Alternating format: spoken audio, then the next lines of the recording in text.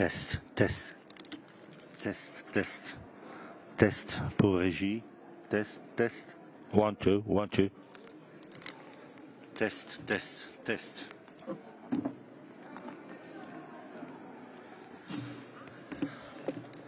Sound test, sound test.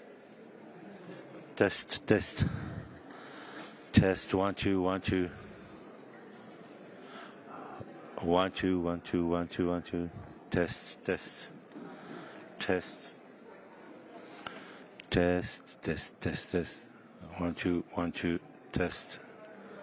Test, test. Test sound. 1, 2, 3, 1, 2, 3. 1, 2, 1, 2, 3.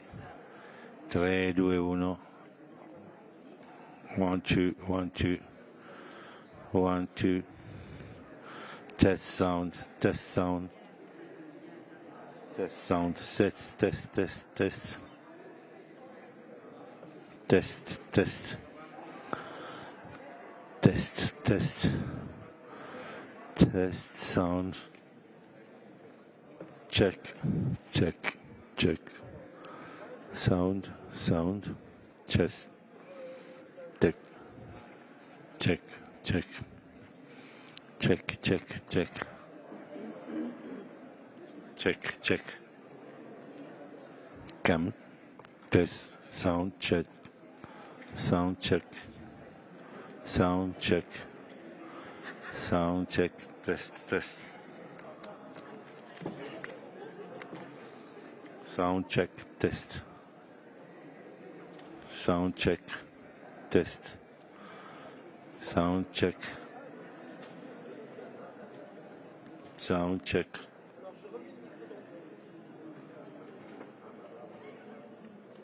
Sound check. Sound check. Sound check. Sound check. Check. Check. Check. Check. Check.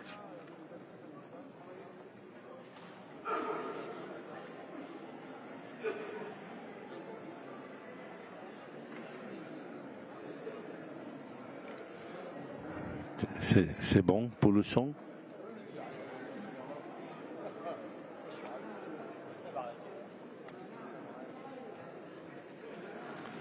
Check, check. Là-dessus, ça marche pas. Je vais essayer sur une autre caméra.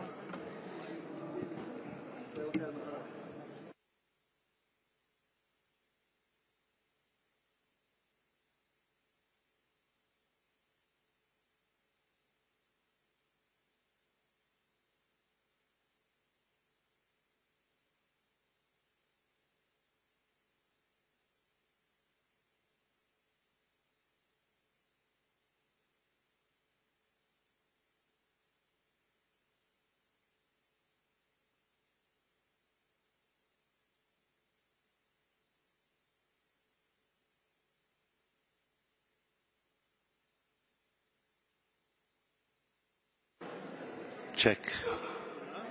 Check sound. Sound check. Sound check. Sound check. Check, check. Check, check, check. Check, check. Ça fonctionne? Et le programme, il arrive? Programme check. Check, check. OK. Tu veux voir dans l'autre caméra aussi?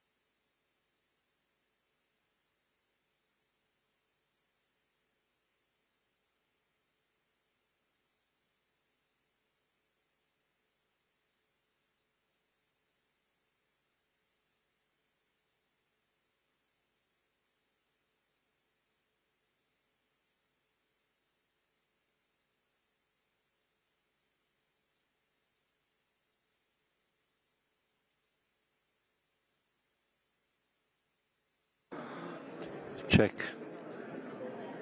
Check. Check, sound check. Sound check, sound check. Sound check. Sound check, sound check. Test 1, test 2, test 1. Test 1, test 2. Test 1, test 1. Test 1, testing 1. Test, test, test, test, test. Test, test, test, test, test. Check. Test, check sound. Sound, sound. Test 1, 2, 1, 2, 1, 2, 3. 3, 2, 1. 3, 2, 1. 3, 2, 1. Check, check.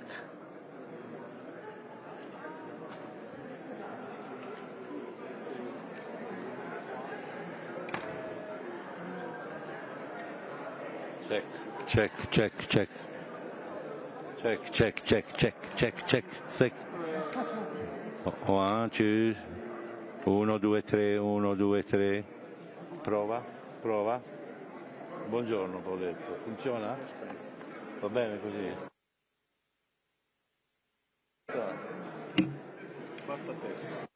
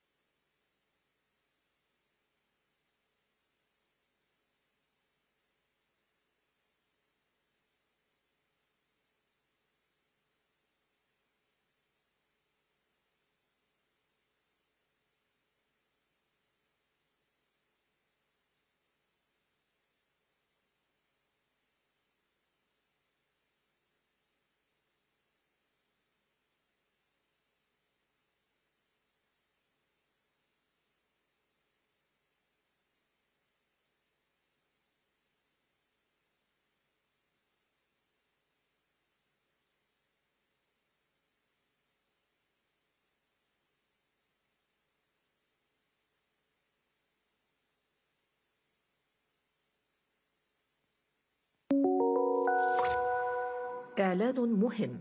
重要提示 Important announcement. Message important. Важное объявление. Anuncio importante. يرجى من المتحدثين الكرام إلقاء بياناتهم بسرعة معقولة لضمان ترجمة فورية وافية وعالية الجودة. 为了帮助口译准确完整传递发言信息，请代表发言时语速不要过快。 Speakers are kindly reminded to deliver their statements at a reasonable pace to ensure complete and quality interpretation. Il est rappelé aux orateurs qu'ils doivent présenter leur déclaration à un rythme raisonnable afin de garantir une interprétation complète et de qualité. Напоминаем ораторам, что для обеспечения полного и качественного устного перевода необходимо поступать в умеренном темпе. Se ruega a los oradores que pronuncien sus declaraciones a un ritmo razonable para garantizar una interpretación íntegra y de calidad.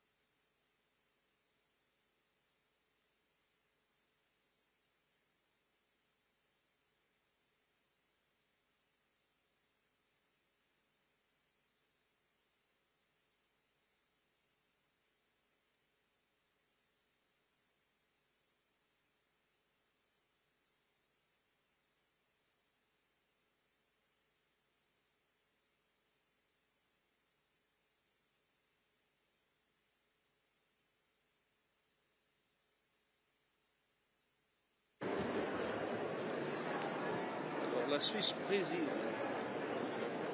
La Suisse préside.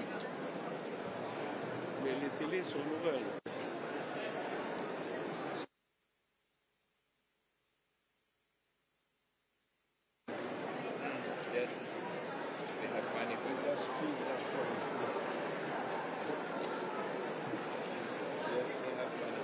President of the General Assembly, Secretary General of the United Nations,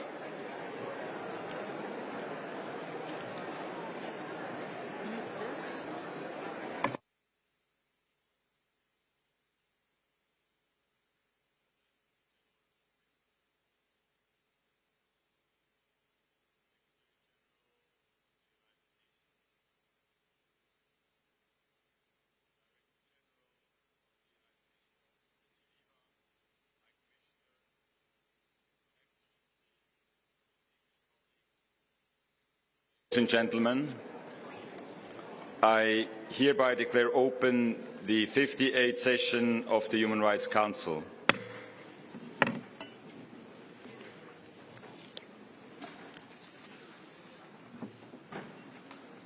We gather here at a time of profound global challenges: conflict, inequality, the erosion of fundamental freedoms and an alarming backlash against human rights in many parts of the world. The very principles upon which the United Nations was founded 80 years ago are being tested. This milestone anniversary should serve as a moment of reflection. Are we living up to the promise of the UN Charter and the core international human rights treaties? Are we doing enough to protect the most vulnerable? And most importantly, are our efforts making a real difference on the ground where it matters most? History has shown that when human rights are weakened, crises deepen, conflicts escalate, and societies fracture. Today, we see this playing out in real time. Mounting attacks on civic space, attempts to silence independent voices, and the shrinking of hard-won human rights protections. These trends demand our urgent response. Amid these difficulties, we must remember why we are here. Our responsibility is not just to debate or adopt resolutions. It is to make tangible, positive impact on people's lives. Over the next 6 weeks, the victims and survivors of human rights violations and abuses must remain at the centre of our discussions and actions. Their voices must guide our work, and their dignity must be our priority. This Council was created to be a forum for dialogue, cooperation, accountability and action. Let us rise to this challenge with renewed determination. Let us reaffirm that human rights are not optional. They are universal, indivisible, interdependent and essential for peace, security and development. As we begin this session, I urge all of us to engage in meaningful and respectful discussions, to listen to those most affected and to ensure that our words translate into action. Before handing the floor to our distinguished guests for their opening statements, I now call on the Council to observe a moment of silence in memory of all victims of human rights violations around the world.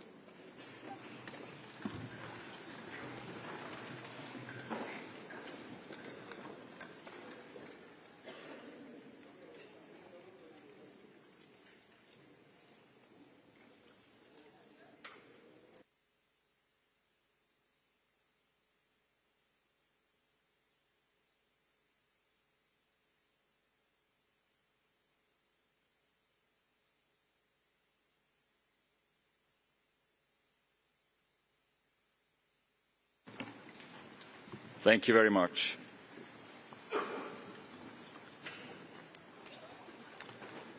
Excellences, Mesdames et Messieurs, nous avons à présent l'honneur d'entendre les déclarations de nos honorables invités qui marqueront l'ouverture de cette 58e session du Conseil des droits de l'homme. Nous écouterons tout d'abord l'allocution de Son Excellence M. Philemon Yang, président de l'Assemblée générale des Nations unies, suivi de l'intervention de Son Excellence M. António Guterres, secrétaire général des Nations unies. Nous aurons ensuite le plaisir d'entendre M. Volker Türk, haut-commissaire des Nations unies aux droits de l'homme, ainsi que Son Excellence M. Ignacio Cassis, chef du département fédéral des affaires étrangères de la Confédération suisse, en sa qualité de représentant de l'État hôte. À l'issue de ces déclarations, nous entamerons officiellement le segment de haut niveau de cette session. Excellences, Mesdames et Messieurs, j'ai maintenant l'honneur de donner la parole au président de l'Assemblée générale, Son Excellence M. Philemon Yang. Excellence, vous avez la parole depuis le rostrum, s'il vous plaît.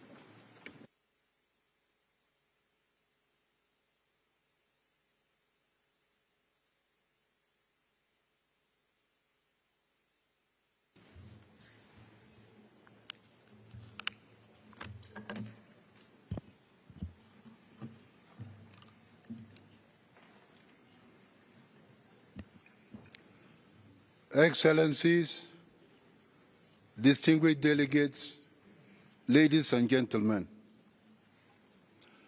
I thank His Excellency Ambassador Duke Lauber for his kind invitation. I congratulate him and his Bureau on the election. The three pillars of the United Nations are deeply interwoven. Upholding human rights is fundamental to achieving lasting peace and security and constitutes a sound basis for the realization of the 2030 Agenda for Sustainable Development. We face serious global challenges, from armed conflicts and climate change to widening inequalities and deepening poverty. We are witnessing a sharp decline in human rights. There are growing violations and often brazen disregard for international humanitarian law. Those violations have devastating consequences. More than 300 million people now require humanitarian assistance. The urgency of this moment cannot be overstated. In every conflict, victims are often women, children, and minorities who bear the heaviest burden. The human suffering and destruction of infrastructure in Gaza, Ukraine, Sudan, Myanmar, Haiti, and the Democratic Republic of the Congo are intolerable. These injustices must end. Even war has rules. Civilians must never be targets.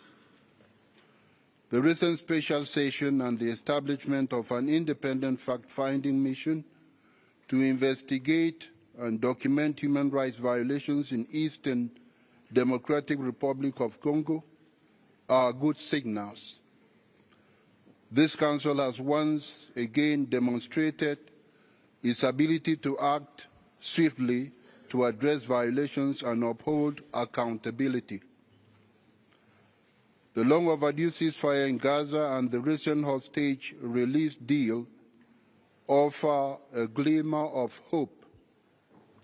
The success of the ceasefire is of decisive significance. Only full implementation can secure a lasting ceasefire and ensure the uninterrupted flow of humanitarian aid. A just and lasting peace in the Middle East depends on a two-state solution. That solution will enable Israel and Palestine to coexist in peace and security in accordance with international law and United Nations resolutions.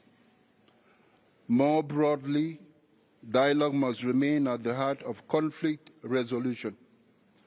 Dialogue is a powerful weapon which human beings must use for peace, to prevail everywhere. We approach the 80th anniversary of the United Nations, an occasion the General Assembly will commemorate this year. Our calls for global peace must be more resolute, harnessing the powerful symbolism of this milestone year. Excellencies, ladies and gentlemen, last September, world leaders unanimously adopted the Pact for the Future, along with its annexes, the Global Digital Compact, and the Declaration on Future Generations. The Pact charts a decisive course toward a more just, equitable, and sustainable world, one where human rights are upheld for all, everywhere.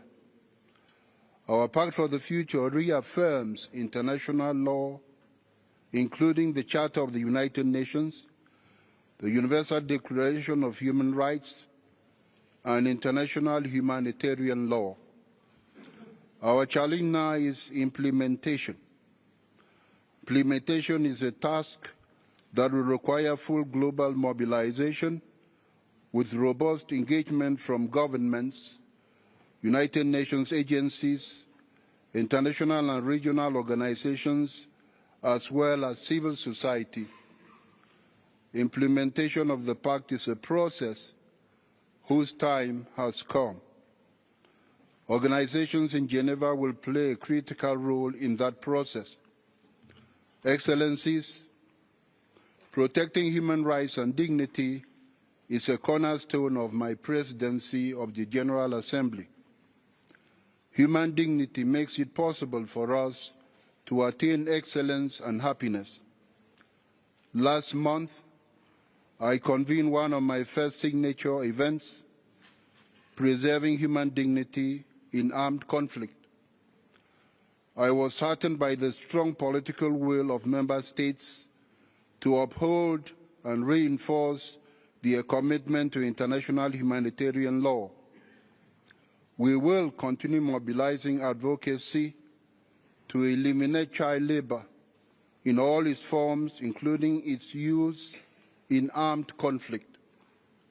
To advance this goal, I will convene a discussion on child labor focused on protecting children and upholding their dignity.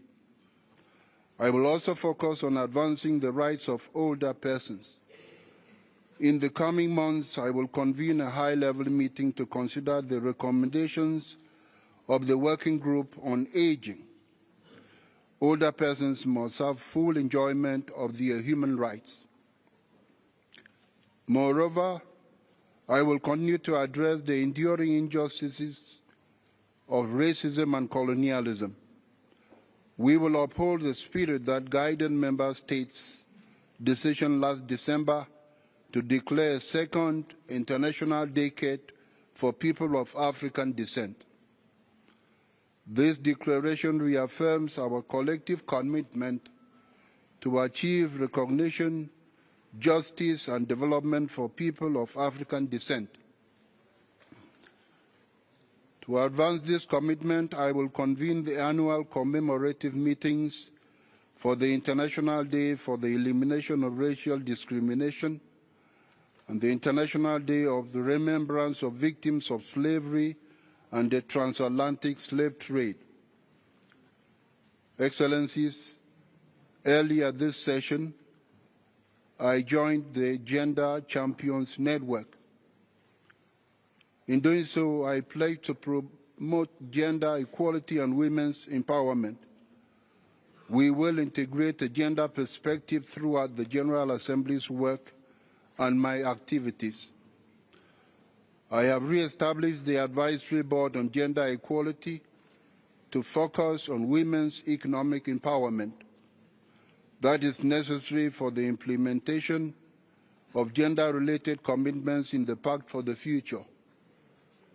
We are happy that the Human Rights Council has followed this good practice.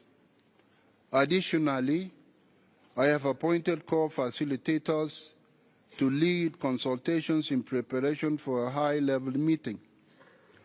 This meeting will commemorate the 30th anniversary of the Fourth World Conference on Women and the landmark Beijing Declaration and Platform for Action, Beijing Plus 30. Excellencies, this year marks the 30th anniversary of the World Programme of Action for Youth. This underscores the critical role of young people in driving inclusive and sustainable development.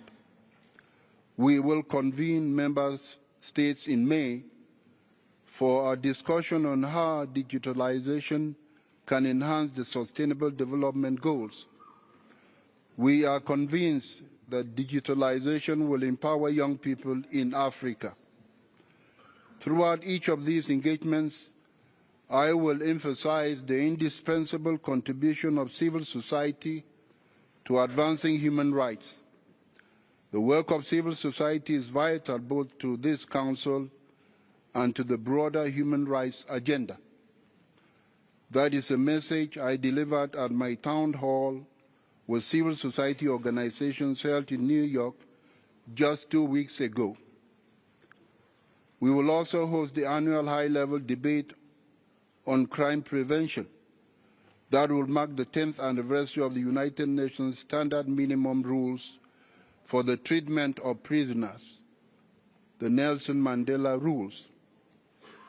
The high-level debate on crime prevention will address the global prison challenge. That would mark the 10th anniversary of the Nelson Mandela Rules to ensure humane treatment of prisoners. This year, we will also be awarding the Nelson Mandela Prize. This award is given every 5 years to 2 individuals who have dedicated their lives to serving humanity. I invite member states and other relevant stakeholders to submit nominations before the end of this month so that we can identify individuals who would honor the legacy of Nelson Mandela. The prize will coincide with the celebration of the Nelson Mandela International Day on 18th July. Excellencies, all these topics are closely related to my vision. These topics aim to promote human rights and preserve human dignity for all everywhere. As President of the General Assembly, I aim to advance the global human rights agenda. We are mindful that strengthening cooperation between the General Assembly and the Human Rights Council, 2 vital pillars of the United Nations, has never been more urgent. I urge all member states to ensure that the Human Rights Council remains a platform for genuine dialogue and meaningful cooperation to promote and protect human rights for everyone everywhere. Greater resources and support are essential to enabling the Council to fulfill its mandate effectively, particularly as global challenges continue to increase. I look forward to working with all of you to further promote cooperation and complementarity between the Human Rights Council and the General Assembly. Our shared goal is upholding human rights and dignity for everyone, everywhere. I thank you.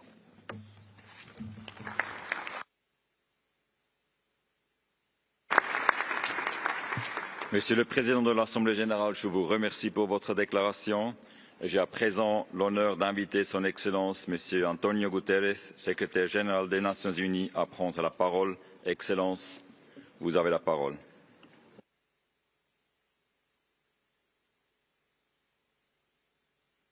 Mr. President of the General Assembly, Mr. President of the Human Rights Council, High Commissioner, Excellencies, ladies and gentlemen.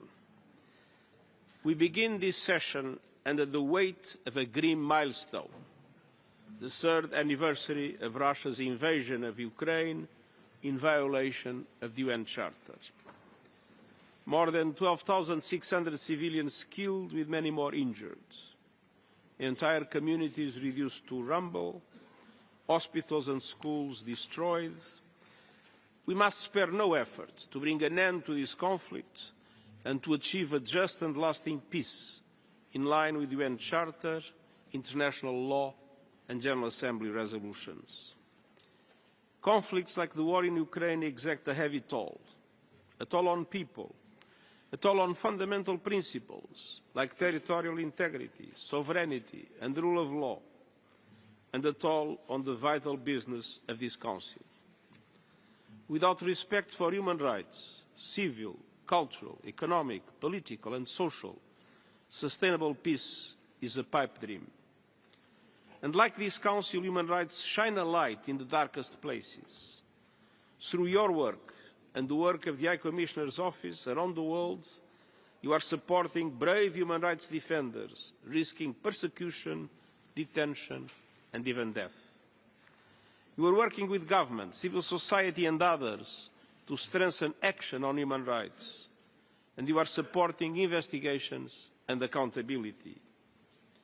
5 years ago, we launched our call to action for human rights, embedding human rights across the work of the United Nations around the world in close cooperation with our partners.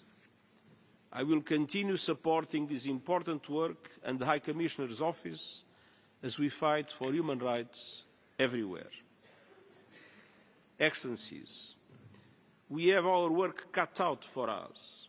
Human rights are the oxygen of humanity, but one by one, human rights are being suffocated by autocrats crushing opposition because they fear what a truly empowered people would do, by a patriarchy that keeps girls out of school and women at arm's length from basic rights, by wars and violence that strip populations of their right to food, water and education, by warmongers who thumb their nose at international law, international humanitarian law and the UN Charter. Human rights are being suffocated by the climate crisis and by a morally bankrupt global financial system that too often obstructs the path to greater equality and sustainable development. By runaway technologies like artificial intelligence that hold great promise, but also the ability to violate human rights at the touch of a button. By growing intolerance against entire groups, from indigenous peoples to migrants and refugees to the LGBTQI+ community to persons with disabilities. And by voices of division and anger who view human rights not as a boon to humanity, but as a barrier to the power, profit and control they seek. In short, human rights are on the ropes and being pummeled hard.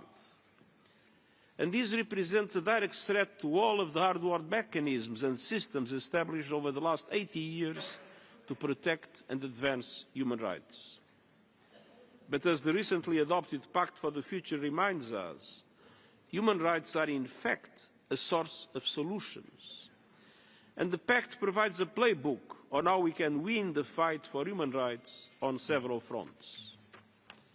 First, human rights through peace and peace through human rights. Conflicts inflict human rights violations on a massive scale. In the occupied Palestinian territory, violations of human rights have skyrocketed since the horrific Hamas attacks of October 7 and the intolerable levels of death and destruction in Gaza. And I am gravely concerned by the rising violence in the occupied West Bank by Israel settlers and other violations, as well as calls for annexation. We are witnessing a precarious ceasefire. We must avoid at all costs a resumption of hostilities. The people in Gaza have already suffered too much.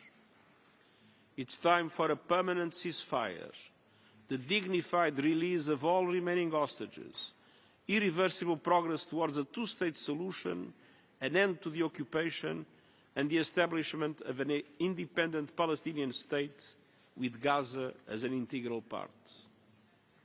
In Sudan, bloodshed, displacement and famine are engulfing the country.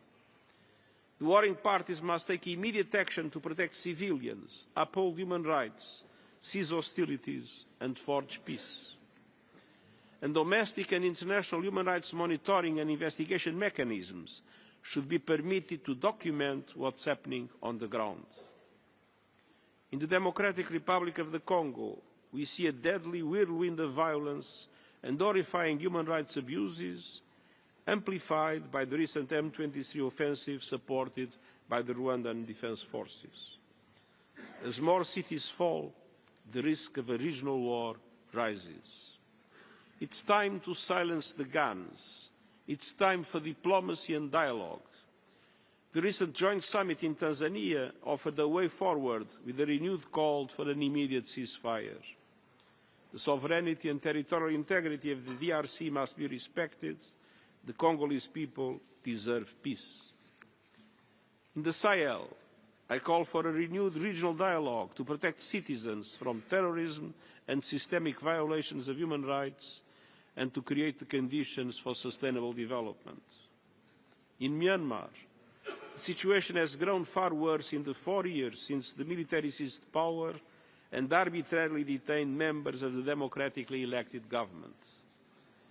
We need greater cooperation to bring an end to the hostilities and forge a path towards an inclusive democratic transition and a return to civilian rule, allowing for the safe return of the Rohingya refugees.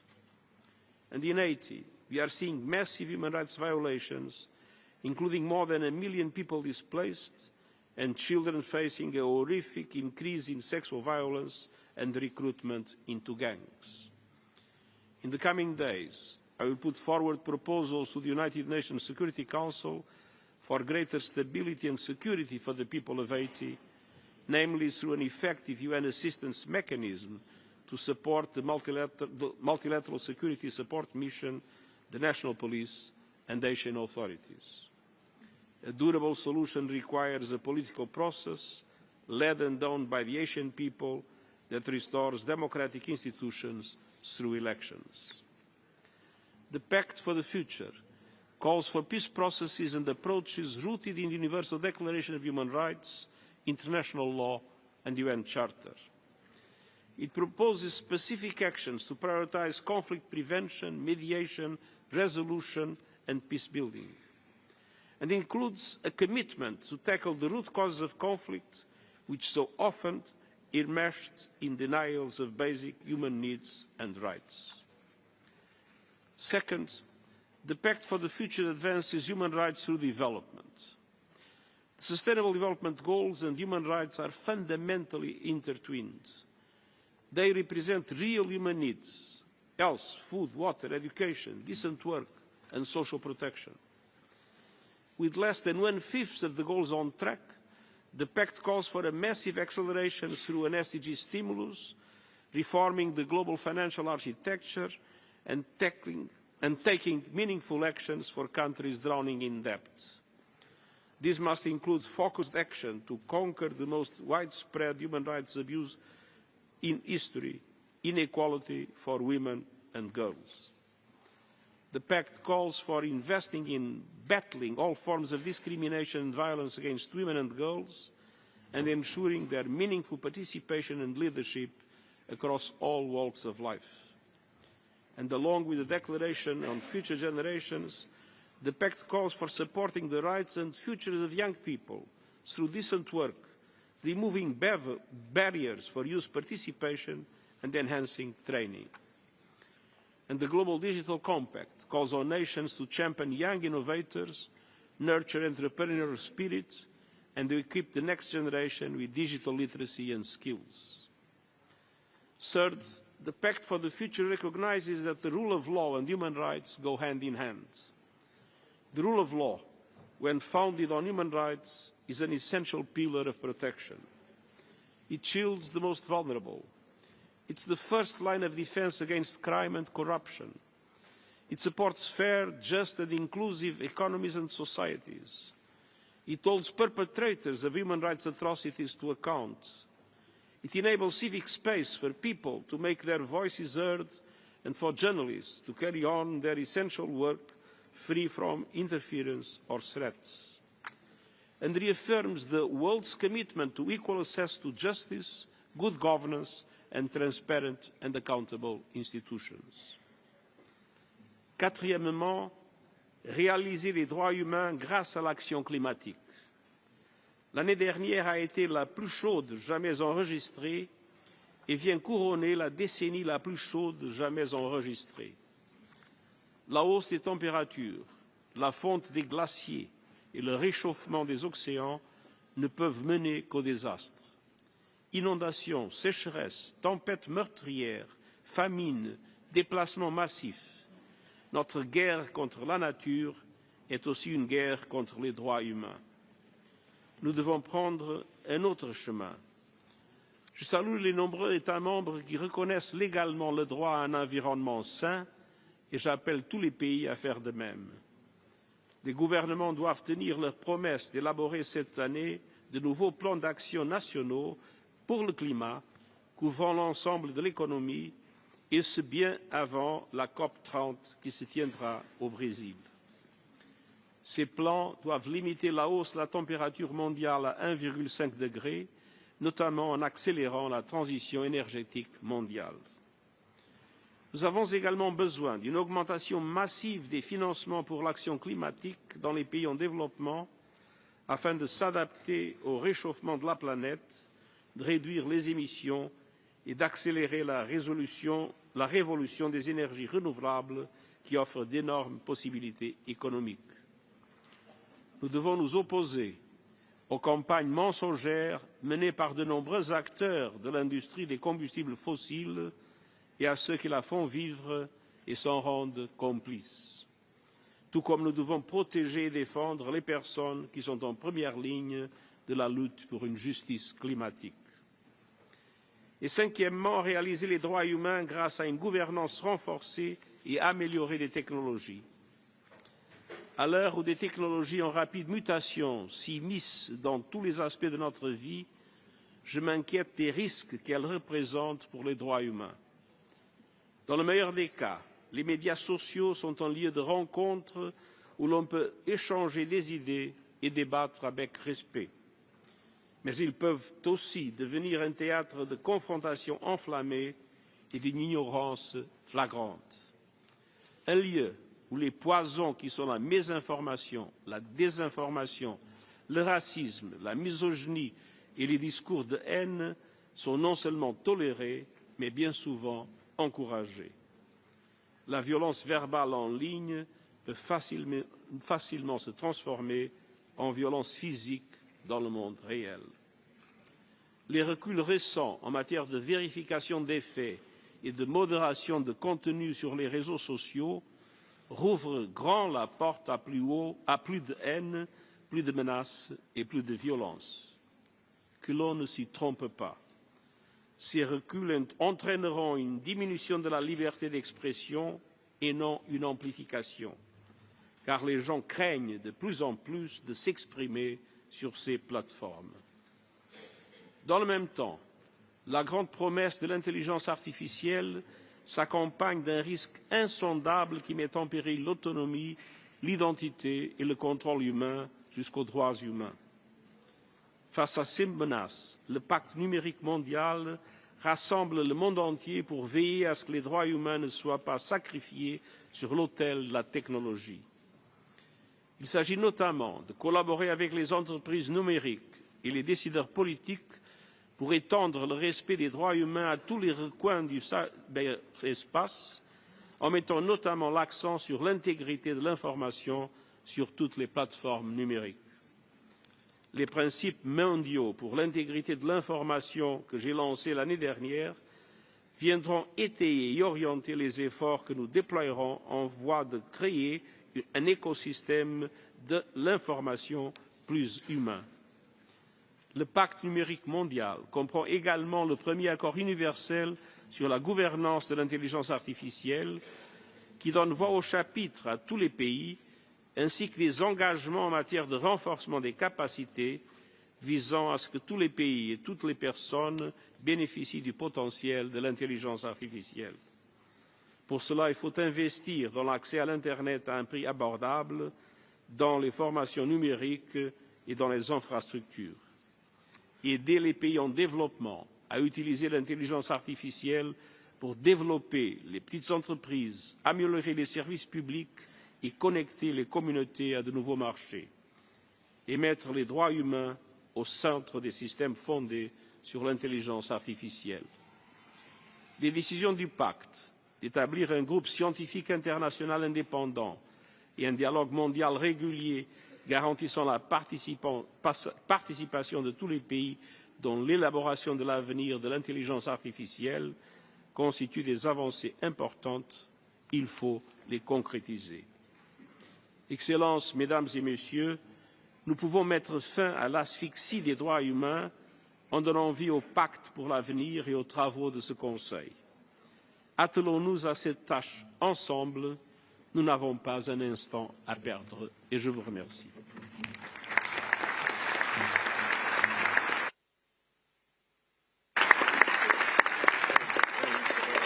Monsieur le secrétaire général, je vous remercie pour votre discours et j'ai maintenant l'honneur de donner la parole au haut-commissaire des Nations Unies aux droits de l'homme, Monsieur Volker Türk. Monsieur le haut-commissaire, vous avez la parole. Monsieur le Président, Monsieur le Secrétaire Général, Excellencies, distinguished delegates, the international system is going through a tectonic shift, and the human rights edifice we have built up so painstakingly over decades has never been under so much strain. Today we mark the third anniversary of the full-scale Russian invasion of Ukraine, at a time of escalating civilian casualties, continued wanton destruction of urban areas, and speculation about the war's trajectory. Any sustainable peace must be anchored in the rights, needs and aspirations of the Ukrainian people, in accountability and in the principles of the United Nations Charter and international law. The decisions that are made today, whether they foster justice or impunity, will shape what follows. In Israel and the occupied Palestinian territory, where the suffering has been unbearable, I repeat my call for an independent investigation into grave violations of international law committed by Israel in the course of its attacks across Gaza and by Hamas and other Palestinian armed groups. Any sustainable solution must be based on accountability, on justice, the right to self-determination, and the human rights and dignity of both Israelis and Palestinians. Any suggestion of forcing people from their land is completely unacceptable. Mr. President, Excellencies, beyond Ukraine and Gaza, conflicts and crises are tearing communities and societies apart, from Sudan to the Democratic Republic of the Congo, Haiti, Myanmar and Afghanistan. Social tensions are rising as inequalities and injustices breed resentment, often directed at refugees, at migrants and the most vulnerable. Perversely, the richest 1% control more wealth than the majority of humanity. The climate crisis is a human rights catastrophe, crushing lives and livelihoods. Its cascading impacts on food security, on migration, on health, on energy and water threaten human rights now and for generations to come, particularly for women and girls. Meanwhile, digital technologies are widely misused to suppress, limit and violate our rights through surveillance, online hatred, harmful disinformation, harassment and built-in discrimination. Artificial intelligence brings new speed and scale to these threats. The splintering of social media platforms into self-selecting channels that cater to their audience contributes to the isolation of individuals, the atomization of societies, and the loss of a shared public space. And in some quarters, human rights are being shunned, vilified, and distorted.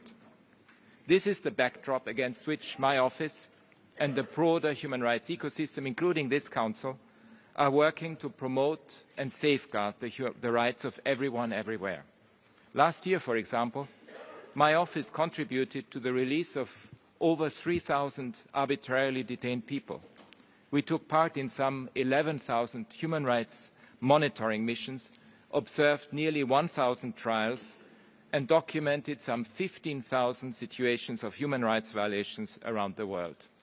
In addition to the daily interventions with governments, we issued about 245 statements shining a light on human rights concerns in some 130 countries.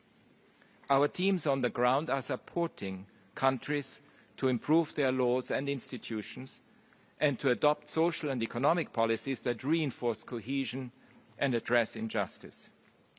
We contributed to human rights-based approaches to sustainable development, taxation and public spending from Cambodia to Jordan and Serbia. Support to my office is a low-cost, high-impact investment. I call on you to go the extra mile to make sure that my office, your own national human rights institutions, and human rights non-governmental organizations can continue to do this essential work. Excellencies, since the adoption of the Universal Declaration of Human Rights, despite setbacks, we have made steady progress. Freedom expanded, particularly for oppressed communities. There was widespread understanding that human rights are the foundation of effective governance, sound economic policies, and social cohesion. Today, we can no longer take that basic understanding and progress for granted. The global consensus on human rights is crumbling under the weight of authoritarians, of strongmen, and oligarchs. By some estimates, autocrats now control around 1/3 of the world's economy, more than double the proportion 30 years ago. Leaders cite national security and the fight against terrorism to justify gross violations. Hypocrisy, double standards, and impunity have also played a part. Regional powers that are neutral or hostile to human rights are growing in influence. Everywhere, we see attempts to ignore, to undermine, and to redefine human rights, and to create a false binary that pits one right against another in a zero-sum game. There are concerted efforts to chip away at gender equality and the rights of migrants, refugees, people with disabilities, and minorities of all kinds. But human rights, from the right to food and adequate housing to the rights to health and education and freedom of speech, are for everyone. And we need an all-out effort by everyone to make sure that human rights and the rule of law remain foundational to communities, societies, and international relations. Otherwise, the picture is very dangerous. In previous centuries, the unrestrained use of force by the powerful, indiscriminate attacks on civilians, population transfers, and child labor were commonplace. Dictators could order atrocity crimes consigning vast numbers of people to their deaths. Be aware, this can happen again. But we are far from powerless to prevent it. Our tools are the United Nations Charter, the Universal Declaration of Human Rights, the body of international law, and the institutions that work to implement them, including this Council, my office, courts and judiciary, civil society, independent journalists, and human rights defenders around the world. Excellencies, distinguished delegates, today we need an alternative vision. We need the politics of wisdom, rooted in facts, the law, and compassion. First, human rights are about facts. That is why my office is monitoring, documenting, and reporting on violations and abuses in war zones and crises around the world. And I will provide details in my global update next week. In addition to Ukraine and the occupied Palestinian territory, examples include the Democratic Republic of the Congo, Myanmar, Sudan, and Syria, where my office has been documenting abuses and raising the alarm for a couple of years. Or Afghanistan, where we are reporting on the impact of gender apartheid on women and girls, or Haiti, where my team has reported on the devastating impact of illicit flows of weapons. Never underestimate the power of factual, legal and moral clarity. Facts on their own can and must prompt action. When the red flags go up, they must trigger an immediate response. That is why the work of this Council and the other human rights mechanisms is so important. While we cannot say exactly how much death and suffering has been prevented by these efforts, we know they make a difference. Second, human rights are about the law, which is a brake on power, privilege, and unrestrained profit. Some things are not for sale. Our international legal frameworks and institutions, including the International Criminal Court, are fundamental to ensuring justice and achieving accountability for the most serious of crimes, preventing future violations and making the world safer for everyone. Equally important are strong institutions at the national level to protect vulnerable people and enable everyone to participate more fully in cultural, religious, social, economic and public life. It is imperative that we stand up for these institutions when they come under attack. Finally, human rights are nothing without compassion, the glue that unites us in our common humanity. We rarely hear about compassion from today's leaders, but some of the most successful visionaries throughout history, including Nelson Mandela and Eleanor Roosevelt, have led through their remarkable compassion. Human rights go beyond thought leadership to heart leadership. They tap into some of our most cherished ideals of how people should treat each other and the meaning of human dignity. Because of that, they are widely popular. Human rights have been central to movements for equality and justice throughout history, from the anti-slavery, anti-racism, anti-apartheid struggles to the labor movement, from decolonization to the civil rights movement, the women's movement, marriage equality, and the LGBTIQ+ movement, Black Lives Matter, the indigenous rights movement, the disability rights movement, the climate justice movement, and beyond. Human rights have universal power to move people to action. In countries where human rights are not widely respected, people will risk their lives to defend them. And I want to pay tribute to brave human rights activists and defenders everywhere. This is why even the most repressive governments often use the language of human rights to try to justify themselves. They know that human rights abuses trigger revulsion and reduce their power and influence. Upholding human rights makes eminent sense for stability, for prosperity, for a better common future. Human rights are a winning proposition for humanity, and we will continue to promote, protect, and defend them around the world with humility, determination, and an indomitable hope. Thank you.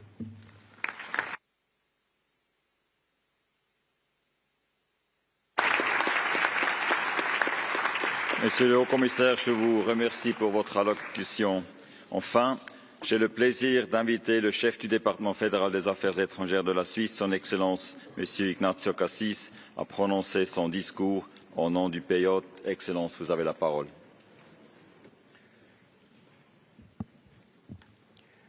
Monsieur le Président du Conseil des droits de l'homme, Monsieur le Président de l'Assemblée générale, Monsieur le Secrétaire général, Monsieur le Haut-Commissaire aux droits de l'homme, Mesdames et Messieurs les ministres, Excellences, Mesdames et Messieurs, comme chaque année, j'ai le plaisir de vous accueillir à Genève aujourd'hui.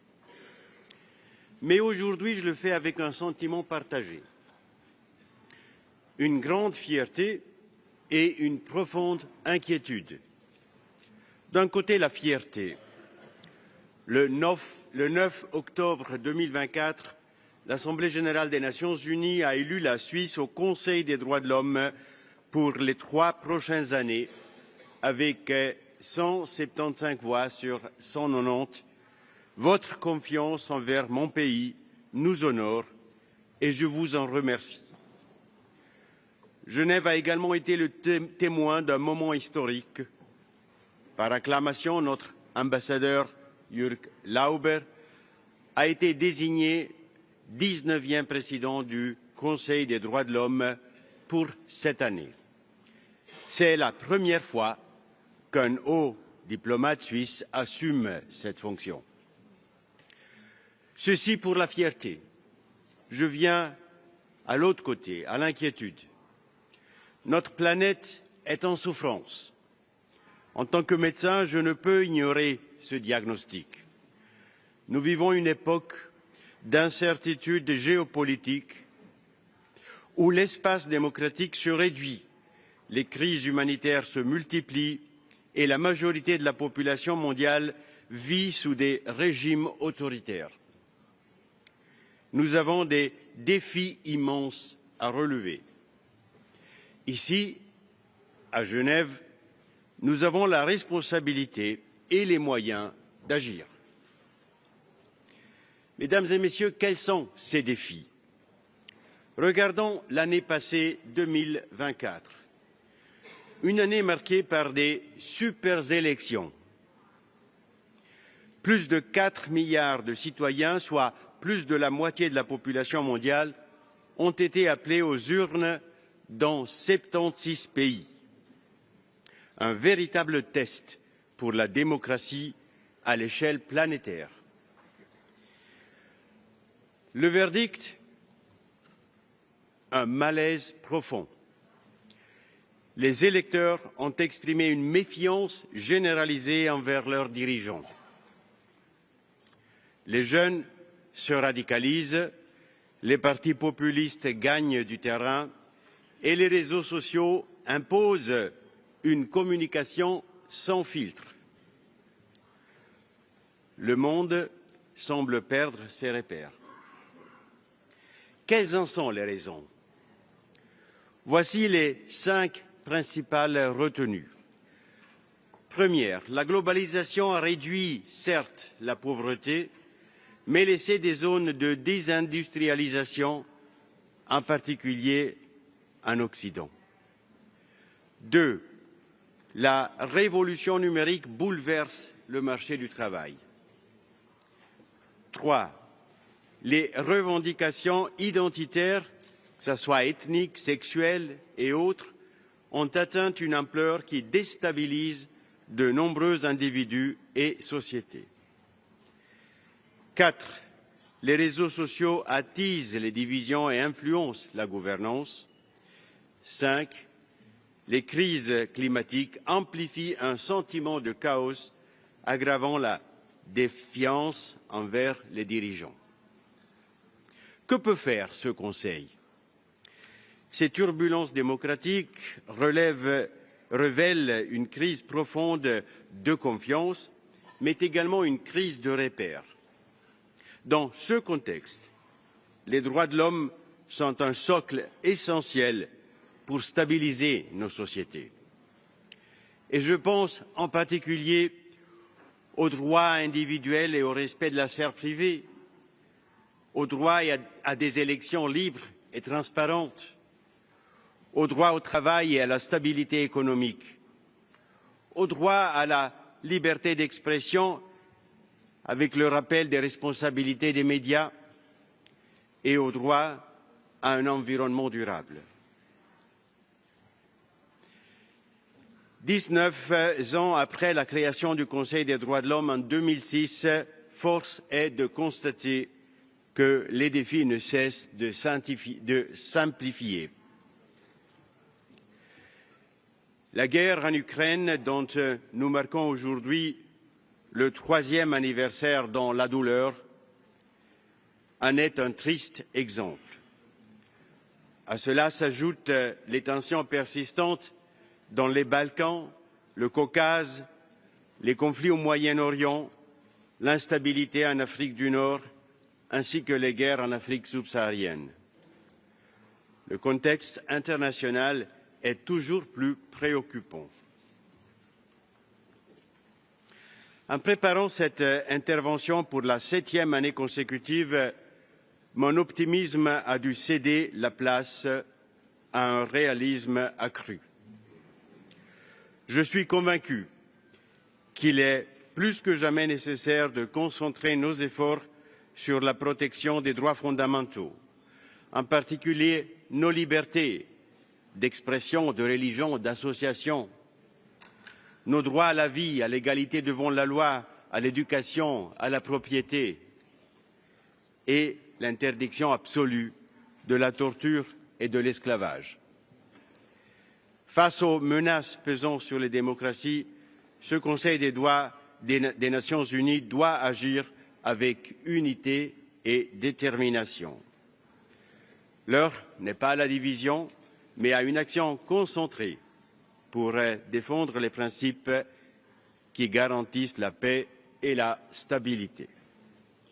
Et que peut faire la présidence suisse? La responsabilité première de la présidence est de garantir le bon déroulement des travaux, permettant ainsi au Conseil d'accomplir pleinement son mandat. Les droits de l'homme ne sont pas un luxe, mais une nécessité, comme l'a souligné à juste titre notre ambassadeur Jürg Lauber dans son discours suivant son élection en décembre dernier. La Suisse est préoccupée par la décision de certains États de se désengager du Conseil.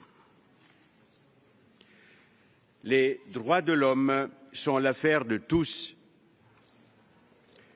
Chaque membre des Nations unies doit assumer ses responsabilités en la matière. La présidence suisse n'est pas seulement un honneur, c'est une exigence de responsabilité.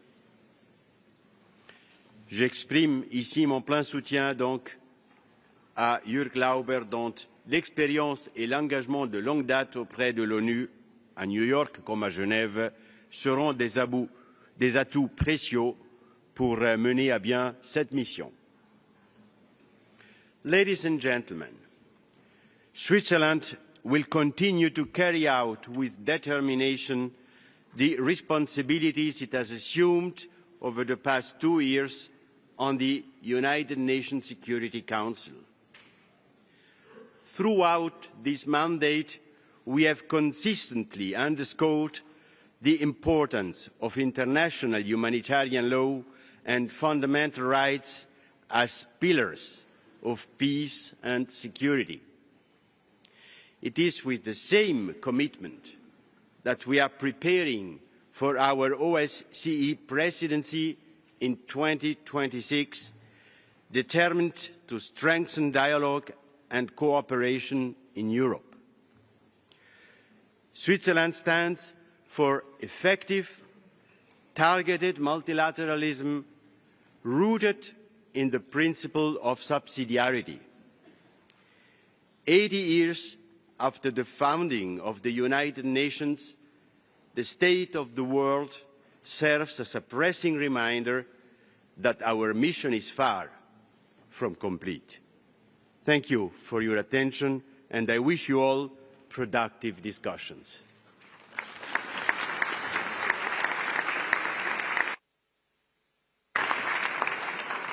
Monsieur le conseiller fédéral, je vous remercie pour votre intervention. Excellences, Mesdames et Messieurs, cette année, nous aurons l'honneur d'entendre les allocutions de 128 hauts dignitaires.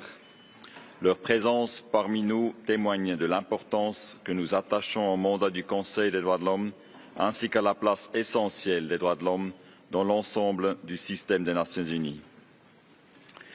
In times of increasing challenges and decreasing financial resources, the efficiency of the Council is of paramount importance.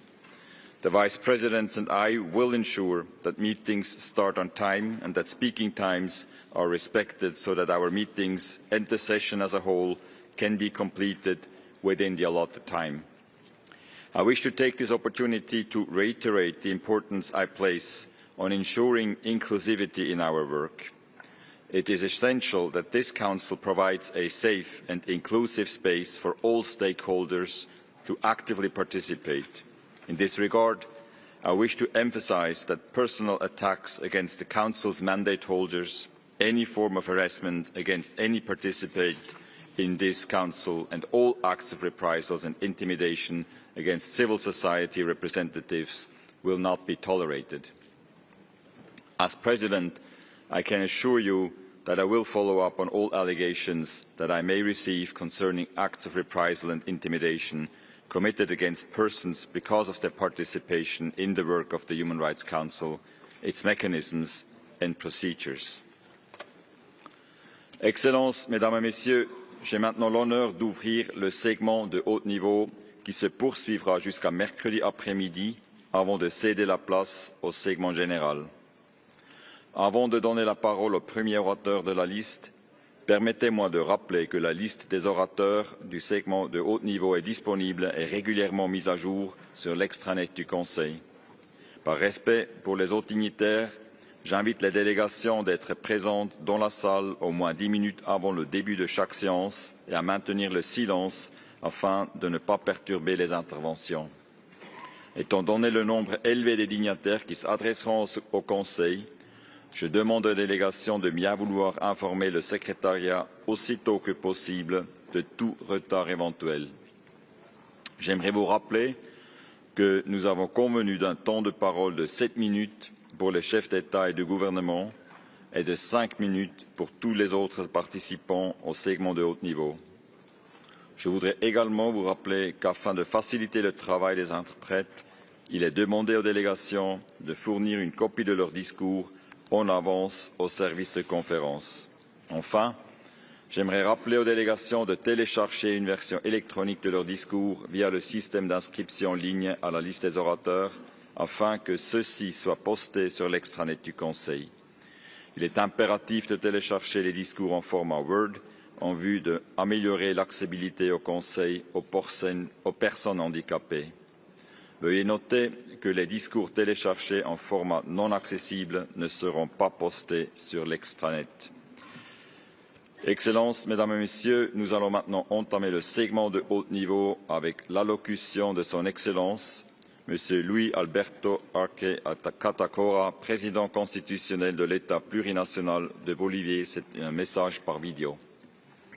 Hermano Presidente del Consejo de Derechos Humanos, hermano Alto Comisionado de las Naciones Unidas para los Derechos Humanos, distinguidas y distinguidos jefes de delegación y representantes de los países miembros y observadores del Consejo de Derechos Humanos. Es para mí un honor dirigirme a ustedes. El Estado Plurinacional de Bolivia es miembro del Consejo de Derechos Humanos por cuarta vez desde su creación en marzo de 2006. Un testimonio inequívoco de nuestro compromiso irrenunciable con la promoción y protección de los derechos humanos. Desde nuestra primera participación, el año 2008, hemos demostrado con acciones concretas que la defensa de los derechos humanos, en particular de las poblaciones históricamente marginadas, es una prioridad de Estado en nuestro país. Bolivia es un miembro activo de este Consejo y coopera constructivamente con sus mecanismos.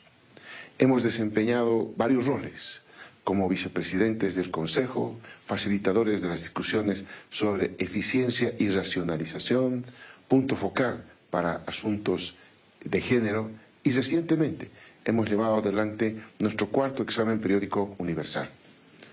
Señor Presidente, el contexto mundial actual es complejo.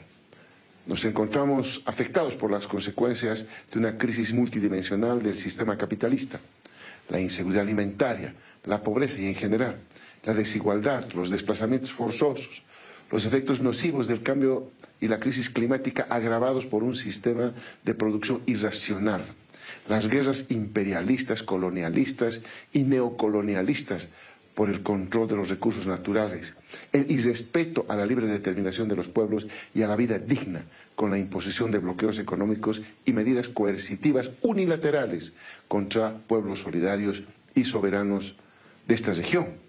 En este contexto, los Estados debemos reforzar el diálogo, la cooperación y la solidaridad para afrontar los problemas comunes. Y nuestro camino debe ser el compromiso con el refuerzo del multilateralismo efectivo.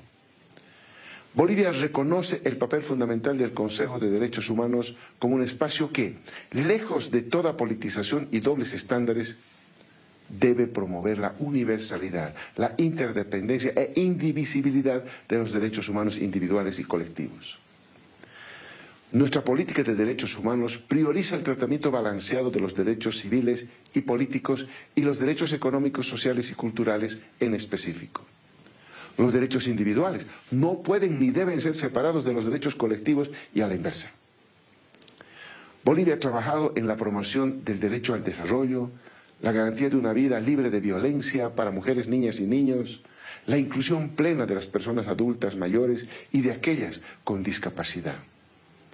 Reivindicamos también como una prioridad los derechos de nuestros pueblos indígenas y originarios, de las comunidades campesinas y afrodescendientes, así como de nuestra madre tierra, entendida como sujeto de derechos en nuestro ordenamiento jurídico, no solo a nivel nacional, sino también con una mirada internacional. Señor presidente, Bolivia es un Estado que promueve la cultura de paz y que condena con firmeza toda forma de agresión y dominación. En 2002, en el marco de la Asamblea General de Naciones Unidas, hemos planteado la idea de impulsar el decenio de la despatriarcalización, con el propósito de profundizar las políticas de erradicación de la violencia contra las mujeres y garantizar su participación equitativa en la toma de decisiones, desafiando las estructuras patriarcales que aún limitan el ejercicio pleno de sus derechos.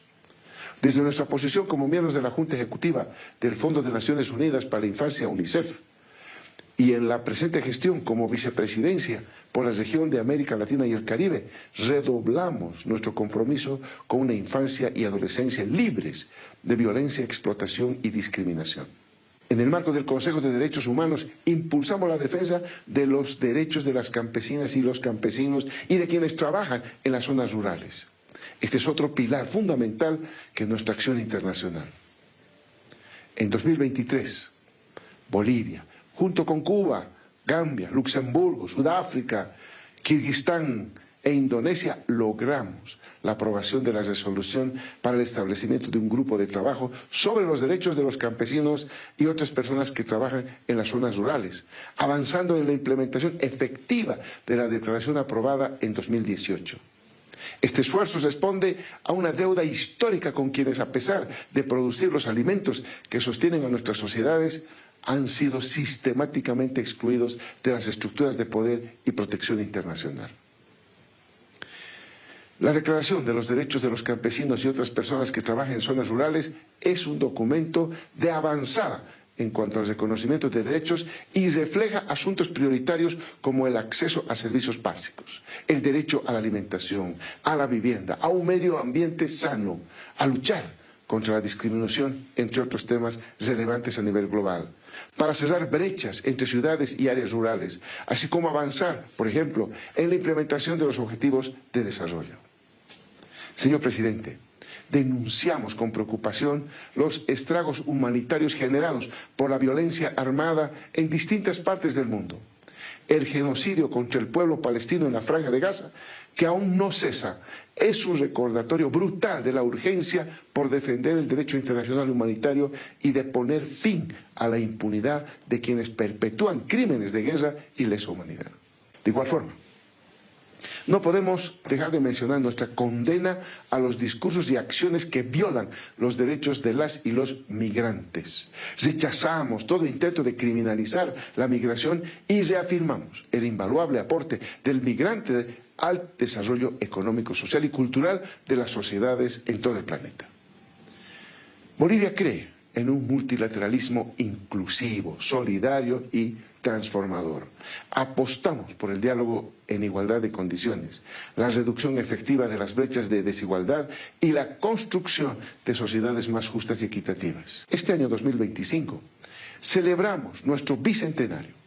200 años de resistencia, lucha y autodeterminación frente a las estructuras del colonialismo, neocolonialismo y exclusión que aún hoy persisten en diversas formas. Conmemoramos esta fecha reafirmando ante la comunidad internacional nuestro pleno compromiso con un mundo donde la dignidad humana prevalezca sobre la desigualdad y la opresión. Seguiremos levantando nuestra voz en defensa de los pueblos oprimidos, de la madre tierra y de un orden mundial verdaderamente justo, donde los derechos humanos sean una realidad para todas y todos. Muchas gracias. J'ai maintenant l'honneur d'inviter Son Excellence Madame Judith Suminwa Tuluka, Premier ministre et chef du gouvernement de la République démocratique du Congo, à prononcer son discours.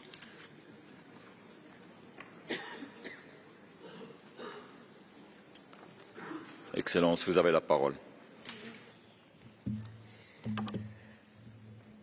Monsieur le Président, permettez-moi de débuter mon intervention en vous adressant mes sincères félicitations pour votre élection à la présidence du Conseil des droits de l'homme, pilier essentiel des Nations unies. Je vous exprime mes vœux de plein succès dans l'accomplissement de cette mission d'une portée capitale. Excellences, Mesdames et Messieurs distingués délégués, c'est avec gravité que je m'adresse à vous aujourd'hui, au nom de Son Excellence Monsieur le Président de la République, Félix-Antoine Tshisekedi Tshilombo, ainsi qu'au nom du peuple congolais. Monsieur le Président distingué délégué, je voudrais exprimer la gratitude de la RDC à cette Assemblée au regard de la diligence avec laquelle vous avez rapidement accédé à notre demande d'une session spéciale et à l'adoption à l'unanimité de la résolution le 7 février 2025 ouvrant la voie à la mise en place de la mission d'établissement des faits et de la commission d'enquête indépendante. Ceci augure un espoir pour des millions de Congolais qui sont encore aujourd'hui victimes des agressions répétées du Rwanda. Le gouvernement de la RDC s'engage à contribuer à la mise en œuvre de cette résolution adoptée le 7 février dernier, notamment en facilitant le travail de la commission d'enquête indépendante qui sera mise sur pied pour documenter les violences des droits de l'homme et du droit international humanitaire dans les provinces du Nord et du Sud Kivu. C'est dans ce même élan que nous voulons saluer l'adoption à l'unanimité de la résolution du Conseil de sécurité du 21 février 2025 enjoignant clairement le Rwanda de quitter le territoire congolais et de cesser tout soutien au mouvement terroriste du M23. Il en est de même de la résolution adoptée le 13 février 2025 par le Parlement européen qui a mis en lumière l'exploitation illégale des ressources naturelles par le Rwanda. Nous voulons saluer également la résolution prise par le Conseil de paix et sécurité de l'Union africaine et espérons des mesures coercitives pour la mise en œuvre de toutes ces recommandations en faveur de la paix. Ainsi, au regard des massacres et des exécutions sommaires qu'ils continuent de perpétrer sur notre sol, nous en appelons à des sanctions dissuasives pour permettre de restaurer l'ordre et la sécurité et protéger ainsi des milliers de Congolais vivant à Goma, Bukavu et dans d'autres localités sous occupation. Nous continuons à ce jour d'enterrer les morts que nous n'avons pas cessé de dénombrer et de compter, des millions de déplacés sans abri dont la plupart des camps ont été détruits par les forces d'occupation. La situation sécuritaire et humanitaire dans l'est de la République démocratique du Congo a atteint des niveaux alarmants. Selon les chiffres du ministère de la Santé, depuis le mois de janvier 2025, le conflit a provoqué, entre autres, la mort de plus de 7000 compatriotes, dont plus de 2500 corps enterrés sans être identifiés et plus de 1500 corps traînent encore dans les morgues. Plus de 215 cas de choléra identifiés et plusieurs cas de Mpox non pris en charge avec risque d'expansion. La destruction de plus de 90 sites, 90 sites d'accueil des déplacés internes, des attaques contre les hôpitaux et entrepôts humanitaires. Plus de 450 000 personnes, selon l'ONU, sont sans abri, nourriture et eau. Plus de 27 millions sont en besoin d'assistance humanitaire et plus de 2,8 millions de déplacés internes en République démocratique du Congo et particulièrement à l'Est. Mesdames et Messieurs, la RDC, en tant que membre de ce Conseil, réitère son engagement à continuer à œuvrer pour la promotion et la protection des droits de l'homme. Par ailleurs, suite au récent passage de notre pays au 4e cycle de l'examen périodique universel et devant le Comité pour l'élimination de la discrimination à l'égard des femmes, nous nous engageons à développer un plan d'action de mise en œuvre des recommandations de l'examen périodique universel et des organes de traité et comptant sur l'appui du Haut Commissariat aux droits de l'homme pour sa finalisation et l'échange des bonnes pratiques. Faisant suite au discours du président de la République devant cette auguste Assemblée lors de la 52e session, nous continuons de travailler dans d'autres domaines clés, notamment la justice transitionnelle, l'amélioration de la situation des femmes et des enfants, ainsi que celle des conditions de détention des détenus selon les priorités fixées par mon gouvernement. Concernant le droit à un environnement sain, la République démocratique du Congo, conformément à ses engagements en tant que pays solution, avec ses minerais stratégiques, ses forêts et sa biodiversité, continue de jouer son rôle pour la préservation de l'équilibre environnemental mondial, protégeant ensemble cet équilibre. Mesdames et Messieurs, il m'est impossible de vous décrire les cris et les larmes de millions de victimes de ce conflit. Femmes, filles violées, enfants en relais de force, déplacés et orphelins. En outre, les défenseurs des droits de l'homme, les journalistes, les artistes, témoins de cette tragédie à l'Est, n'ont pas le droit de la raconter. Ceci nécessite une réponse internationale renforcée et coordonnée. Nous appelons donc la communauté internationale à renforcer son soutien humanitaire, à fournir des ressources pour permettre une bonne prise en charge des milliers de blessés, de déplacés et de s'assurer du respect du droit international humanitaire, car ces principes sont essentiels pour sauver des vies et alléger la souffrance des Congolais. Monsieur le Président, Mesdames et Messieurs, la situation des conflits armés à travers le monde exacerbe les violations des droits humains et empêche des milliers de citoyens à accéder aux droits fondamentaux tels que l'accès à l'eau, à l'électricité et à l'alimentation.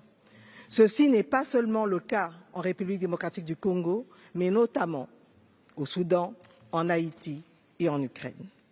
Pour y faire face, mon pays soutient la nécessité de lutter contre les causes des conflits et imposer la paix dans le monde par des mécanismes de justice transitionnelle et de lutte contre l'impunité. L'histoire nous jugera implacablement si nous ne faisons rien pour mettre fin au conflit en République démocratique du Congo et dans d'autres parties du monde, conflits qui ne font que raviver la flamme de l'ignominie et tournent en dérision les principes et buts sacro-saints de notre organisation que sont la paix, le développement et les droits de l'homme. Nous pouvons changer le cours de l'histoire et nous en avons le devoir moral pour les générations futures. Je vous remercie.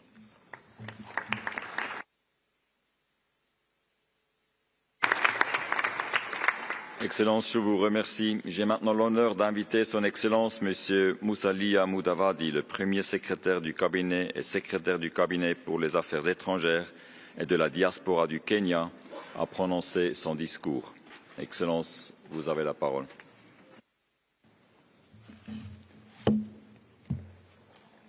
Mr.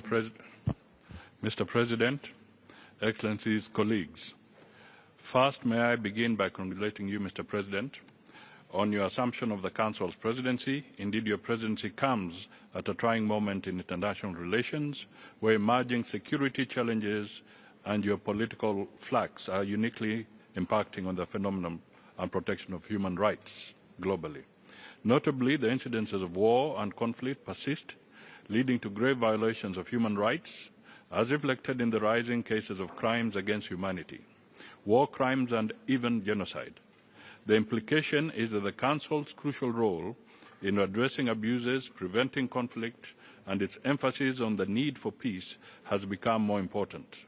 Today we are witnessing violent conflicts characterized by indiscriminate attacks on civilian populations, including schools, hospitals, use of sexual and gender-based violence as a weapon of war, rise in violent extremism, dissemination of economic livelihoods, and forced displacements.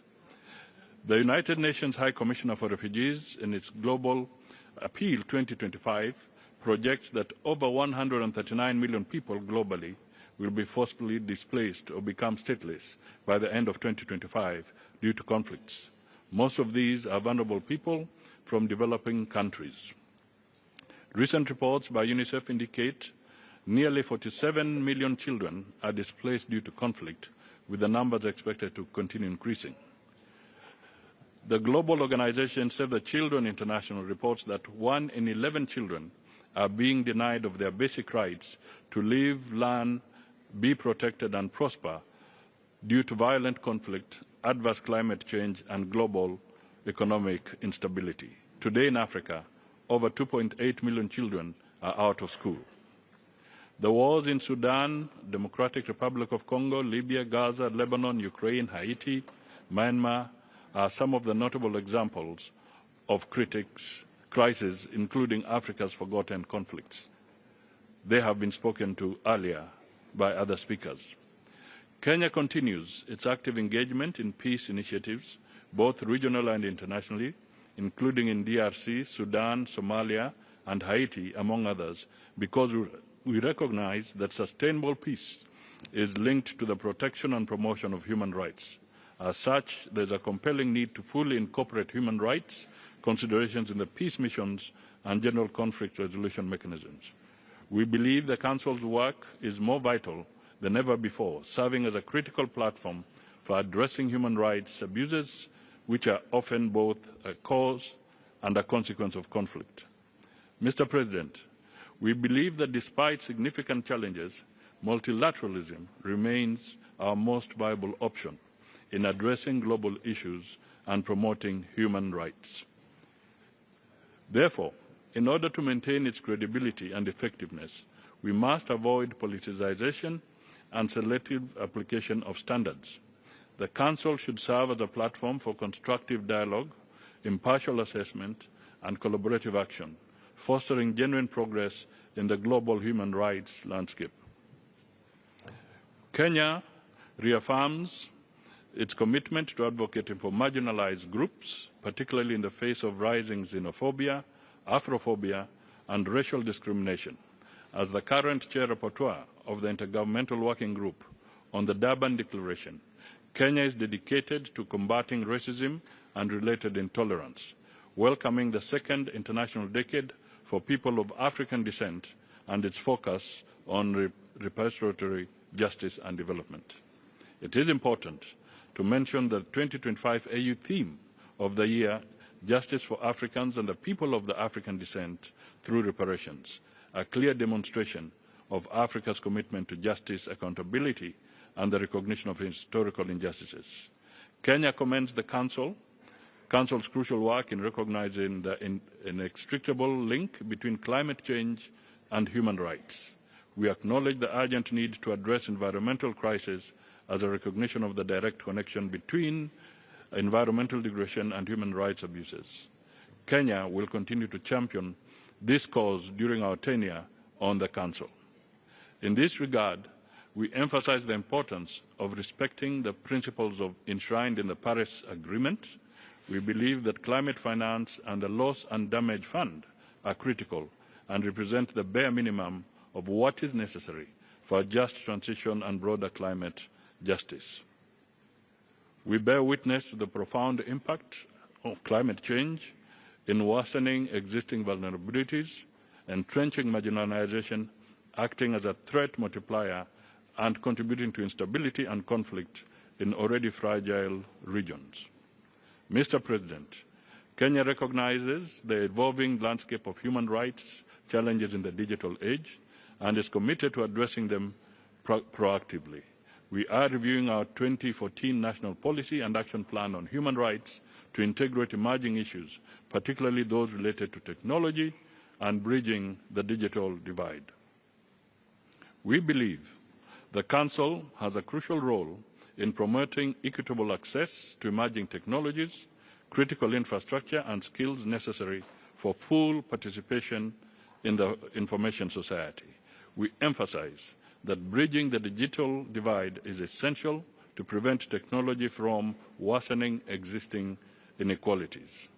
To this end, during our tenure, Kenya aims to advocate for the recognition of access to technology as an essential component of the right to information as enshrined in Article 19 of the Universal Declaration of Human Rights and Article 19 of the International Covenant on Civil and Political Rights.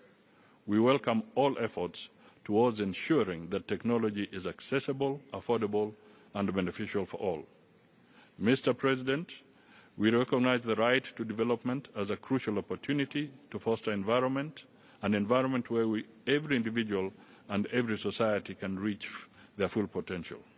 Kenya will use its position in the Council to advocate for an equitable and democratic international order to serve all humanity. This includes addressing the critical issue of foreign debt and its impact on states' abilities to promote and protect human rights. We believe the Council is uniquely positioned to provide a platform for discussing and advancing reforms in the global financial architecture to ensure greater equity. Mr. President, Kenya's strong adherence to human rights is evident by its membership in most of the key international human rights instruments. The government remains dedicated to their full and effective implementation, which entails both regular reporting to treaty bodies and constructive engagement in dialogue with them. Additionally, Kenya is an active member of the regional human rights mechanisms, including the East Africa Community Court of Justice and Africa Charter on Human People's Rights. Domestically, Kenya has implemented various legal, policy, judicial, and other mechanisms to safeguard the enjoyment of these rights by all citizens. In 2010, Kenya established one of the most progressive constitutions in history. Its Chapter 4 is dedicated to the Bill of Rights, which protects fundamental freedoms and rights. This Bill of Rights applies to all people and state organs without discrimination. Kenya is cognizant of the fact that corruption is a threat to human rights.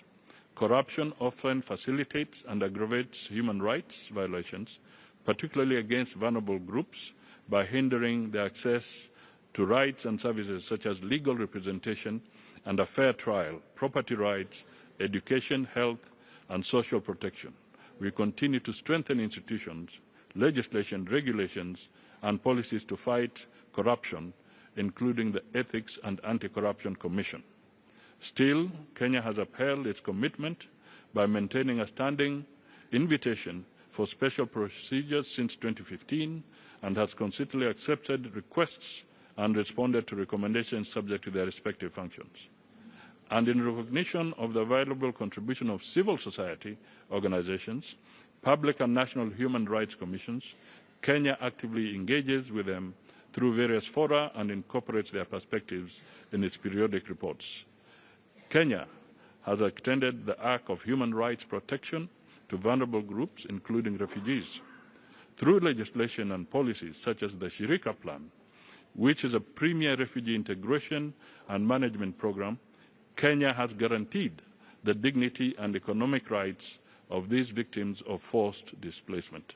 Mr. President, in conclusion, as a steadfast champion of the Council and its vital mechanisms, Kenya pledges to continue our proactive engagement on the international stage as we take up our seat in the Council. We reaffirm that human rights remain the cornerstone of our shared humanity, guided by our Constitution and the Universal Declaration of Human Rights as the bedrock of international human rights standards. Kenya is committed to fostering a just society both at home and globally. We have set a high threshold in protecting and expanding freedom of expression, free press, upholding sanctity of life, countering all forms of violence, including gender-based violence and femicide, amongst others. Our cardinal goal is to contribute to a more just, equitable, and a human rights respecting world for all. I thank you.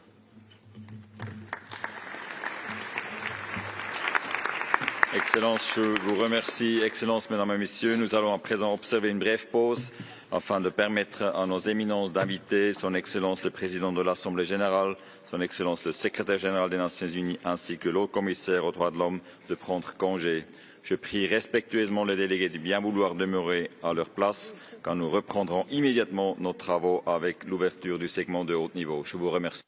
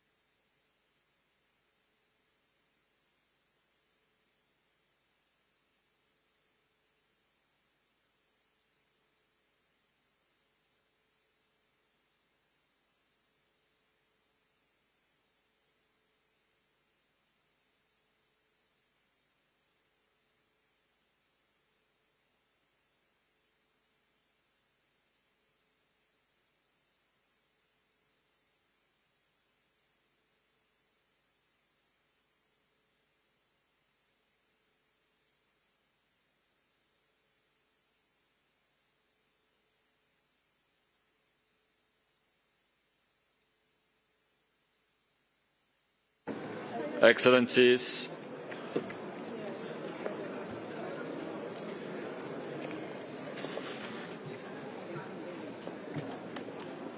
can I ask you to take your seats and please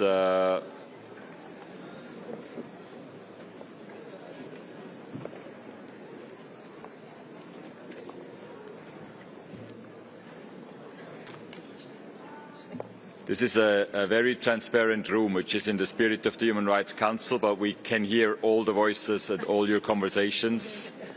So can I ask you again to take your seats and please have your conversations outside of the room. It is now my honor to invite His Excellency Mr. Ervin Ibrahimovic, Deputy Prime Minister for International Relations and Minister for Foreign Affairs of Montenegro, to take the floor.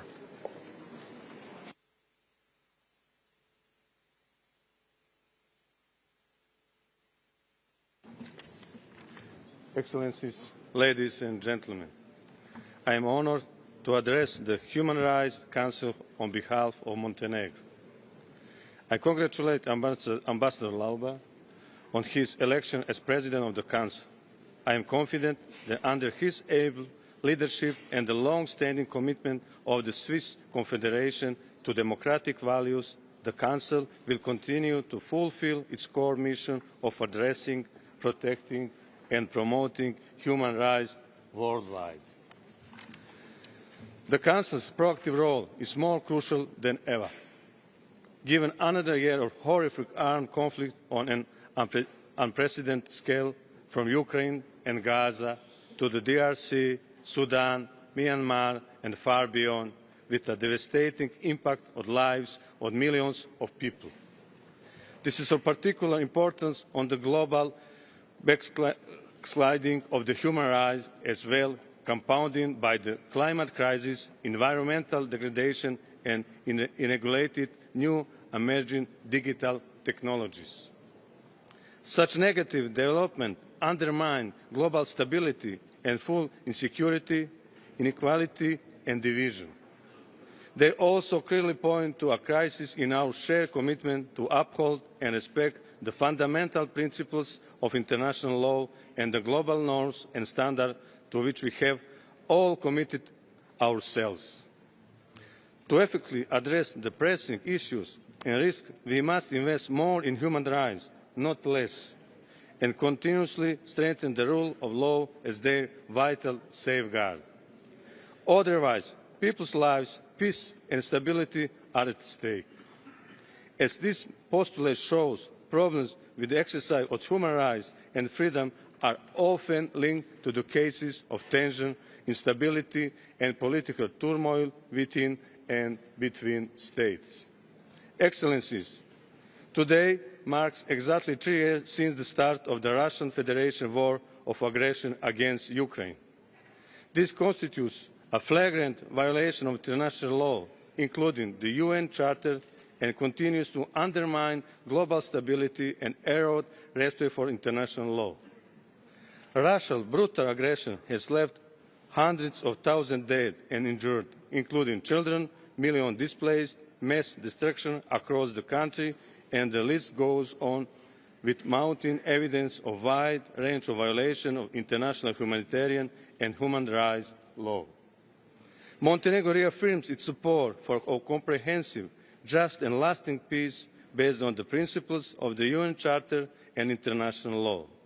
In this regard, the active role of the Ukraine and Europe is indispensable.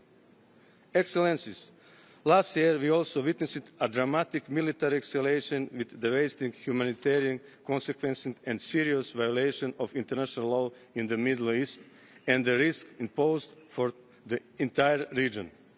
But also some historic events, especially in Syria and Lebanon, where important changes are taking place. Montenegro has welcomed with great hope the ceasefire agreement reached between Israel and Hamas and facilitated by the US, Egypt and Qatar. This significant achievement should allow for release of all remaining hostages, the cessation of hostilities and the delivery of much-needed humanitarian aid. For this to happen, it is crucial that all parties fully respect the terms of the agreement and ensure its full implementation. Montenegro remains principled in supporting and calling for a just, comprehensive and lasting peace based on a two-state solution with a viable Palestinian state and secure Israel, living side by side in peace, security and mutual recognition. Excellencies, in this time of heightened global conflict and tension and an alarmingly growing trend of disrespect for international law, we must ensure that human rights are at the centre of the response to multiple crises and reaffirm our strong commitment to effective multilateralism and rules-based international order, with the United Nations at its core, as the Pact for the Future also highlights. Montenegro regrets the decision of the USA administration to withdraw from the UNHRC, given its vital contribution in protecting and promoting human rights and freedom worldwide. Finally, Excellency, Montenegro has just completed its second mandate of the Human Rights Council. We have worked closely with partners from all regional groups to advance the human rights agenda with special focus on vulnerable and marginalised groups.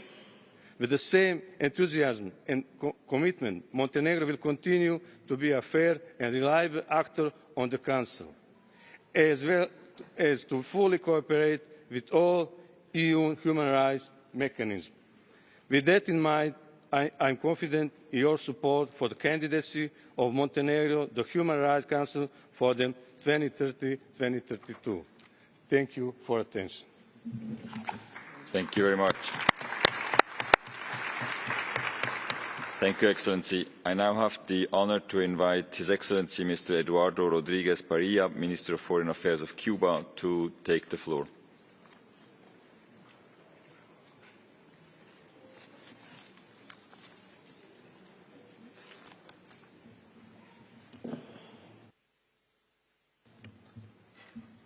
Señor Presidente, el derecho a la vida está en grave peligro.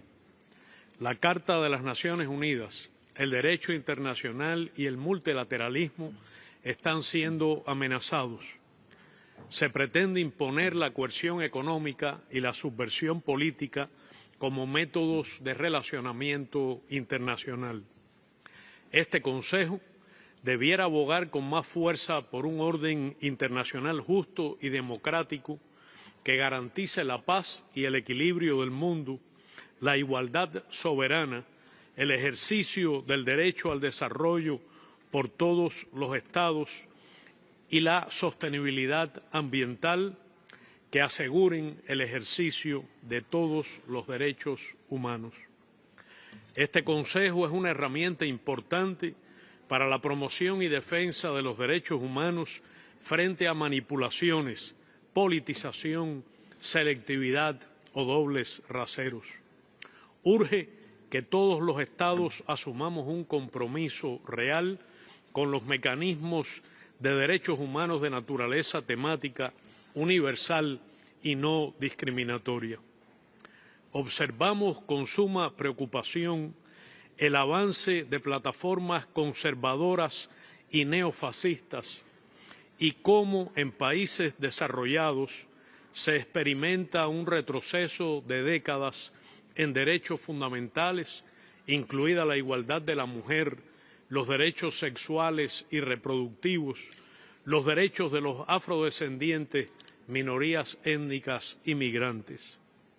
Los intentos de los países occidentales de convertir este Consejo en un represor contra países que no se subordinan a sus intereses son inaceptables y ponen en peligro su credibilidad y existencia.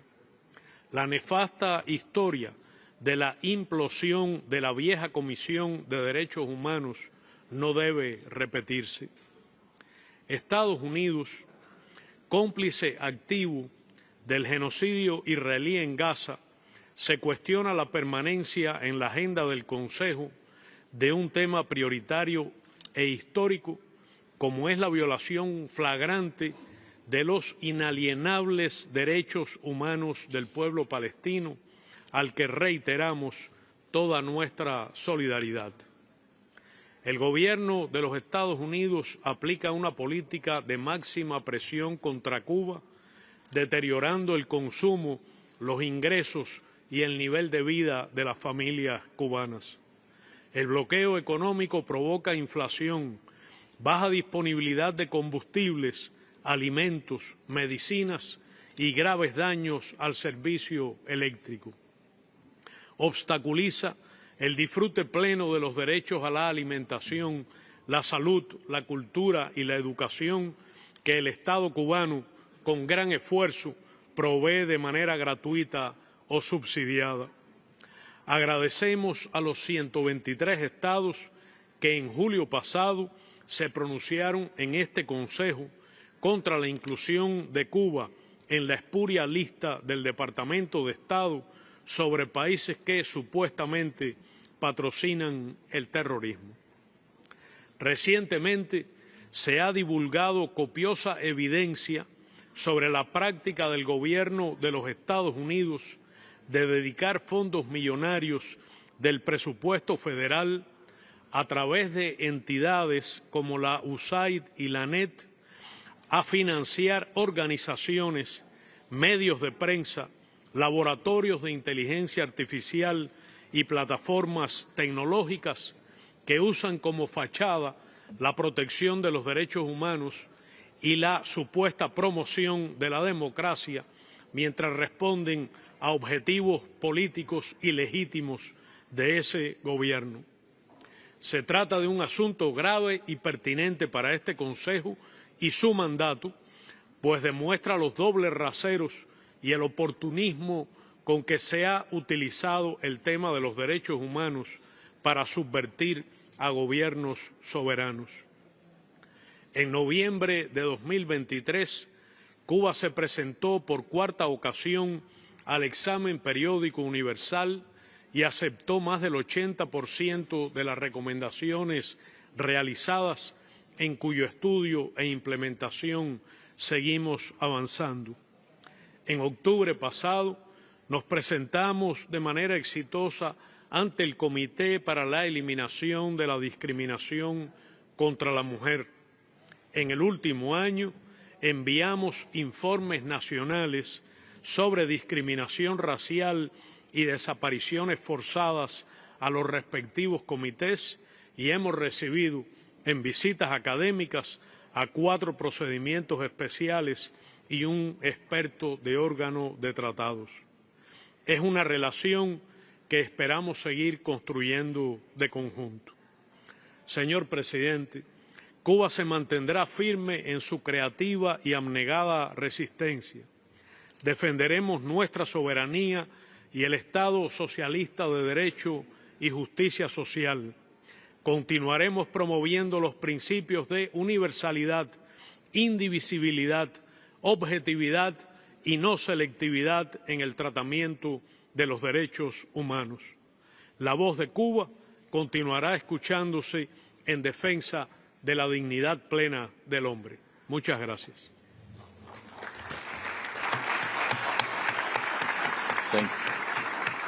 Thank you, Excellency. I now have the honor to invite the contribution of His Excellency Mr. Ian Borg, Deputy Prime Minister and Minister of Foreign Affairs and Tourism of Malta, by video.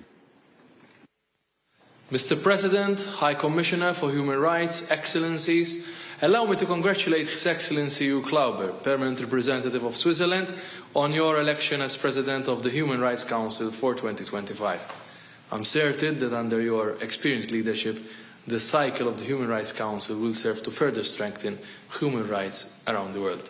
Mr. President, several important events have continued to shape the global scene. We have all seen major changes in Syria following the fall of the Assad government. We trust that those who hold the fate of the Syrian people in their hands make the right decisions to protect and defend the human rights of all ethnic and social groups within Syria. Malta encourages Syria to fully engage with the various UN structures while ensuring that all processes remain Syrian-led. Mr. President, Russia's continued aggression against Ukraine remains an issue of serious concern. We commend the International Independent Commission of Inquiry on Ukraine and OHCHR for the diligently reporting on human rights violations. Malta once again condemns Russia's illegal war and occupation of territories within the internationally recognized borders of Ukraine and appeals for the complete halt of military action and full withdrawal from all occupied regions of Ukraine. In the Middle East, Malta welcomes the ceasefire agreement in Gaza and the return of Israeli hostages kidnapped by Hamas. During our UN Security Council term, we worked tirelessly to achieve such conditions, and therefore we trust that the conflict will now end, allowing also Palestinian civilians in Gaza to rebuild their lives and homes, and also providing closure to Israeli families after months of uncertainty about the fate of their loved ones. Mr. President, Malta continues to fully support the work of this Council, as well as its mechanisms and special procedures. We also continue to support the independence of the Office of the High Commissioner and also thank the High Commissioner for his unrelenting defense of human rights. It's my honor to announce also that Malta has decided to present its candidature as a member of the Human Rights Council for the term 2032-2034. Our role will serve to strengthen the Council's purpose and function in protecting international human rights standards. We stand ready to work with other Council members during our term in the pursuit of the noble aspirations of this Council. Mr. President, more remains to be done to ensure that everybody enjoys equal rights and opportunities. We will keep prioritizing the rights of women and girls and combating discrimination based on gender, sexual orientation, race or belief. Together, let us all strive to implement the human rights obligations we have all freely subscribed to. I thank you, Mr. President. Thank you. I now have the honor to invite the contribution of His Excellency Mr. Sokhon Prak, Deputy Prime Minister, Minister for Foreign Affairs and International Cooperation of Cambodia, also by video. Monsieur le Président, Monsieur le Haut-Commissaire, Excellences, Mesdames et Messieurs, notre monde se trouve à un tournant important où les incertitudes et l'imprévisibilité dominent. En plus de l'aggravation des divisions géopolitiques, des crises humanitaires, climatiques, les conflits armés prolongent des souffrances inacceptables dans de nombreuses régions. Ce défi, parmi tant d'autres, souligne une vérité indiscutable. La paix est plus essentielle que jamais. Il y a quelques années, certains ambassadeurs m'avaient interrogé sur notre constante préoccupation pour la préservation de la paix. Depuis le déclenchement de la guerre en Ukraine, les conflits ravageant le Moyen-Orient et ceux qui continuent de défigurer d'autres régions, la réponse a été réaffirmée.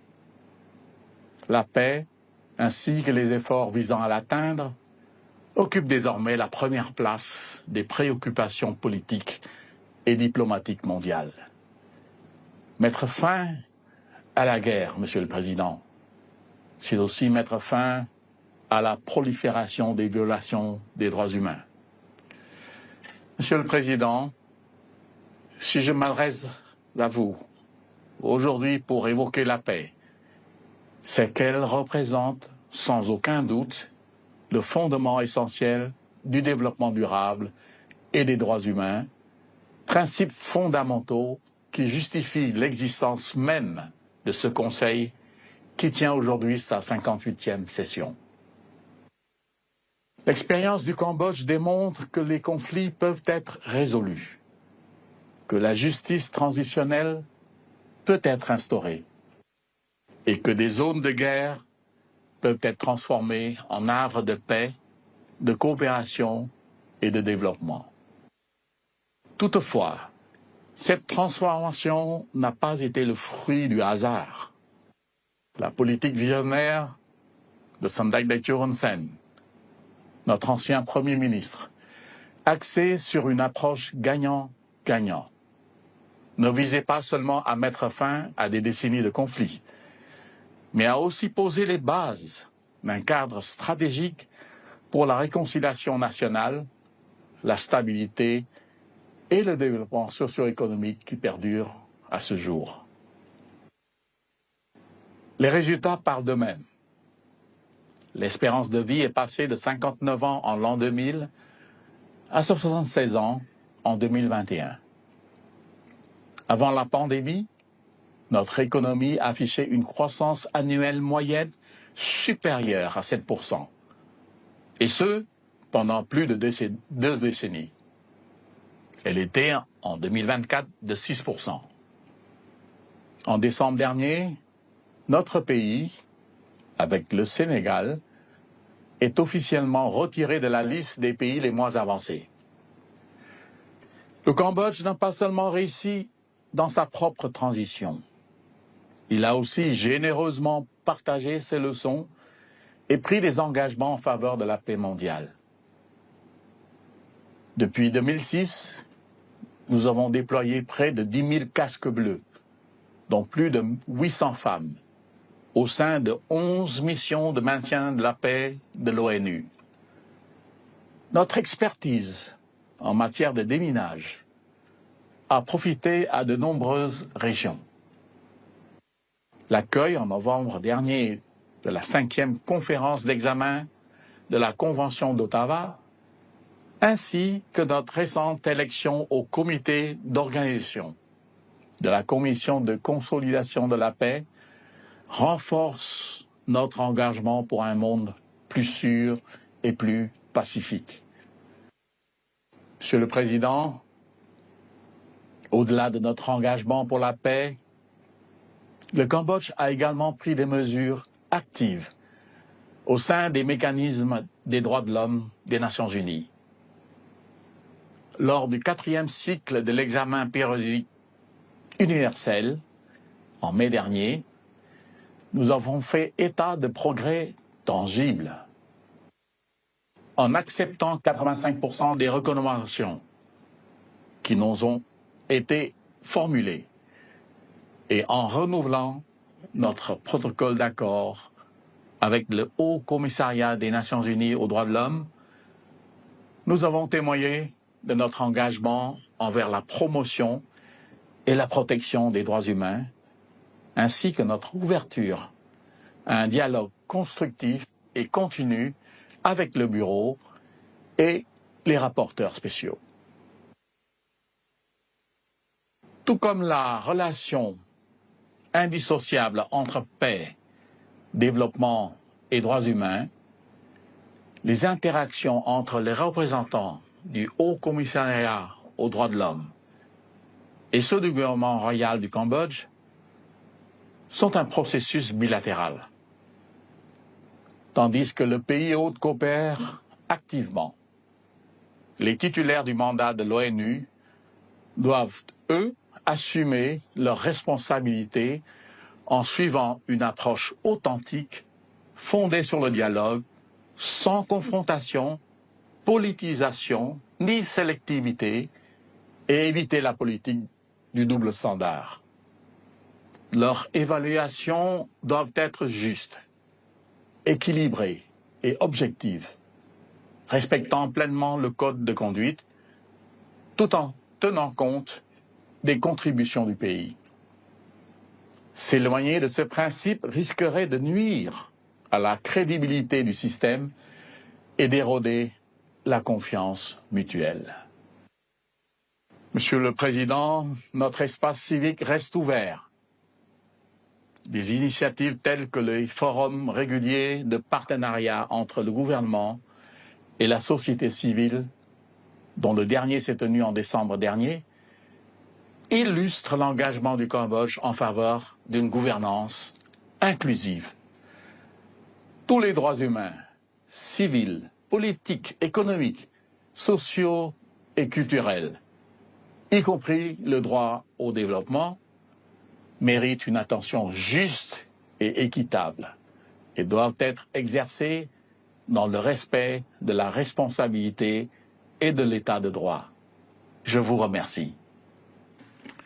Merci beaucoup. I have now the honor to invite His Excellency Mr. Edil Baysalov, Deputy Prime Minister of Kyrgyzstan, to take the floor.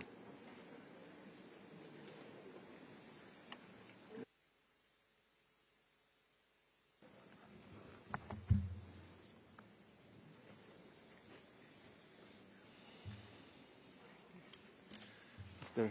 President Lauber, Excellencies, ladies and gentlemen, for Kyrgyzstan, the protection and promotion of human rights are not mere aspirations. They are fundamental commitments that define our nation and form our DNA. We strongly believe that the primary responsibility for upholding human rights rests with the state. A just, strong and effective government is the foundation for protecting and advancing the rights of every citizen. This is why Kyrgyzstan has undertaken decisive measures to strengthen the rule of law and fight corruption, eliminating criminal networks that have long undermined governance, economic development and public trust. Our efforts are yielding results, making our institutions more resilient and our democracy more vibrant. Over the past 4 years, under the leadership of President Sadir Japarov, Kyrgyzstan has experienced an economic transformation. We have tripled state revenue, doubled GDP, and achieved an impressive 9% economic growth over the past 3 years. This remarkable progress demonstrates a simple yet crucial truth. A strong economy empowers the state to better serve its citizens, improve governance, and ultimately enhance the protection of human rights. Economic stability provides the foundation for social programs, healthcare, education, and the rule of law, ensuring that rights are not just ideals, but tangible realities for our people. It is in this spirit of national progress that we here today in Geneva announce another historic achievement of President Sadir Japarov, the finalization of the Kyrgyz-Tajik border agreement. This landmark resolution, concluded this past Friday, brings to a close a long-standing issue that has shaped relations between our two nations. Reaching this agreement required courage, determination and unwavering commitment to peace. This historic agreement is a testament to the power of diplomacy and regional cooperation, and we are proud to take this momentum forward. I am also pleased to announce that this Ramadan Bayram, on March 31st, the presidents of Kyrgyzstan, Tajikistan and Uzbekistan will convene in the city of Khujand for a historic trilateral summit. This meeting will mark a new chapter of cooperation, dialogue and shared prosperity in Central Asia. Ladies and gentlemen, Kyrgyzstan remains fully committed to democratic principles, including the fundamental freedoms of speech and association. We take pride in being a nation where diverse voices are heard, where civil society is active, and where citizens can freely engage in political and social discourse. At the same time, we recognise the growing global challenge posed by the spread of disinformation and the incitement of online hatred. We are working with international partners to ensure that while free speech is protected, it is not manipulated to sow division or undermine social cohesion. We are also taking concrete steps to advance gender equality, protect workers' rights and promote social justice. Women's representation in governance continues to grow, and we remain committed to creating an inclusive society where every individual, regardless of background, can fully realise their potential. Excellencies, in these challenging times, we cannot ignore the suffering of people in crisis. Kyrgyzstan is deeply concerned about the ongoing situation in Gaza and reaffirms its unwavering support for the right of the Palestinian people to self-determination and statehood, as recognised by international law. We are particularly alarmed by any proposals that involve the forced displacement of the Palestinian population. Let us be clear, such actions would be nothing short of ethnic cleansing. Kyrgyzstan stands firmly against any attempt to forcibly remove civilians from their land, as this would constitute a grave violation of international law. We urge this Council to uphold justice, prevent collective punishment and work towards a peaceful resolution that ensures the rights and dignity of all peoples in the regions.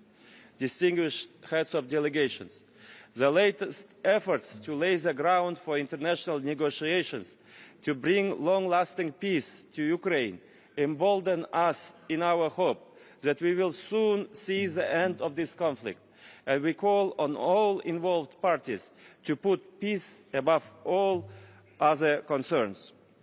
Ladies and gentlemen, Kyrgyzstan looks forward to welcoming High Commissioner Turk to our country next month, and we will showcase our ongoing reforms and engage in meaningful dialogue on human rights and governance. I also take this opportunity to reaffirm our unwavering commitment to the UN Charter and the founding principles of these United Nations, principles of sovereignty, equality, and the peaceful resolution of disputes. It is in this spirit that the Kyrgyz Republic is presenting its candidacy for a non-permanent seat on the United Nations Security Council for the 2027-2028 term. We believe that as a nation committed to diplomacy, dialogue and regional stability, Kyrgyzstan can make a meaningful contribution to global peace and security. We ask for the support of the international community in this endeavour. In these times of uncertainty, it is more important than ever to strengthen multilateral cooperation and ensure that human rights remain at the heart of the global agenda. Let us work together to build a world that is more just, more inclusive and more peaceful. Thank you for your attention. Thank you, Excellency. I now have the honour to invite Her Excellency Ms. Laura Camila Sarabia Torres, Minister of Foreign Affairs of Colombia, to take the floor.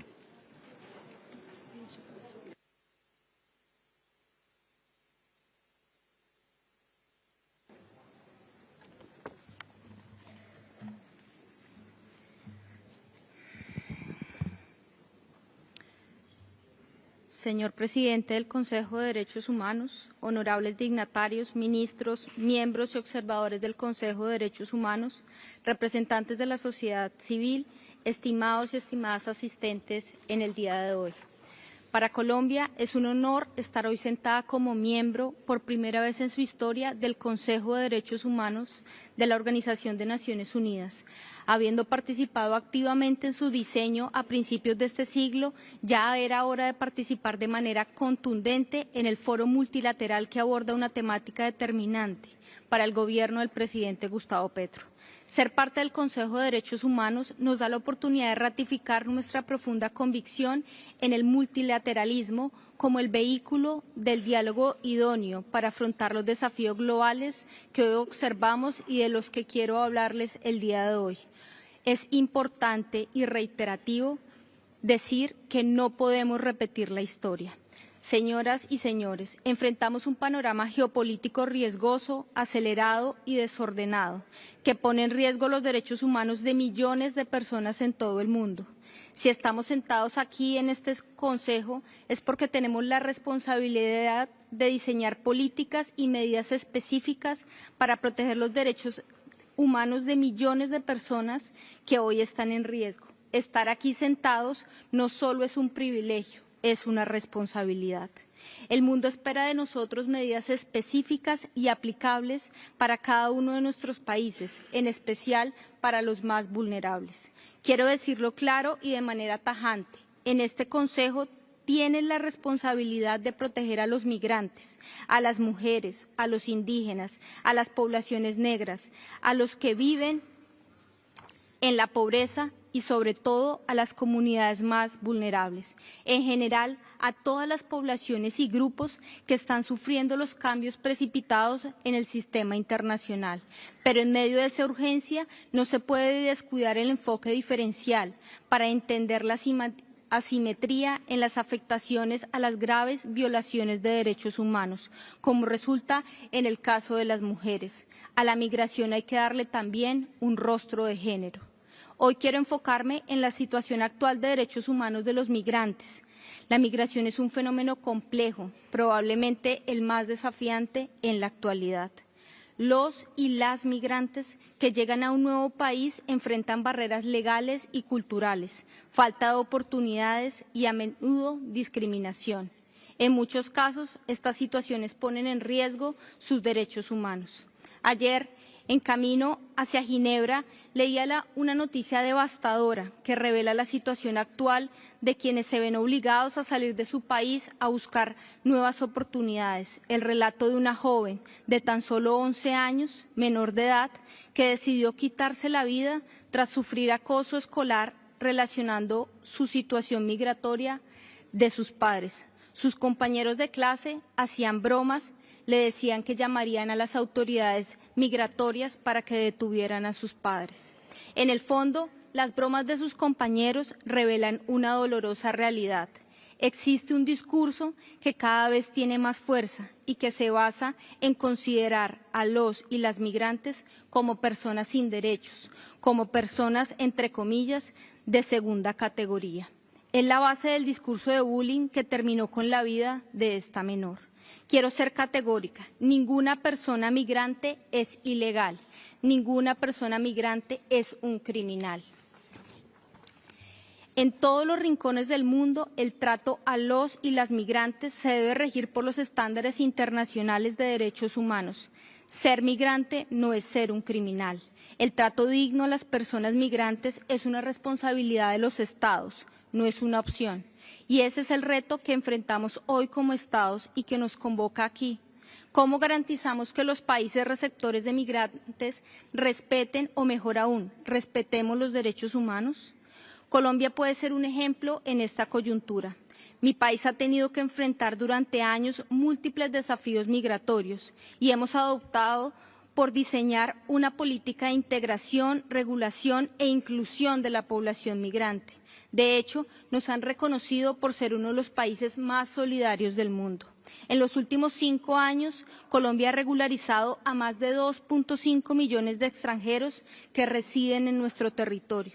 Gracias a esta a este esfuerzo, hemos asegurado que los migrantes tengan acceso a servicios esenciales como salud, educación, empleo y seguridad social. La base del éxito de nuestra política de integración es el espíritu y el fundamento que la sustenta, reconocer a los y las migrantes que tienen dignidad y que sus derechos humanos deben ser irrestrictamente respetados, sin importar su situación legal. Propongo a este Consejo establecer medidas vinculantes e inmediatas que impidan que el discurso a las personas migrantes no se conviertan en criminales y no se convierta esto en la base de las políticas migratorias, que por el contrario convierta el discurso de los derechos humanos en una realidad que dignifique a quien se ve obligado a caminar días enteros para pasar por la espesa selva del Darién, que cruza el Mediterráneo en balsas de plástico o que huye de conflictos armados en todo el planeta. No quiero finalizar sin antes dejar presente que consideramos que la crisis climática constituye el otro gran reto en materia de derechos humanos de nuestros tiempos. El cambio climático es uno de los factores determinantes en la degradación de la vida de las personas. Expulsa a un número indeterminado de personas que pierden las condiciones mínimas donde habitar. Las demoras en la implementación efectiva del Acuerdo de París nos tienen cerca del punto de no retorno y es urgente trabajar juntos para hacer frente al reto climático que amenaza incluso la supervivencia humana. Para ello, buscaremos que el Consejo reconozca que la protección de los derechos humanos, especialmente de las poblaciones más vulnerables y marginadas, está ligado a medidas eficaces de mitigación y adaptación que deben garantizar tanto la justicia climática como la dignidad humana. Son múltiples y diversos los desafíos que enfrentamos. En este 58º periodo de sesiones, Colombia asume por primera vez su rol como miembro del Consejo de Derechos Humanos. Este Consejo tiene un valor especial para nuestro país y para nuestro gobierno, que fue elegido gracias al clamor de los movimientos sociales que por décadas han luchado por un país más digno, justo y respetuoso de los derechos del pueblo colombiano. En ello, ha sido importante la labor de la Oficina del Alto Comisionado para los Derechos Humanos, establecida en Colombia, en virtud de la decisión de la anterior Comisión de Derechos Humanos y ratificada en 2006 por el Consejo de Derechos Humanos, así como los informes y las recomendaciones de los procedimientos especiales y los órganos de seguimiento a los tratados. La actividad de estos mecanismos en nuestro país no es una sanción, sino una necesaria terapia. El relato que enfrentamos no es otro que demostrarle al mundo que los derechos humanos no son solo un discurso, que allá en las veredas, pueblos, barrios marginados, las personas vulnerables sí se benefician de las políticas que aquí diseñamos, que no son solo palabras. El Gobierno de Colombia defiende irrestrictamente la vida y así lo hará como miembro de este Consejo. Este nuevo panorama inédito requiere medidas inéditas que defiendan a los más vulnerables. Cuenten con el compromiso incesante de nuestro país en este propósito de defender, respetar y convertir en una realidad el discurso de los derechos humanos a lo largo y ancho del planeta. Muchas gracias. Thank you, Excellency. I now have the honor to invite Her Excellency Ms. Makka Bochorishvili, Minister of Foreign Affairs of Georgia, to take the floor.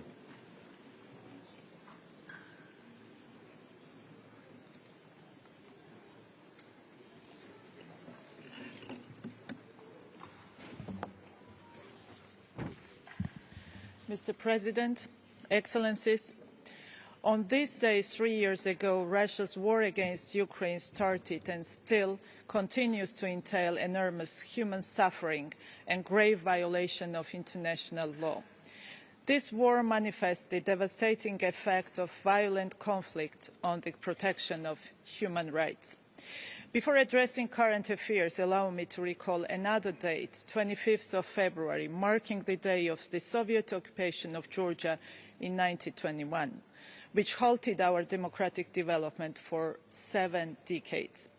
More than 30 years have passed since Georgia regained its independence albeit its path is still paved with the fight for sovereignty and territorial integrity. Our recent history time and again illustrates the crucial importance of peace and stability for further development.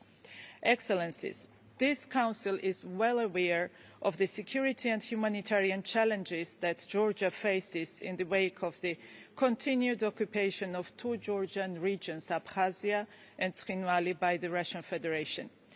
Ethnic cleansing, the brutal violations of fundamental human rights, torture and murder, hundreds of thousands of internally displaced persons are undivided attributes of illegal occupation, which in turn causes division and separation of society, leaving people in the most severe humanitarian conditions. Russia still refuses to fulfil its international obligations, notwithstanding ruling of the European Court of Human Rights and International Criminal Court confirming its responsibility for occupation and ongoing violation of human rights in both Georgian regions. Against the background of occupation and depriving of internally displaced persons and refugees of their right to return home, any so-called elections held in the occupied territories are unlawful and have no legal effect, as they contradict the fundamental principles and norms of international law. Georgia's annual HRC resolution on cooperation with Georgia continues to address the dire human rights situation on the ground and repeatedly demands unimpeded and immediate access of international human rights monitoring mechanisms to both occupied regions. Stemming from the above said, Georgia will retable the resolution again in September, and we count on your continuous support. Excellencies, the right to participate in public affairs is an essential element of democratic governance. 2024 marked a record-breaking electoral year globally, with voters from more than 60 countries casting their ballots. On October 26 last year, numerous international and local observers had an opportunity to witness 2 million Georgian citizens making their free political choice. Yet speculations around the parliamentary elections in Georgia still continues, while there is no ground for that. The utilisation of manipulations aimed at creating an artificial crisis and destabilisation of the country must be halted, and the results of the democratic choice of people must be respected. Dear colleagues, I believe that our efforts for achieving lasting peace, ensuring rule of law and economic development can guarantee the greater protection of human rights. Let me bring to your attention just one example. Overall reform efforts in the justice sector in Georgia since 2012 translated into the declining trend in applications against Georgia in the European Court of Human Rights. 3,045 cases filed against Georgia in 2011 compared to 175 applications under consideration by the court as of July 2024, marks a remarkable decrease as one of the lowest figures in the Georgian history as a member of the Council of Europe. Furthermore, for the past 10 years, Georgia has developed a positive track record of implementation of the court judgments. 86 cases out of 104 have been closed since 2013. In the last few years, Georgia has achieved remarkable economic growth and progress in establishing inclusive access to the economy. We strongly believe that the development of urgent social programs, services is crucial in protecting the vulnerable groups as regards creating workplaces, employment and decreasing social exclusions. Ladies and gentlemen, Georgia is staying committed to the notion of effective implementation of the Council's mandate and plays its part in promoting, among others, the rights of women and girls, children and persons with disabilities, internally displaced persons and conflict-affected people in line with our HRC pledges. Here let me underscore the new initiative which explores the possibility of establishing an optional protocol to the Convention on the Rights of the Child to strengthen the right to free education. In this regard, Georgia was proud to co-sponsor a resolution to establish a relevant intergovernmental working group. In conclusion, let me reiterate my government's full readiness to continue close cooperation with the Office of the UN High Commissioner for Human Rights and active engagement with the UN human rights mechanisms. Thank you. Thank you, Excellency. I now have the honour to invite Her Excellency Mrs. Maqueo Averisto, Minister of Human Rights and Citizenship of Brazil, to take the floor.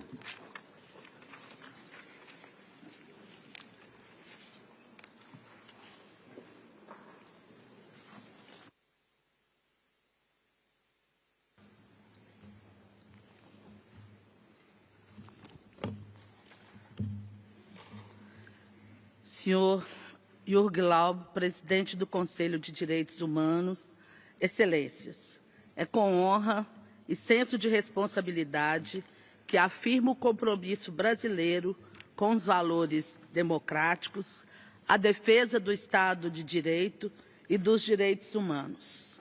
Sem a garantia de justiça social, equidade de gênero, combate ao racismo, ao anticapacitismo e respeito à pluralidade humana, não há democracia.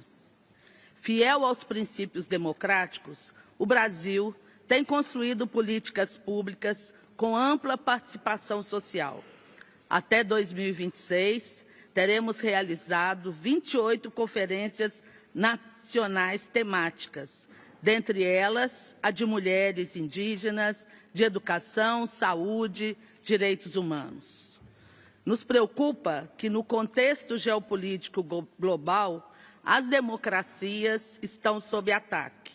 Cresce a aposta na segregação social, racial e ambiental para legitimar a opressão, o deslocamento e extermínio de milhões de pessoas.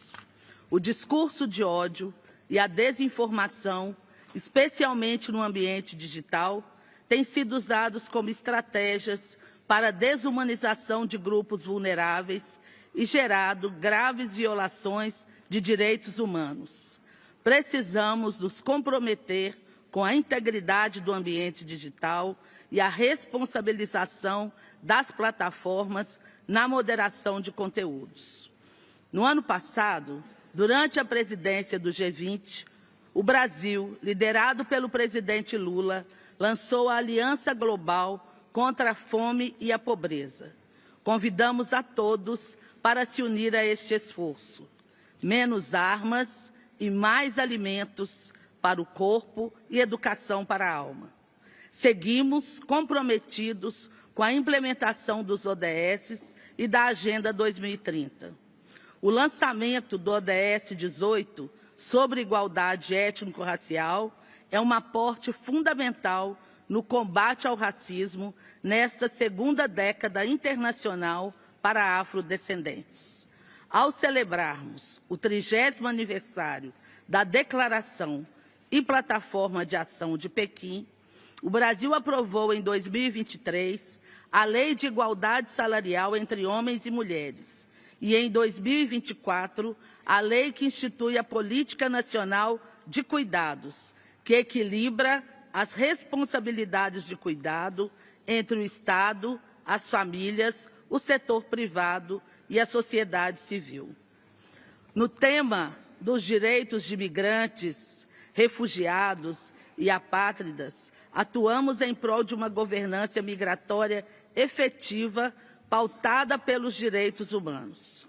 O governo brasileiro demonstra preocupação com a crescente xenofobia e criminalização de imigrantes em alguns países. Nesse sentido, enfatizamos que a repatriação de pessoas deve ser realizada com base no pleno respeito aos direitos humanos.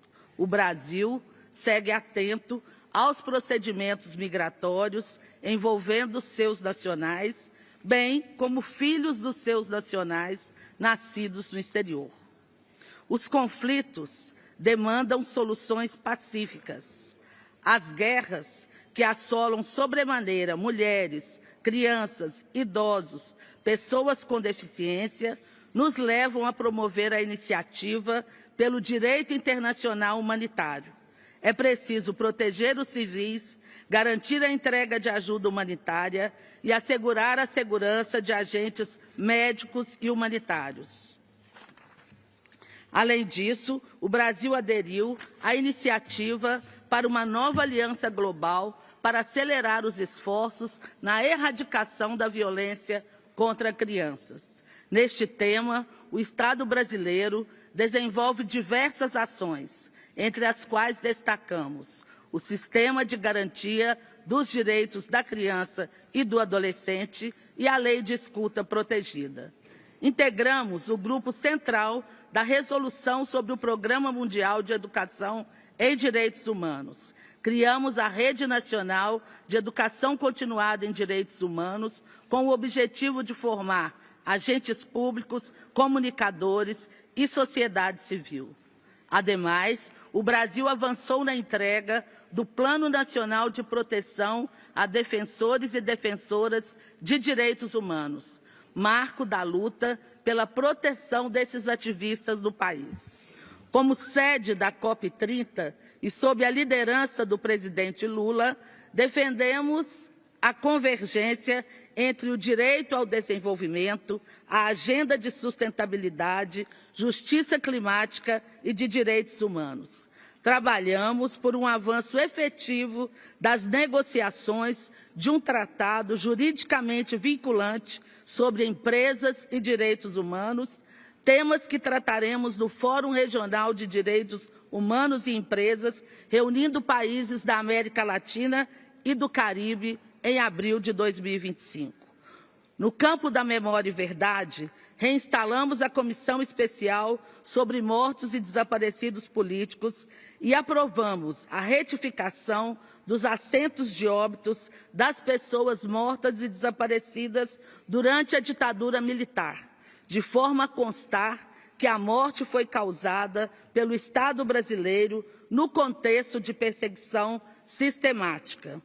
O Brasil apoia o mandato do especialista independente sobre violência e discriminação com base em orientação sexual e identidade de gênero. Instamos a todos a apoiarem a renovação deste mandato. Senhoras e senhores, reiteramos o nosso compromisso com o multilateralismo, os mecanismos e procedimentos especiais e com os órgãos de tratado deste Conselho. E recordamos nossa candidatura para o mandato 2027-2029. Gentilmente, peço apoio dos países aqui presentes para que possamos continuar atuando na defesa de uma sociedade democrática, plural, livre e verdadeiramente cidadã. Muito obrigada. Thank you, Excellency. I now have the honor to invite Her Excellency Ms. Hala bin Masyed Al Duwayiri, President of the Human Rights Commission of Saudi Arabia, to take the floor.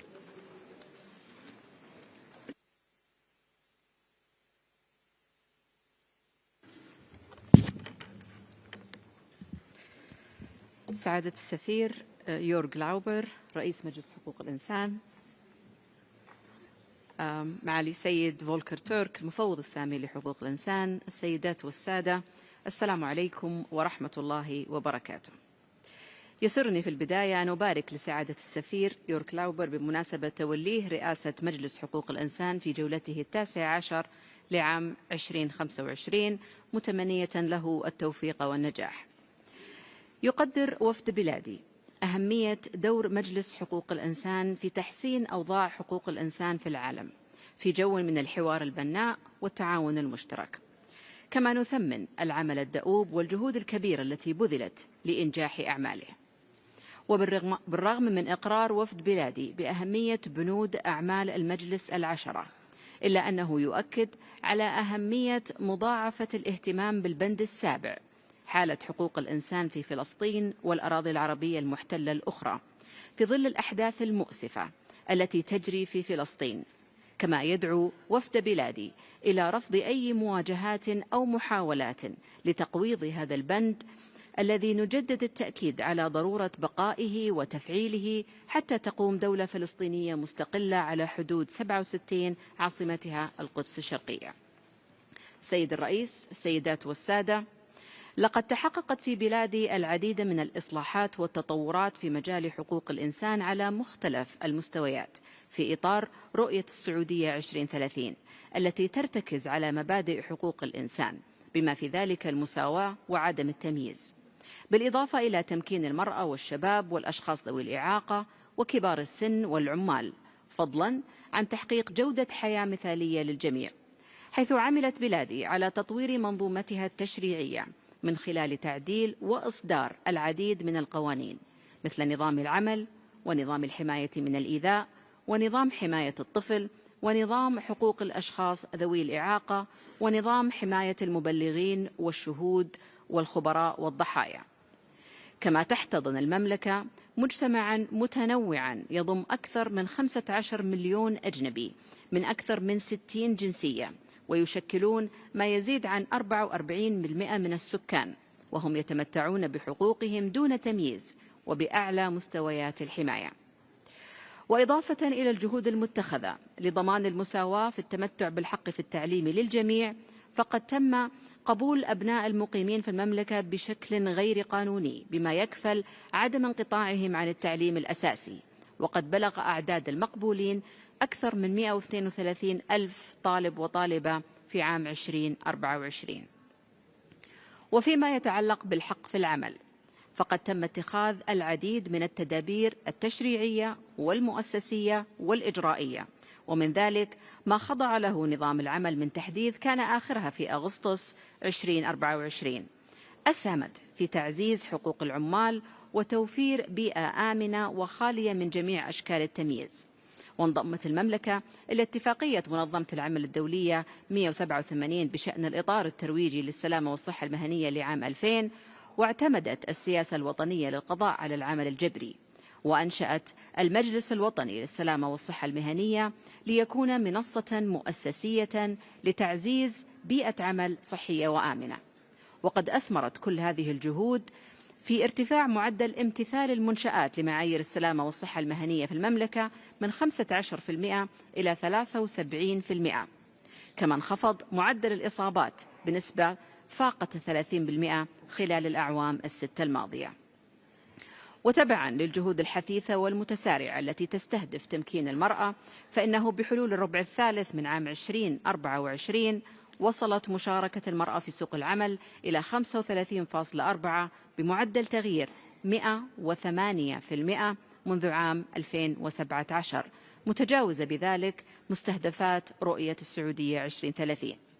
ومما يجدر ذكره في هذا السياق هو أن المملكة العربية السعودية ترأس حاليا لجنة وضع المرأة بالأمم المتحدة، وتسعى من خلال رئاستها إلى مشاركة تجربتها الناجحة مع العالم في تمكين المرأة والنهوض بقضاياها عالميا، ودعمها من خلال الاستثمار الأمثل لولاية هذه اللجنة وأدواتها. السيدات والسادة، لم تدخر بلادي جهدا في تعزيز الأمن والسلم الدوليين انطلاقا من قيمها الراسخة والتزاما بميثاق الأمم المتحدة، وذلك ابتداء من نصرتها للقضايا العادلة والسعي لإنهاء الأزمات الدولية بما فيها الأزمة الأوكرانية الروسية، ومن ذلك وساطة صاحب السمو الملكي الأمير محمد بن سلمان بن عبد العزيز ولي العهد رئيس مجلس الوزراء، التي تكللت بالإفراج عن عدد من الأسرى في إطار عملية تبادل الأسرى بين روسيا وأوكرانيا.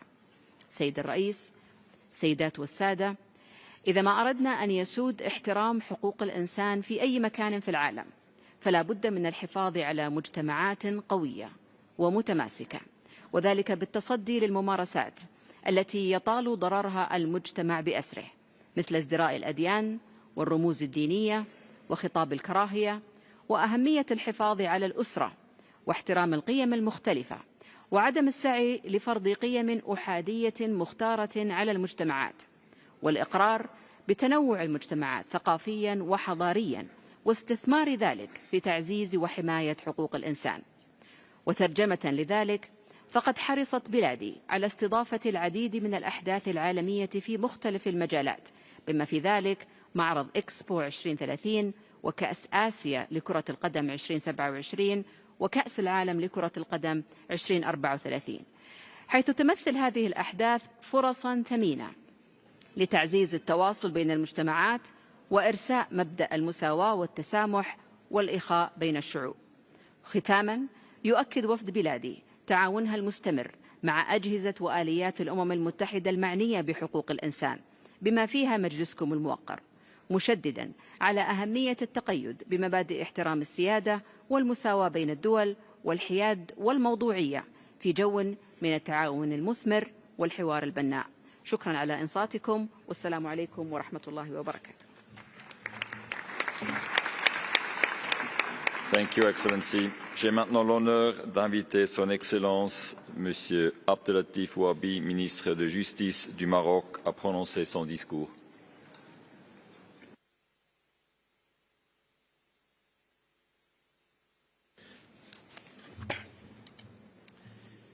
سيد رئيس مجلس حقوق الإنسان، السيد المفوض السامي لحقوق الإنسان، أصحاب المعالي والسعادة، حضرات السيدات والسادة، يطيب لي باسم المملكة المغربية ونعبر لكم عن سعادتي بالمشاركة في الجزء الرفيع المستوى من الدورة 58 لمجلس حقوق الإنسان. وأغتنم هذه الفرصة أو المناسبة لأتقدم لكم السيد يورغ ولبلدكم سويسرا بأصدق التهاني على تولية رئاسة هذا المجلس الموقر، متمنيا لكم كامل التوفيق في مهامكم، متطلعين إلى أن يتم خلال ولايتكم مواصلة العمل الهام المتعلق بتعزيز فاعلية المجلس الذي أنجزه سلفكم سعادة السفير عمر زنيبر سنة 2024 من خلال مواصلة مختلف الديناميات وتفعيل نتائج الخلوة التي نظمها هذا المجلس في نوفمبر 2024 بالرباط، باعتبارها محطة للتفكير وتبادل الآراء بشأن وضعية المجلس ومستقبله والسبل الكفيلة بإصلاحه وتعزيز أدائه. وأنتهز هذه المناسبة لأجدد التأكيد أن المملكة المغربية ستواصل خلال عضويتها بهذا المجلس الموقر بكل جدية ومسؤولية الانخراط في دينامية إصلاحه، وستواصل التزامها بالتفاعل الإيجابي البناء مع باقي آليات الأمم المتحدة لحقوق الإنسان، كما ستواصل انخراطها في تشجيع الحوار والتعاون بين الدول حول قضايا حقوق الإنسان والدفاع عن قيمها العالمية، وفي سياق دولي مطبوع بوجود تحديات وأزمات ومخاطر تستدعي بذل جهد مشترك وتعبئة جماعية لإيجاد حلول سلمية ومستدامة لتسويتها والحد من تداعياتها من أجل تحقيق عالم أكثر عدالة وأكثر سلما. سيد الرئيس، تواصل المملكة المغربية تحت القيادة الرشيدة لجلالة الملك محمد السادس إنجاز أوراشها الإصلاحية الكبرى في مجال حقوق الإنسان، حيث عملت على تنفيذ ورش الحماية الاجتماعية الذي مكن من تعميم النظام الاجتماعي ليشمل 24 مليون مواطنا وتحقيق تغطية صحية شاملة تضمن الحماية لجميع المواطنين، فضلا عن تعزيز البنية التحتية لقطاع الصحة والارتقاء بجودة الخدمات الطبية بالرفع من ميزانية سنة 24 بنسبة 9.1%، وتعزيز التكافل الصحي بدعم ساكنة المناطق المعرضة لآثار موجة البرد، وهي المنجزات التي ساهمت في اختيار المغرب لرئاسة لجنة الروابط الاجتماعية التابعة لمنظمة الصحة العالمية في يناير 2024. وأولت المملكة كامل العناية لدعم النساء ضحايا العنف والنهوض بالشيخوخة النشيطة وتعزيز التمكين الاجتماعي للأسر والنهوض بالبعد الترابي لحماية الطفولة وتكريس الحق في التعليم ودعم الحق في السكن، مما مكن من ارتقاء المغرب ب3 مراتب دفعة واحدة في مؤشر التنمية البشرية الوارد في تقرير التنمية البشرية 23/24 الصادر عن برنامج الأمم المتحدة للتنمية. وتواصل المملكة تنفيذ المخطط الوطني للمناخ 2030 الذي يستهدف خفض انبعاثات الغازات الدفيئة بنسبة 42% بحلول 2030.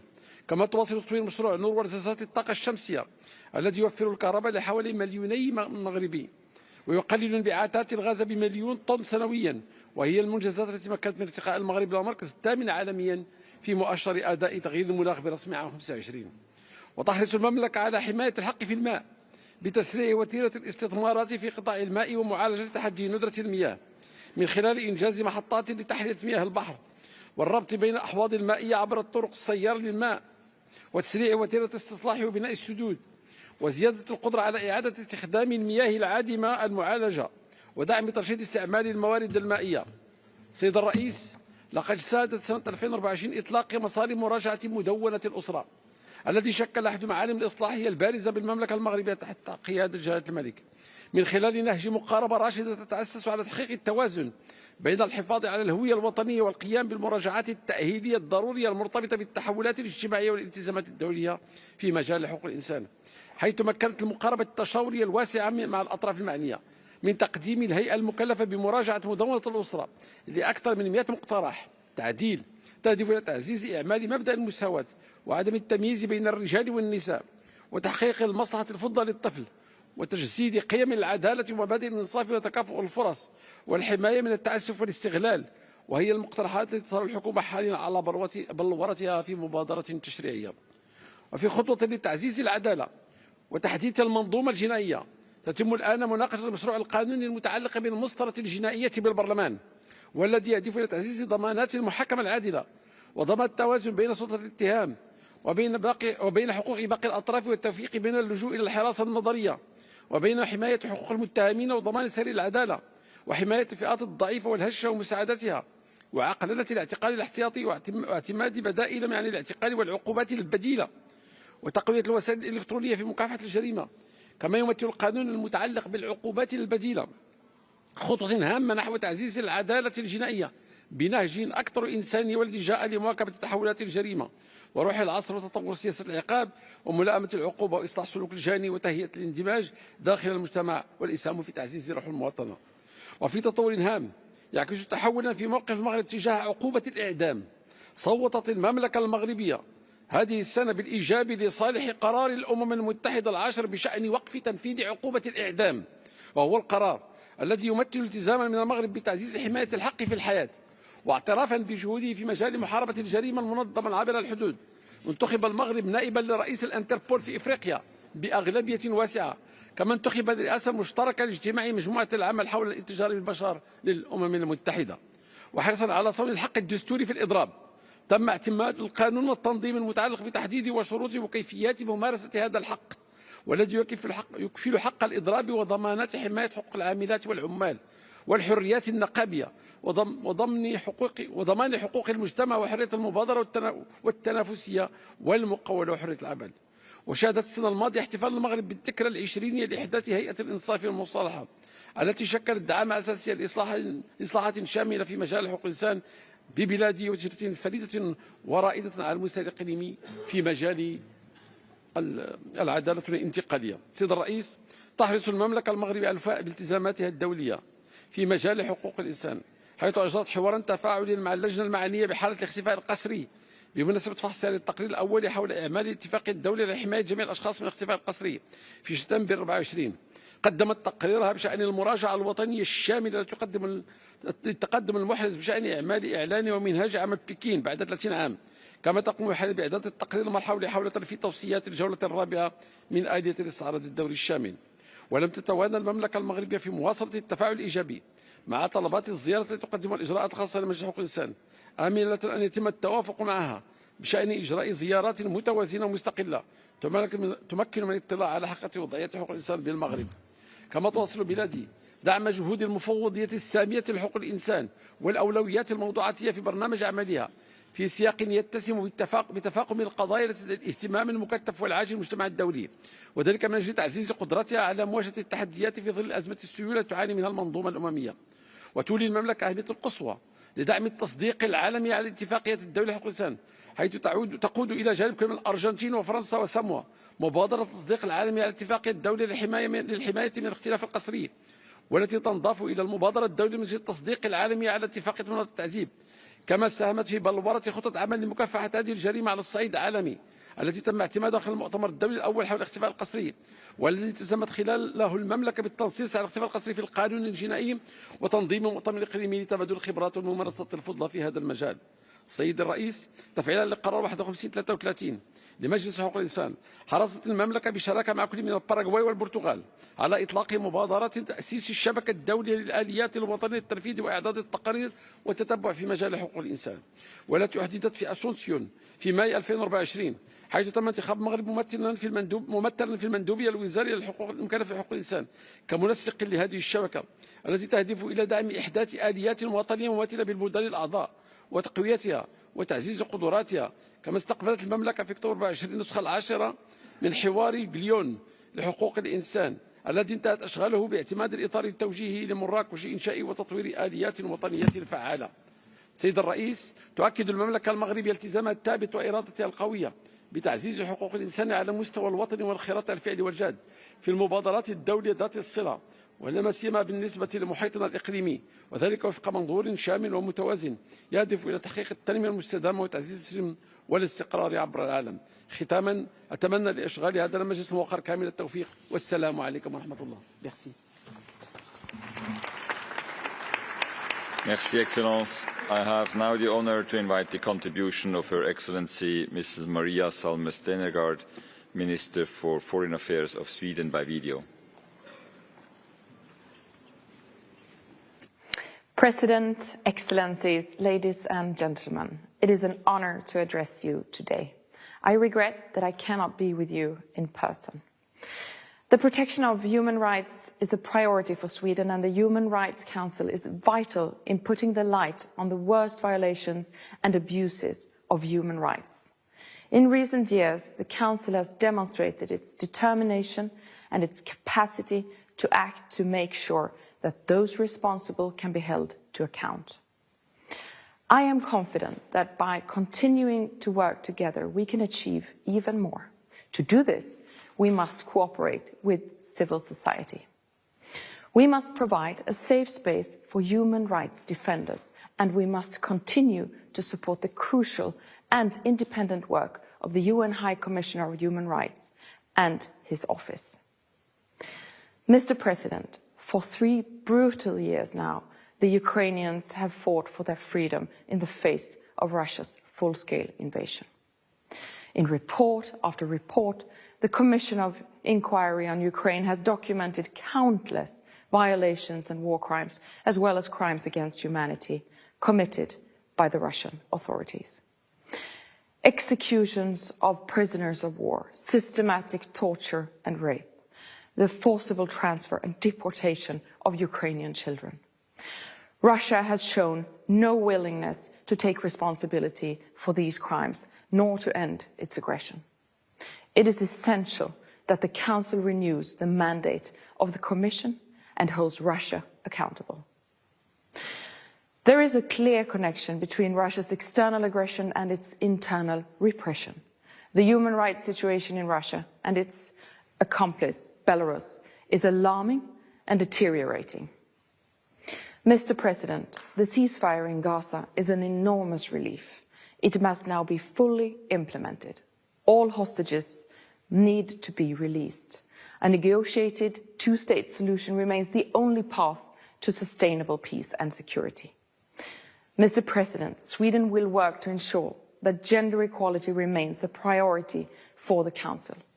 The current pushback against the human rights of women and girls and LGBTIQ persons is extremely worrying.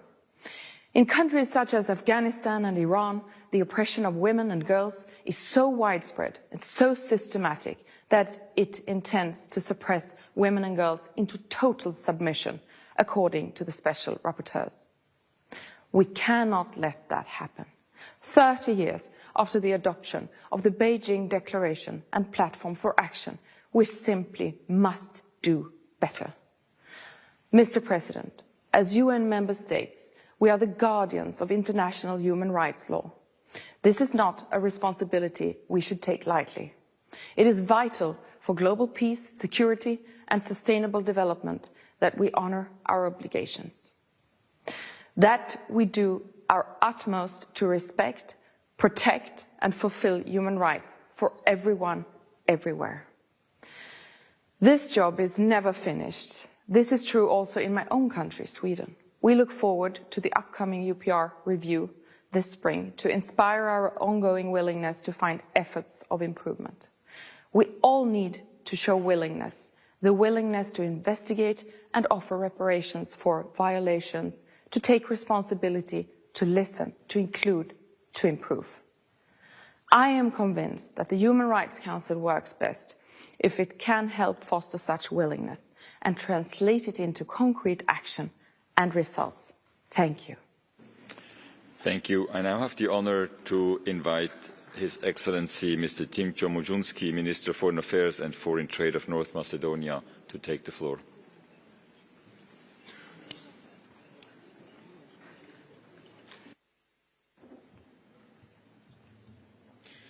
Your Excellency, Jörg Lauber, President of the Human Rights Council, Excellencies, ladies and gentlemen.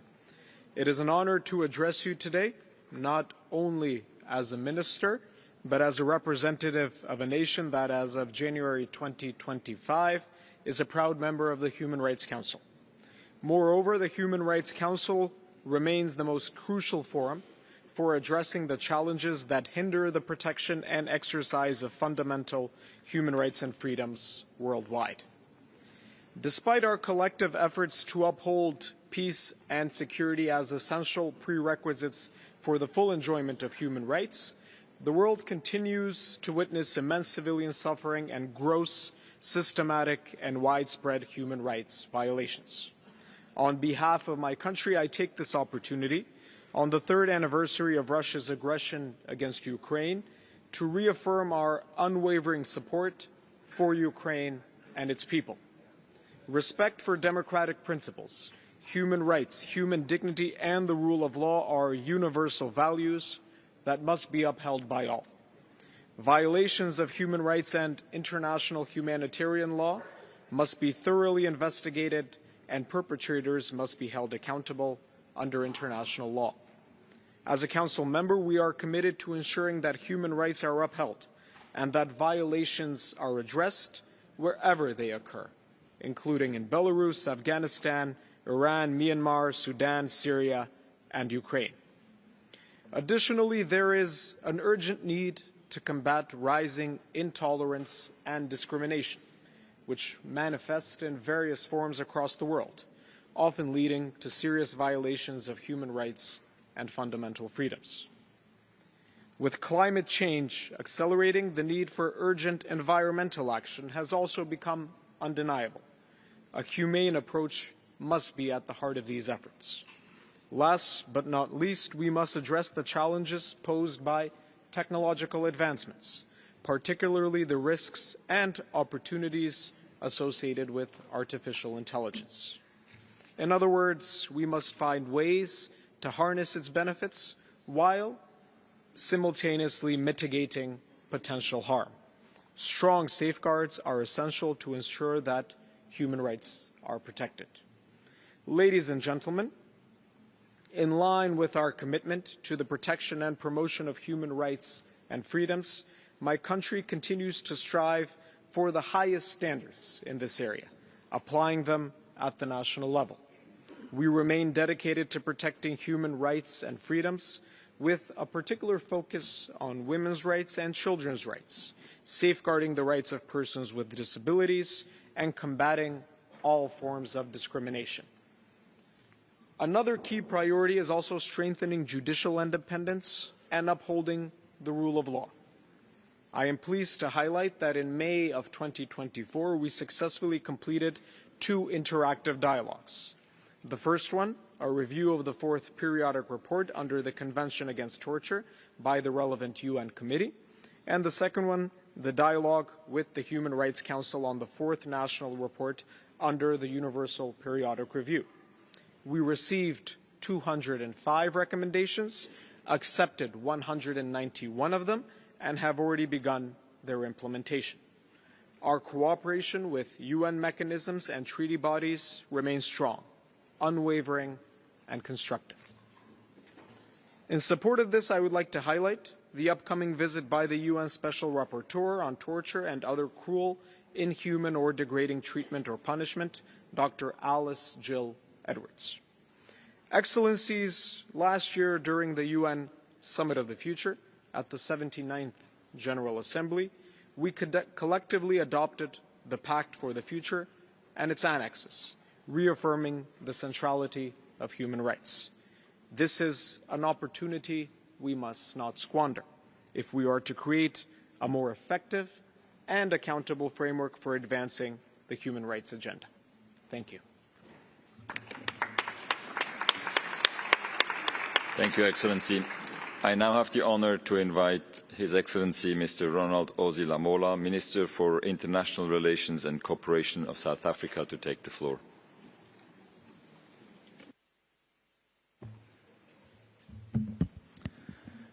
Thank you very much, Your Excellency Volker Türk, the High Commissioner for Human Rights, Excellencies, Heads of State and Government, distinguished delegates, Mr. President. It is a great pleasure to address this high-level segment of the 58th session of the Human Rights Council. On behalf of the government and the people of the Republic of South Africa, I extend our warmest greetings. Last week, South Africa hosted the first meeting of foreign ministers of the G20 to concretize our work program during our presidency. The significance of South Africa's G20 presidency is that for the first time, the G20 summit is being hosted on the African continent. South Africa has chosen the theme of solidarity, equality and sustainable development to deepen international cooperation and bolster global partnerships. We view our presidency of the G20 as an opportunity to rebuild trust, reaffirm our commitment to multilateralism and addressing the multiple crises facing the world today. South Africa intends to use its G20 presidency to action the Pact of the Future, which world leaders adopted at UNGA 79 last September 2024, to forge a global consensus and make progress in realizing our global priorities, including the SDGs framework to ensure the full and equal, meaningful enjoyment of human rights by all. Mr. President, the theme and the focus of our G20 presidency finds expression in the 1948 Universal Declaration of Human Rights, which inspired South Africa's 1955 Freedom Charter, a visionary document that informed the struggle for a united, non-racial, non-sexist and a democratic society. The provisions of the Freedom Charter, whose 70th anniversary we celebrate this year, are embedded in our country's progressive democratic constitution, which is renowned the world over. The letter and the spirit of the Freedom Charter continues to inspire South Africa's participation and engagement with the Human Rights Council. We remain committed to the democratic socio-economic transformation agenda of our country to reverse the legacy of colonial and apartheid dispossession, discrimination and marginalization. As the High Commissioner recently stated, and I quote, "Redressing South Africa's racial imbalances and land ownership is vital to addressing the historical injustice of the apartheid era and fostering a more equitable future. The recently adopted expropriation law marks a critical step in this journey." Close quote. Indeed, our Constitution enjoins us to build a just, equitable South Africa in which all share in its prosperity. It is for this reason that we champion equality and non-discrimination in this Council, including efforts to combat racism, racial discrimination, xenophobia, and related intolerance. In this context, we urge this Council to leverage the 60th anniversary of the International Convention on the Elimination of All Forms of Racial Discrimination to conduct an honest assessment of the extent to which we have managed to contribute to attain our aspirations of a world free from these scourges. In order to intensify our efforts, equality in preparing to mark the 25th anniversary next year of the adoption of the Durban Declaration and the Programme of Action, the international community must double efforts to ensure the full implementation thereof through practical steps and actions. Similarly, the 80th anniversary of the United Nations, its Charter, and the 30th anniversary of the Beijing Declaration and Platform for Action should serve as an inspiration to combat other forms of discrimination, so that we can assure the realization of the inherent dignity and the equality and inalienable rights of all members of the human family. Accordingly, South Africa reaffirms the importance of gender equality and women's rights and the important role that women play in ensuring peace, security, development, and prosperity for humanity. Mr. President, as a beneficiary of international solidarity, today South Africa is able to assume its rightful place in this Council as a responsible member of the human family. We remain steadfast in advancing international peace and security through inclusive dialogue and peaceful political settlements of disputes in the African continent and beyond. Similarly, South Africa will never tire in standing side by side in support of the people of Palestine and Western Sahara in their struggles for freedom and self-determination against occupation. Mr. President, in today's world, where might appears to trump right, it remains incumbent on the Council to promote an equitable multilateral system. South Africa will therefore continue to advocate for the reform of the global governance institutions to protect human rights for all everywhere. As part of this process, the Council cannot afford to cherry-pick when and where we exercise our mandate. We must respond to all violations and abuses, regardless of who and where they are committed. In doing so, we will be making our contributions towards attaining the requisite balance between human rights, peace and security, and sustainable development. I thank you. Thank you very much, Excellency. Excellences, distingués collègues, Mesdames et Messieurs, avec cette dernière intervention, nous parvenons au terme de la liste des orateurs pour cette première réunion. Nous observons à présent une très courte pause technique de 2 minutes avant de reprendre le segment de haut niveau avec l'allocution de Son Excellence M. Georges Khalid Saïd, le ministre des Affaires étrangères adjoint de l'Irak. Collègues, je me permets d'attirer votre attention au fait que nous avons déjà un certain retard sur notre programme de travail et j'aimerais vous rappeler que nous avons convenu d'un temps de parole de 5 minutes pour les participants au segment de haut niveau. Je déclare close la première réunion de la 58e session du Conseil des droits de l'homme.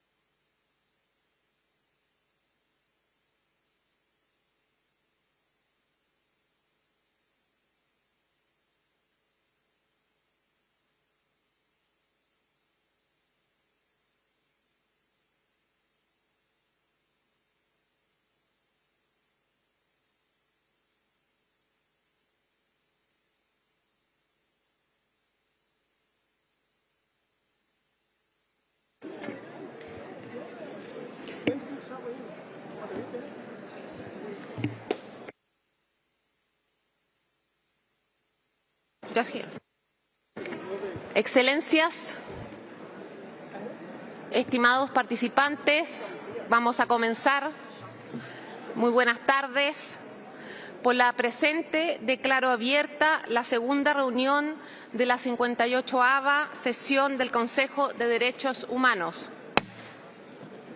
Ahora continuaremos con el segmento de alto nivel. Tengo el honor de ceder la palabra a Su Excelencia el señor George Khalid Said, viceministro de Relaciones Exteriores de Irak. Tiene la palabra.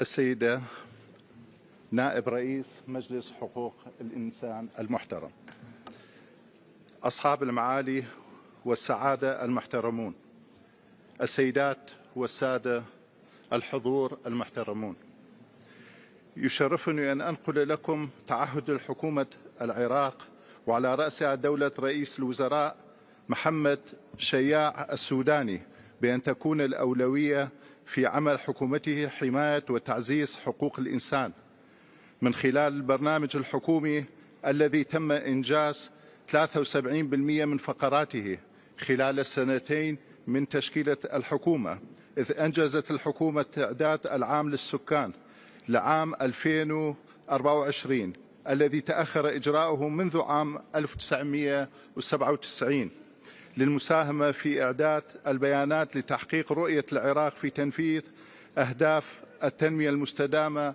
2030.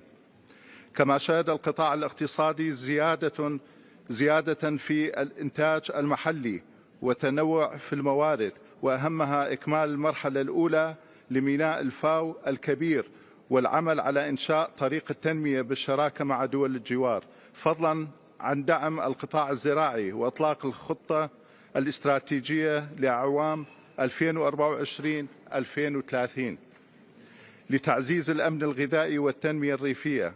كما شهد ملف الطاقة تطورا كبيرا من خلال استثمار الغاز المصاحب لاستخراج النفط للإسهام في تقليل الهدر وتوفير الاحتياج المحلي والتقليل من الآثار البيئية الضارة. في مجال تمكين المرأة زادت نسبة مشاركة المرأة في الحياة السياسية، إذ تجاوزت نسبة النساء في مجلس النواب العراقي 29% بواقع 96 سيدة، وترأست 6 لجان برلمانية، وتمثل المرأة 26% من مجالس المحافظات، وبلغت نسبة تمثيل النساء في إقليم كردستان 31% من عدد البرلمانيين في الإقليم، فضلا عن إشراك 3 وزيرات في الحكومة. كما ازداد عدد النساء في السلطة التنفيذية، إذ يوجد في الحكومة الحالية 708 بدرجة مدير عام، و3 رؤساء جامعات، و77 عمداء كليات، و191 قاضية، وبلغت عدد النساء في المؤسسات الأمنية أكثر من 15,000 امرأة. السيد الرئيس، العراق بلد متعدد المكونات ويتميز بتنوعه الديني والثقافي، وإن من أوليات المنهاج الحكومي هو الحفاظ على حاضر ومستقبل هذا التنوع، إذ بلغ عدد المدارس الناطقة بلغة تلك المكونات 892 مدرسة، وعدد الأحزاب التي تمثلهم 30 حزبا، وعدد منظمات المجتمع المدني المعنية بحقوقهم كشريك حقيقي للحكومة 79 منظمة. كما عملت الحكومة على إعداد البناء وترميم الكنائس وأماكن العبادة التي تعرضت للتدمير من قبل عصابات داعش الإرهابية، إذ تم بناء 6 كنائس للمسيحيين، 40 مزارا لليزيديين، و22 للتركمان والشبك. السيد الرئيس، يشهد عالمنا تصاعدا في عدد التحديات، ومنها التغيير المناخي وتزايد خطاب الكراهية والإفلات من العقاب في مواجهة الانتهاكات الجسيمة للقانون الدولي، إذ شهد العالم في غزة ولأول مرة في التاريخ إبادة جماعية متلفزة راح ضحيتها أكثر من 50,000 شخصا، أغلبيتهم من النساء والأطفال، مما يجعلنا نتساءل عن مدى ثقتنا بعالمية حقوق الإنسان التي يجب أن تحفظ كرامة الإنسان للجميع ودون استثناء. إن هذا التغاضي شجع البعض على التمادي للمطالبة بالتهجير القسري لشعب غزة الذي كان ينتظر من العالم أن يقف إلى جانبه في إعادة الإعمار بعد توقف الأعمال القتالية. وأود هنا تجديد التأكيد على موقف الحكومة العراق الداعم لحقوق شعب فلسطين في تقرير مصيره على أرضه التاريخية لإقامة دولة فلسطين وعاصمتها القدس الشريف. كما أود أن أعرب عن دعم حكومة العراق للأنروا كونها الجهة الأممية المختصة في إغاثة الشعب الفلسطيني ومساعدته على التكييف مع الظروف الصعبة التي يعاني منها الفلسطينيين وهم بحاجة لها أكثر من أي وقت مضى. السيد الرئيس، العراق مستمر بالتعاون مع جميع آليات حقوق الإنسان التي كان آخرها مناقشة تقريره الرابع إلى آلية الاستعراض الدوري الشامل والذي شارك فيه 93 دولة، ورحب بالتفاعل الإيجابي للدول، ونعمل بجدية على دراسة التوصيات التي قدمتها لنا تلك الدول بروح من التعاون البناء. أما على المستوى التشريعي تتعاون الحكومة بشكل وثيق مع مجلس النواب لمراجعة القوانين وتعديلها بما ينسجم مع التزامات العراق الدولية، إذ أقرت العديد من التشريعات والتعديلات التي تهدف إلى تعزيز حماية حقوق مختلف الفئات الاجتماعية وضمان العدالة والمساواة، وآخرها قانون العفو العام الذي من شأنه أن يسهم في تخفيف الاكتظاظ في السجون وتعزيز التماسك الاجتماعي. ختاما، أود أن أدعو جميع الدول الأعضاء في الأمم المتحدة إلى دعم ترشيح العراق لنيل عضوية مجلس حقوق الإنسان لمدة 2026-2028 خلال الانتخابات التي ستجري في تشرين الأول في نيويورك من هذا العام. ويتطلع العراق إلى العمل مع جميع لحماية وتعزيز حقوق الإنسان، وسيكون في مقدمة أولوياتنا معالجة الآثار السلبية لتغيير المناخ من الجفاف والتصحر وندرة المياه، ومساعدة الدول النامية والأقل نمواً في تبني برامج التكيف التي تساهم في التقليل والتخفيف من آثار التغيير المناخي التي يجب أن يكون لمجلس حقوق الإنسان صوتاً موحداً في التعامل معها لضمان فاعلية التنفيذ وفي التوقيتات الزمنية المحددة قبل فوات الأوان. وشكراً، وأتمنى لكم النجاح في عمل الاجتماعات.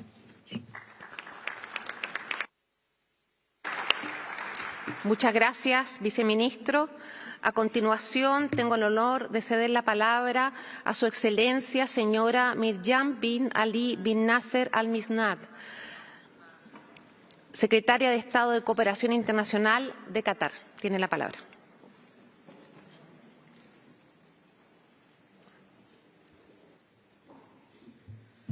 السيد الرئيس، أصحاب السعادة، السيدات والسادة، السلام عليكم ورحمة الله وبركاته. يطيب لي في البدء أن أعبر عن سعادتي لمخاطبة مجلس حقوق الإنسان في هذه الدورة، وأتقدم بالتهنئة لسعادة السفير يورغ لاوبر على توليه رئاسة المجلس، وأتمنى له ولأعضاء مكتبه كل التوفيق في القيام بمهامهم.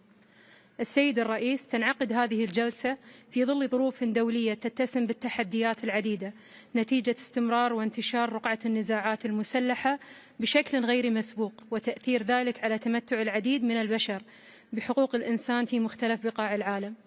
ويظل العنوان الأبرز والمشترك في جميع هذه النزاعات هو الانتهاك الصارخ لجميع قيم ومبادئ حقوق الإنسان وقواعد القانون الدولي الإنساني التي توافقت عليها الدول كوسيلة لتعزيز كرامة الإنسان وحفظ حقوقه وتحقيق الأمن والاستقرار.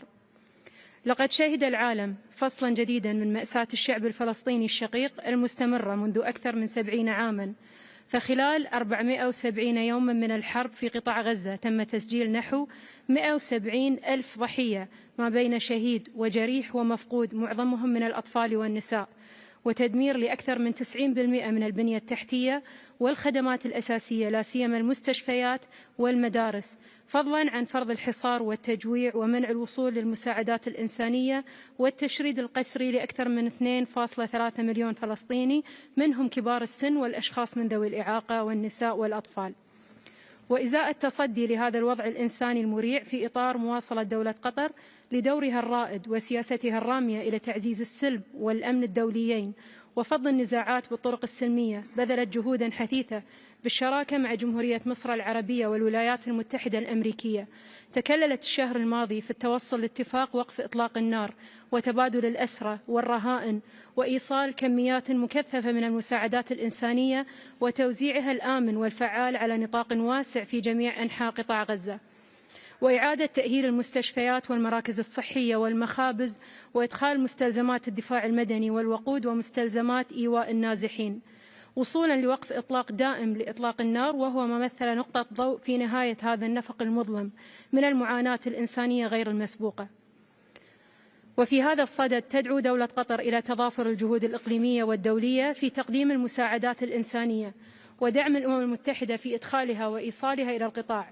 وتجدر الإشارة هنا في إطار جهود دولة قطر المستمرة في تقديم الدعم للأسر المنكوبة ولرفع معاناة الأهالي، وبتوجيهات من سيدي حضرة صاحب السمو الشيخ تميم بن حمد آل ثاني أمير البلاد المفدى حفظه الله، تم تدشين جسر بري لإمداد قطاع غزة بالوقود. إننا نعتبر هذا الاتفاق إنجاز كبير وخطوة مهمة في الطريق الصحيح، ونؤمن بأن استدامته تتطلب اتخاذ المزيد من الخطوات الجادة، على رأسها تنفيذ الطرفين الكامل لالتزامهما بموجب الاتفاق، بما في ذلك السماح بدخول المساعدات الإنسانية بشكل كامل ودون عوائق، وبذل الجهود لإعادة إعمار غزة وجعلها قابلة للحياة لتمكين شعبها من العودة الآمنة. كما تؤكد دولة قطر رفضها القاطع لدعوات التهجير القسري للشعب الفلسطيني الشقيق، وتحذر أن مثل هذه الدعوات من شأنها أن تعيق فرص السلام وتجدد المواجهات في المنطقة. كما نؤكد أن السلام العادل والمستدام لن يتحقق إلا بإنهاء الاحتلال وتمكين الفلسطينيين من فرض سيادتهم على أراضيهم وإقامة دولتهم الفلسطينية على حدود عام 1967 وعاصمتها القدس الشرقية. السيد الرئيس، فيما يتعلق بالوضع في سوريا، نهنئ الشعب السوري الشقيق بنجاح ثورته وخلاصه من نظام قمعي في ارتكاب الجرائم والانتهاكات الجسيمة بحق السوريين لمدة 14 عاما. حافظت خلالها دولة قطر على موقف رافض لانتهاكات حقوق الإنسان وداعم لتطلعات الشعب السوري المشروعة. وترحب دولة قطر بالخطوات التي اتخذتها الحكومة الجديدة في سوريا، والتي تهدف إلى إعادة هيكلة الدولة السورية وتعزيز التوافق والوحدة بين كافة الأطراف السورية، بما يمهد لتوطيد السلم الأهلي والأمن والاستقرار وبناء دولة القانون والمؤسسات العادلة. كما تعرب دولة قطر عن دعمها لوحدة سوريا وسيادتها واستقلالها وسلامة أراضيها، وتؤكد الحاجة لرفع العقوبات المفروضة على سوريا وإعادة البناء وتحقيق تطلعات الشعب السوري في الحرية والتنمية والعيش الكريم. السيد الرئيس، فيما يتعلق بالوضع في السودان، نجدد موقف دولة قطر الثابت في دعم وحدة الاستقلال وسيادة وسلامة أراضي جمهورية السودان الشقيقة، ونرفض التدخل في شؤونها الداخلية. كما ننوه بأن الدور الإنساني الذي اطلعت به دولة قطر منذ اندلاع الحرب ما زال مستمرا، وذلك انطلاقا من واجبنا الإنساني والأخوي تجاه الأشقاء في السودان، حيث أن مساهمات دولة قطر شملت تقديم مساعدات إنسانية تنموية وتوفير سلال غذائية للمحتاجين للتخفيف من المعاناة في هذه الأزمة التي تصنف بأنها من أكبر الأزمات الإنسانية على الإطلاق، وبالتأكيد أن أكثر المتضررين هنا هم الأطفال والنساء. السيد الرئيس، في الختام أود مرة أخرى أن أؤكد على توافر الإرادة السياسية والمناخ الداعم لتعزيز وحماية حقوق الإنسان في دولة قطر، وعلى الالتزام من بلاد قطر بالتعاون مع أعضاء المجلس للاطلاع بمهامه بشكل أفضل. وستعمل دولة قطر من خلال عضويتها الجديدة التي تبدأ هذا العام في دعم الجهود التي يبذلها المجلس في تعزيز الاحترام العالمي لجميع قيم ومبادئ حقوق الإنسان على قدم المساواة، لجعل هذا العالم مكانا أفضل لعيش الإنسان. شكرا سيدي الرئيس.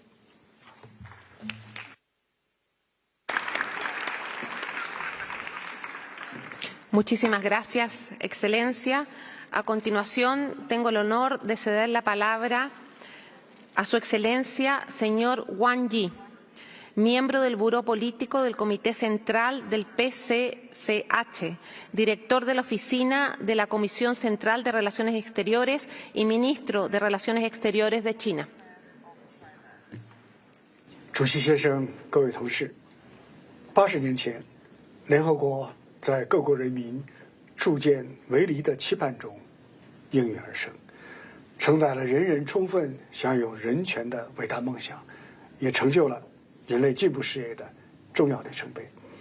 80年后，百年变局加速演进，维护和平、促进发展、保护人权更加深入人心。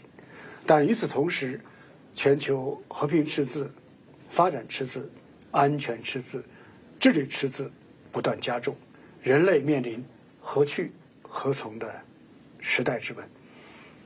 习近平主席提出构建人类命运共同体的重大理念和全球发展倡议、全球安全倡议、全球文明倡议，向世界贡献了中国方案。习近平主席还指出，促进和保护人权是全人类的事业，需要大家共同商量、共同努力。我们愿意同各国一道，坚持正确人权观，推动改革和完善全球的人权治理。首先，我们要铭记初心使命，明确人权事业的真正内涵。民主和自由不是装饰品，不能用来当摆设。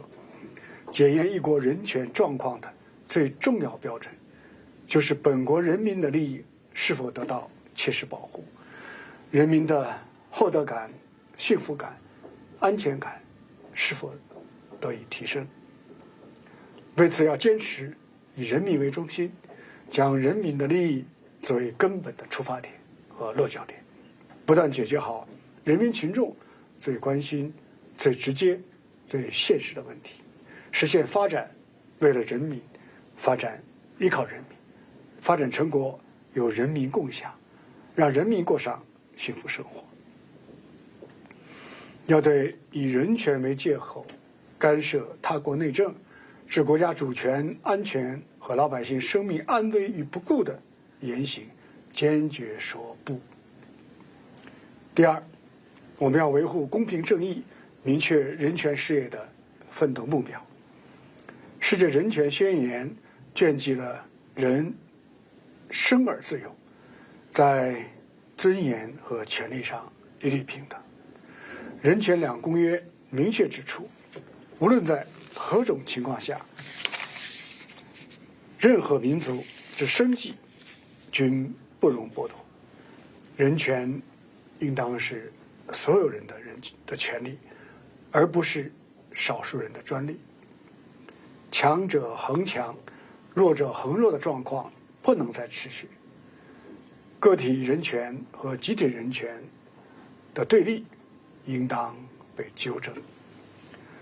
为此，要将生存权和发展权作为首要基本人权，在维护国家主权、安全和尊严的前提之下，统筹兼顾个人权利和集体权利，协调增进政治、经济、社会、文化、环境、教育等各项权利，持续完善对妇女、儿童、老年人、残疾人等特定群体权利的平等保障和特殊保护，使各类权利相互促进、相辅相成。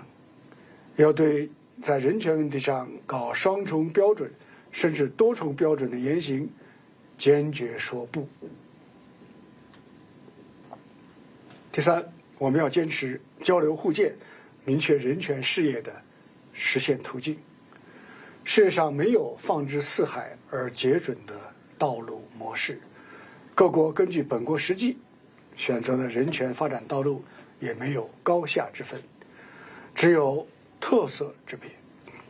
人权治理体系要由各国一起来建设，人权发展成果要由各国共同分享，人权道路理念要由各国交流互鉴。为此，我们要践行真正的多边主义，秉持公正、客观、非选择性、非政治化的原则，在平等和相互尊重的基础上开展建设性的对话合作，切实提升全球南方国家的代表性和发言权，推动建设公正、合理、包容的全球人权治理体系。要对将自身模式和好恶强加于人、将人权政治化、工具化、武器化的言行坚决说不。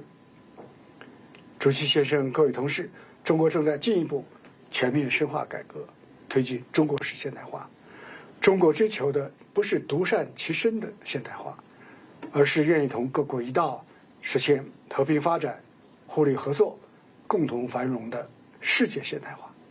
我们将以人类前途为怀，以各国福祉为念，做国际合作的践行者，文明互鉴的推动者，人类命运共同体的建设者，以更加积极有为的姿态参与国际人权合作，为各方一起共同来开创全球人权事业更加美好的未来。谢谢各位。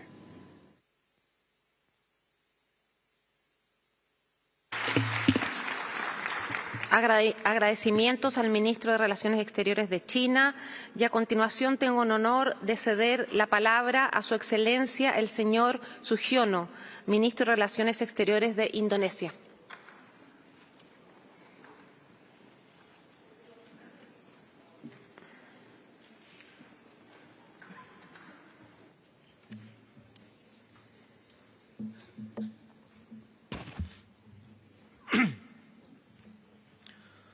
Madam Vice President, Excellencies, distinguished delegates,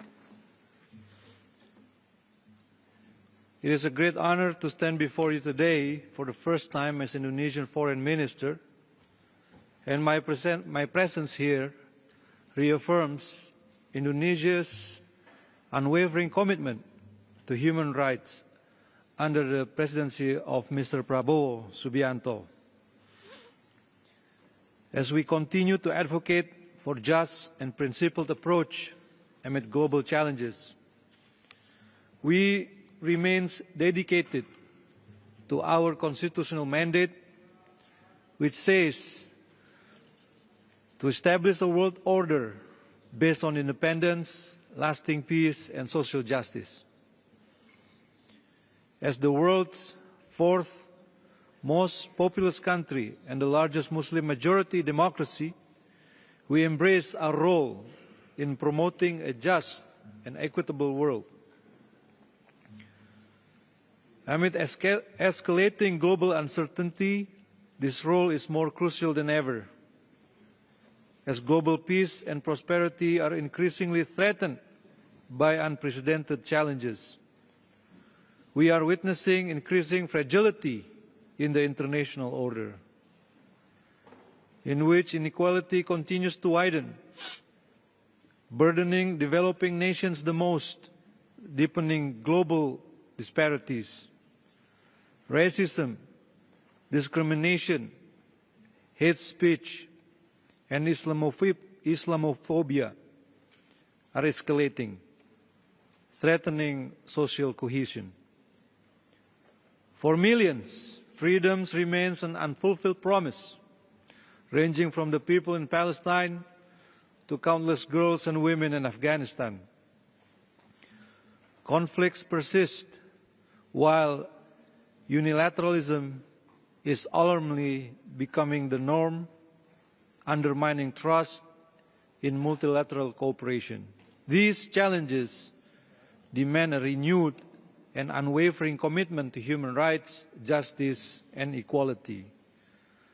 Madam Vice President, Excellencies, distinguished delegates, we firmly believe that human rights must be at the core of national policies, and for decades, Indonesia has thrived in harmony and peace, upholding the principle of human rights while embracing the rich diversity of ethnic, religious, racial, and linguistic identities that define our nation. Under President Prabowo Subianto, we are strengthening social and economic rights to tackle poverty, inequality, and disparities. And as part of implementing human rights to our people, the government has launched initiatives and programs which includes free nutritious meals, aiming to feed more than 82 million students every day. Adequate housing with the target of building 3 million homes for those who need it.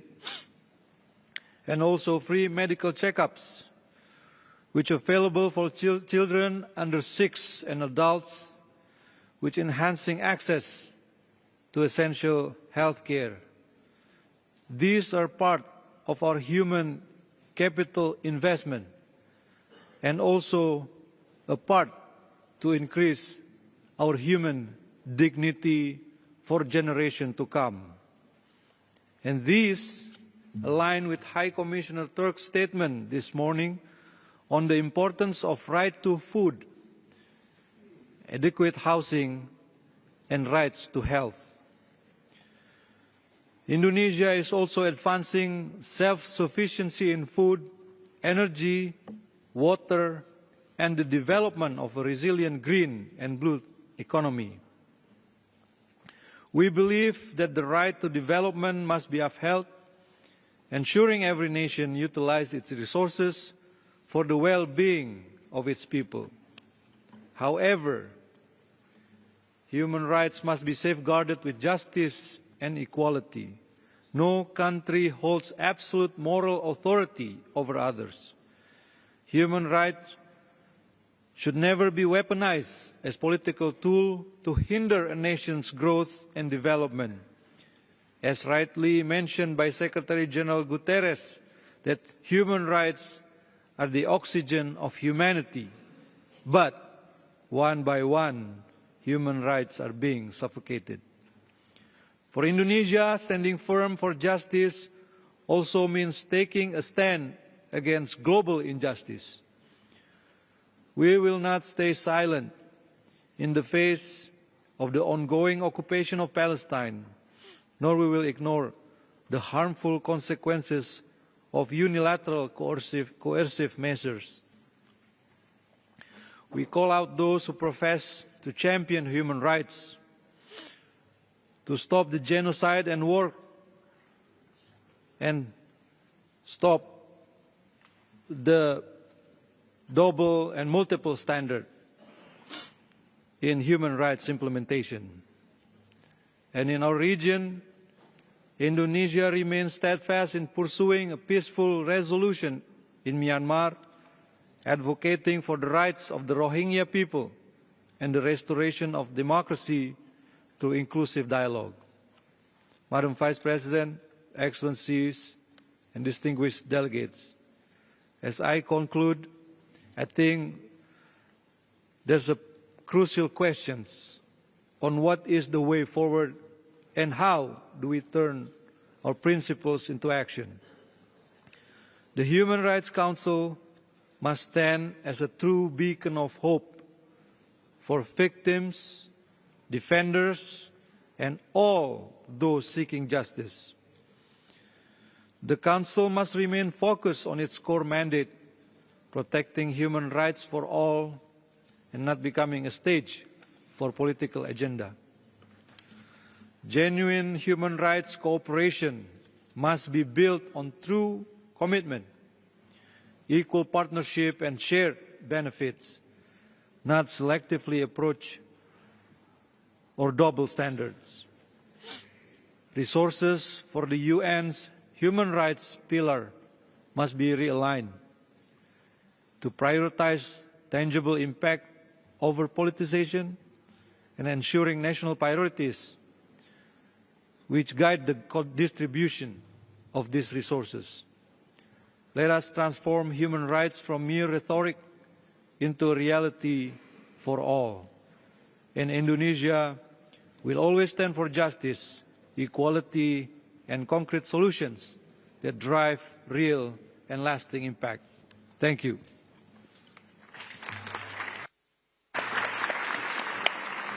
Muchas gracias al ministro de Relaciones Exteriores de Indonesia. A continuación, tengo el honor de ceder la palabra a Su Excelencia, el señor Osman Saleh Mohammed, ministro de Relaciones Exteriores de Eritrea. Mr. President, distinguished delegates, ladies and gentlemen, it is an honor to address this esteemed assembly at such a crucial moment in our shared history. While my message is delivered through a pre-recorded statement, the gravity of the matters at hand compels me to speak directly to the Council. We meet today at a time of immense global challenge, conflict that ravage nations, humanitarian crisis that tear apart communities, and an international order that with alarming frequency falters in the face of resolute action. At this critical juncture, it is essential to reflect on the role of this Council and its capacity to address the profound issues facing humanity. At its best, this Council should be a champion for peace, justice, and human dignity, a forum for genuine dialogue and a meaningful resolution. Yet the annals of its history bear testimony to an unfortunate proclivity for apportioning blame rather than cultivating the spirit of concord. Mr. President, having borne the mantle of Council membership for 6 years, Eritrea did not undertake its candidature lightly. Rather, it was an endeavor rooted in sincere commitment to engage with integrity and forthrightness. To serve within this body is a duty which Eritrea embraced with the utmost gravity, underpinned by the sacrosanct tenets of dignity and truth. However, for no less than 13 successive years, Eritrea has been the subject of deliberate and unwarranted vilification within this Council, assailed at the behest of certain powers. These relentless and indiscreet mandates are not born of a genuine aspiration to safeguard human dignity, but rather wielded as an instrument of coercion to besmirch Eritrea's image, to encroach upon its sovereignty, and to exert undue geopolitical duress. The authors of these resolutions remain unchanged, their roots unaltered, revealing an entrenched pattern of partiality and duplicity that runs counter to the lofty ideals that this institution purports to uphold. Furthermore, Eritrea, along with many other sovereign nations, continues to suffer the effects of unilateral coercive measures, these punitive measures, lacking the legitimacy and antithetical to the fundamental precepts of international law, are designed to weaken independent nations, erode their economic sovereignty, and hinder their developmental aspirations. Distinguished delegates, contrary to the fallacious narratives that seek to portray Eritrea as an isolated country, our nation plays its modest yet principled role in global affairs. Through sports, arts, and heritage, Eritrea continues to enrich the global cultural landscape, celebrating unity in diversity and mutual respect among nations. Even amidst challenge, Eritrean talent flourishes. This spirit of excellence and perseverance was resoundingly affirmed on the grandest of stages when Binyam Girmay cemented his legacy by clinching the coveted green jersey at the Tour de France, becoming the first Black African to achieve this milestone in the race's 111-year history. Binyam did not merely win a title, he shattered barriers, dispelled prejudices, and showcased to the world the tenacious vigor, unflagging aspiration, and peerless excellence that define Eritrean youth. Mr. President, Eritrea's vision is clear. We are deeply committed to building a prosperous, self-reliant nation where every citizen enjoys the benefits of education, healthcare, and housing throughout the country. We are steadfast in the reinforcement of our institutions and the cultivation of long-term alliances with nations that share our values for respect, justice, and mutual development. Conclude, Eritrea reaffirms with resolute conviction its dedication to constructive engagement with this Council. We remain ever prepared to contribute with earnestness and the spirit of common endeavor, and to work continuously towards the exalted ideals of peace, justice, and the sanctity of human dignity. I thank you.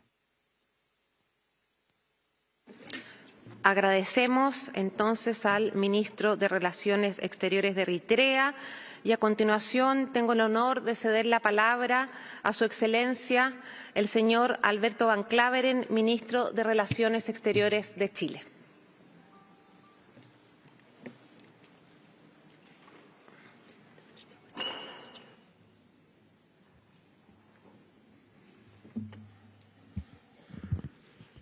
Señora Vicepresidenta, señora Alta Comisionada Adjunta para los Derechos Humanos, señoras y señores delegados, excelencias, representantes de la sociedad civil. Es un honor dirigirme a ustedes en representación del Gobierno de Chile y del presidente Gabriel Boric.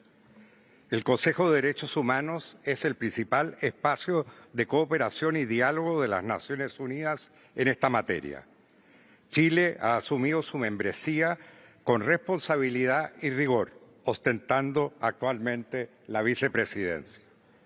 Bajo esa premisa, me complace anunciar la candidatura de mi país a la reelección para el periodo 2026-2028.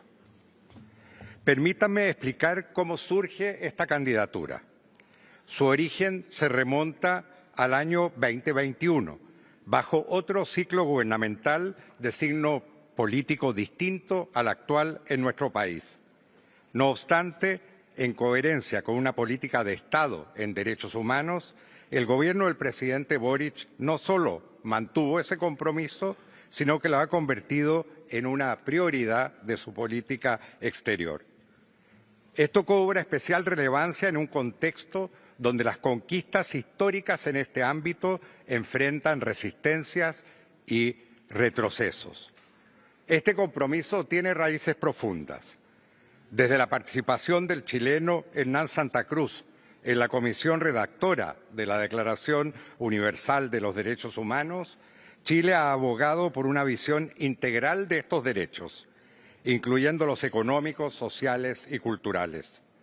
Siguiendo este legado, reafirmamos nuestra convicción de defender siempre los derechos fundamentales en todo el mundo sin dobleces. Al acercarnos al 20º aniversario de la creación de este Consejo, Chile reafirma su compromiso con este espacio y hace un llamado a promover el diálogo constructivo con todos los actores del sistema universal, sin exclusiones, respaldando la labor independiente y técnica de la Oficina del Alto Comisionado. En esta nueva membresía, Chile espera continuar su labor en la promoción y protección de los derechos humanos como una política permanente, consolidando el consenso establecido en la Declaración y Programa de Acción de Viena de 1993 sobre la universalidad, indivisibilidad, interrelación e interdependencia de estos derechos. Señora Vicepresidenta, El año 2025, Chile mantendrá su foco en la protección del medio ambiente, la igualdad de género, la situación de los derechos humanos en América Latina, particularmente los casos de Nicaragua y Venezuela, la crisis humanitaria en Gaza y los territorios ocupados de Palestina, las secuelas de la invasión rusa a Ucrania, entre otras materias. Asimismo, identificamos nuevos desafíos que exigen atención urgente. Uno de ellos es el crimen organizado transnacional. Somos conscientes de la necesidad de garantizar la seguridad de todas las personas en nuestro territorio. Sin embargo, ese objetivo debe alcanzarse respetando los derechos humanos de todas las personas involucradas, acusados, víctimas y testigos. Chile ha trabajado en ese Consejo para promover alternativas prácticas que permitan a los Estados abordar estos desafíos, reafirmando que seguridad y derechos humanos no son conceptos opuestos, sino complementarios. Señora Vicepresidenta, el compromiso de Chile con los derechos humanos se refleja en nuestra apertura al multilateralismo. Por ello, mantenemos una invitación permanente a los procedimientos especiales y desde nuestra cuarta membresía en 2023 hemos recibido 5 visitas de estos mecanismos. Además, en 2024, Chile rindió su examen periódico universal, asumiendo el compromiso de establecer un mecanismo nacional de seguimiento de recomendaciones. Aceptamos el 98,5% de las 329 recomendaciones recibidas, reafirmando nuestra convicción de que la transparencia y el escrutinio internacional fortalecen la democracia y la protección de derechos. En un mundo donde los desafíos globales demandan respuestas colectivas, Chile respalda el trabajo de los organismos multilaterales. La promesa de paz y seguridad que dio origen a las Naciones Unidas tras la Segunda Guerra Mundial no puede ser desatendida por intereses coyunturales o consideraciones de corto plazo. En síntesis, Chile apuesta por un multilateralismo más robusto, con los derechos humanos en el centro de su acción. Queremos que este foro siga siendo un espacio de diálogo efectivo y comprometido con la protección de todas las personas y sus derechos civiles, políticos, económicos, sociales y culturales. Muchas gracias.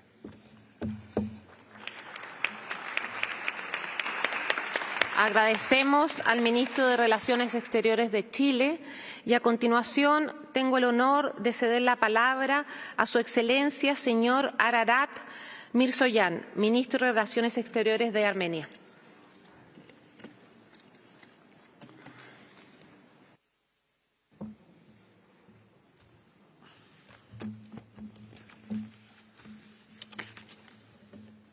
Honorable Chair, ladies and gentlemen, at the outset, I would like to extend my heartfelt congratulations to His Excellency Mr. Jürg Lauber of Switzerland and the whole Bureau of the Human Rights Council on their election. We wish you every success and stand ready to support your important mission. Today, as the world continues to face the consequences of violent conflicts, forced displacement and gross violations of fundamental rights, the urgency to strengthen the human rights pillar of the United Nations is as relevant as ever. The scale and severity of atrocity crimes and grave violations, as well as our collective inability neither effectively prevent nor ensure accountability, put at risk the whole set of fundamental values upon which the United Nations and its human rights system were created, basic norms on which all and each of us agreed without reservation. Against this background, the role and visibility of the human rights system has increased dramatically. More and more people, civil society organisations and other stakeholders engage with the Human Rights Council, refer to special procedures and treaty body mechanisms. This comes to testify that the human rights pillar remains the inspiration of hope and justice for millions of people, for our citizens. Honourable Chair, I am proud to state that even in most trying times, Armenia continues to make progress in consolidating and strengthening its democratic institutions, enhancing judicial independence and combating corruption to build a more equal and just society. We have recently established the national mechanism for implementation, reporting and follow-up of human rights commitments and obligations and view it as an important domestic mechanism to mainstream rights-based approach in all policy areas. Later this year, Armenia will be presenting its fourth Universal Periodic Review, which has been concluded based on numerous rounds of consultations between governmental and non-governmental organisations, actors.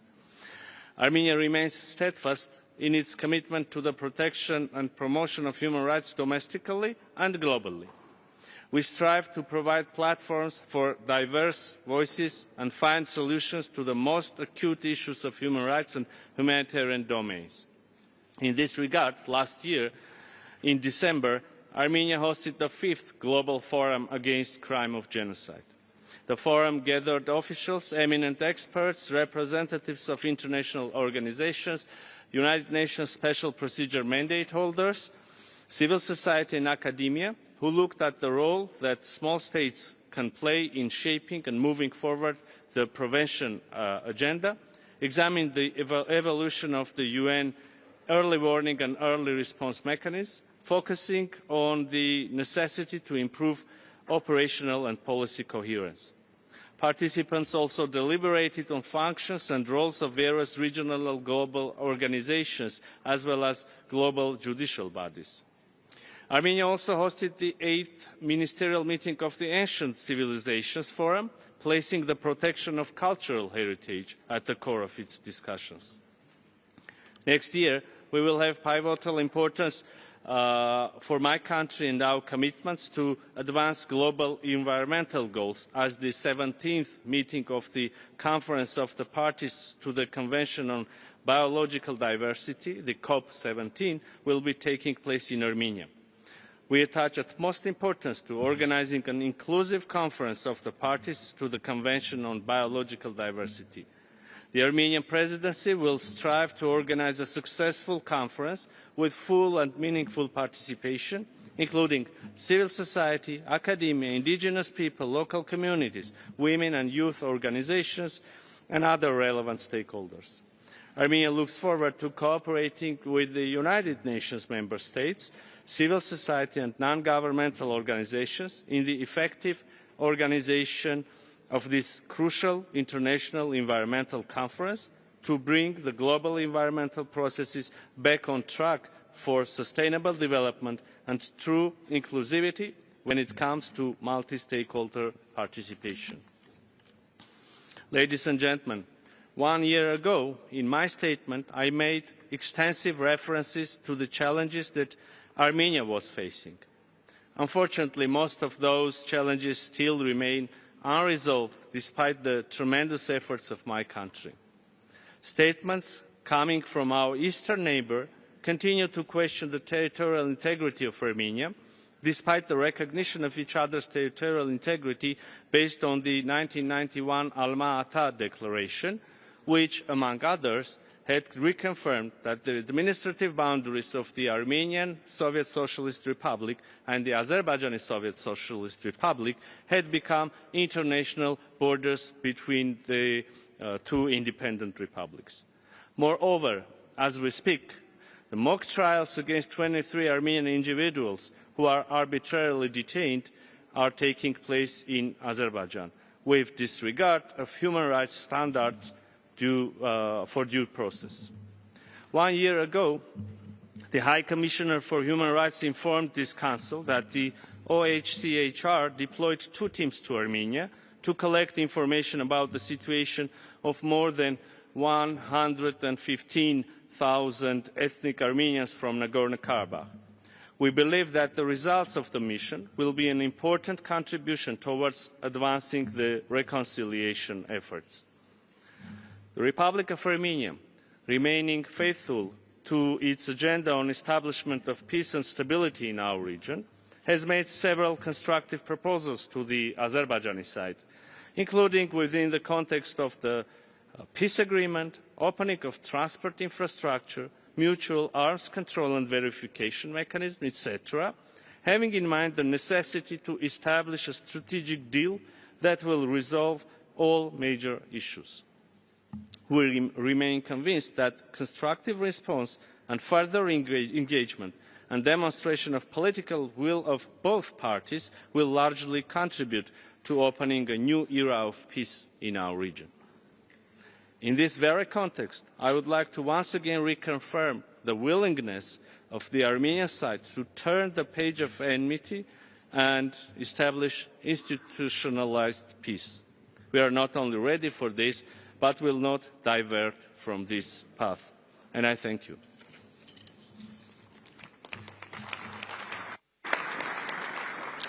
Agradecemos al ministro de Relaciones Exteriores de Armenia y a continuación tengo el honor de ceder la palabra a su excelencia, señora Turgjertir Katrin Gurdensdottir. Tiene la palabra.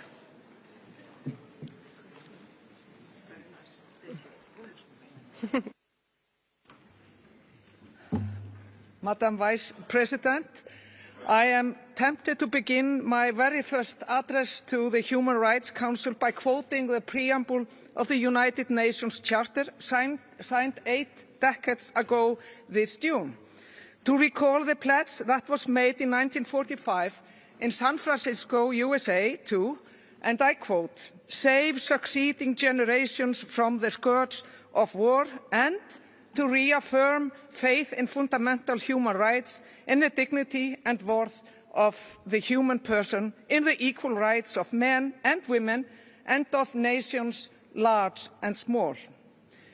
It seems to me appropriate, as we celebrate the 80th anniversary of the United Nations, to bring these exactly fundamental principles back to our minds, since we regrettably appear to be moving through rather rough seas. The international system is being challenged exactly when we need it the most, with worrying signs of willingness by major states to put aside all of that which has served us so well. Once again, there are those who seek to govern through the rule of the strongest, where might makes right, fundamental human rights be damned, equal rights of nations large and small, no longer the guiding principle.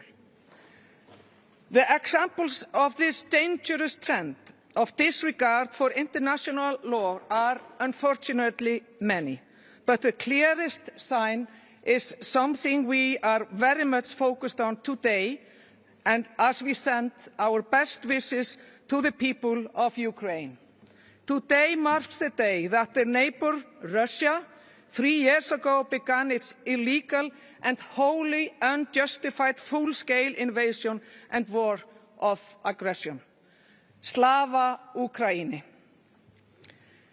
Distinguished audience, it is my privilege to address this Council as a foreign minister of a country now serving as an elected member. This is the second time Iceland serves on the Council, and we return determined to actively contribute to the Council's core mandate of advancing the promotion and protection of human rights and fundamental freedoms of all people, and to address human rights violations and abuses anywhere. During our membership, we will focus specifically on children and youth, on the rights of women and girls, and also on the right of LGBTQIA+ people. There is also ample reason to put exactly these issues front and centre.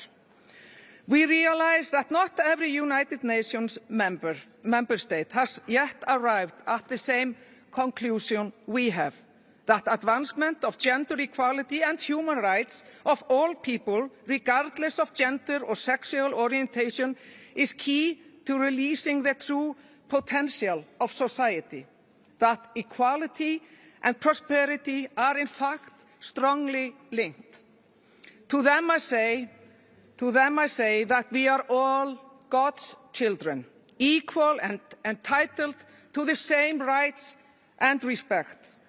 We hope through our work on this Council to bring others further along with persuasion and perseverance. It is a matter of some pride for us that Iceland is seen as a trailblazer in terms of gender equality.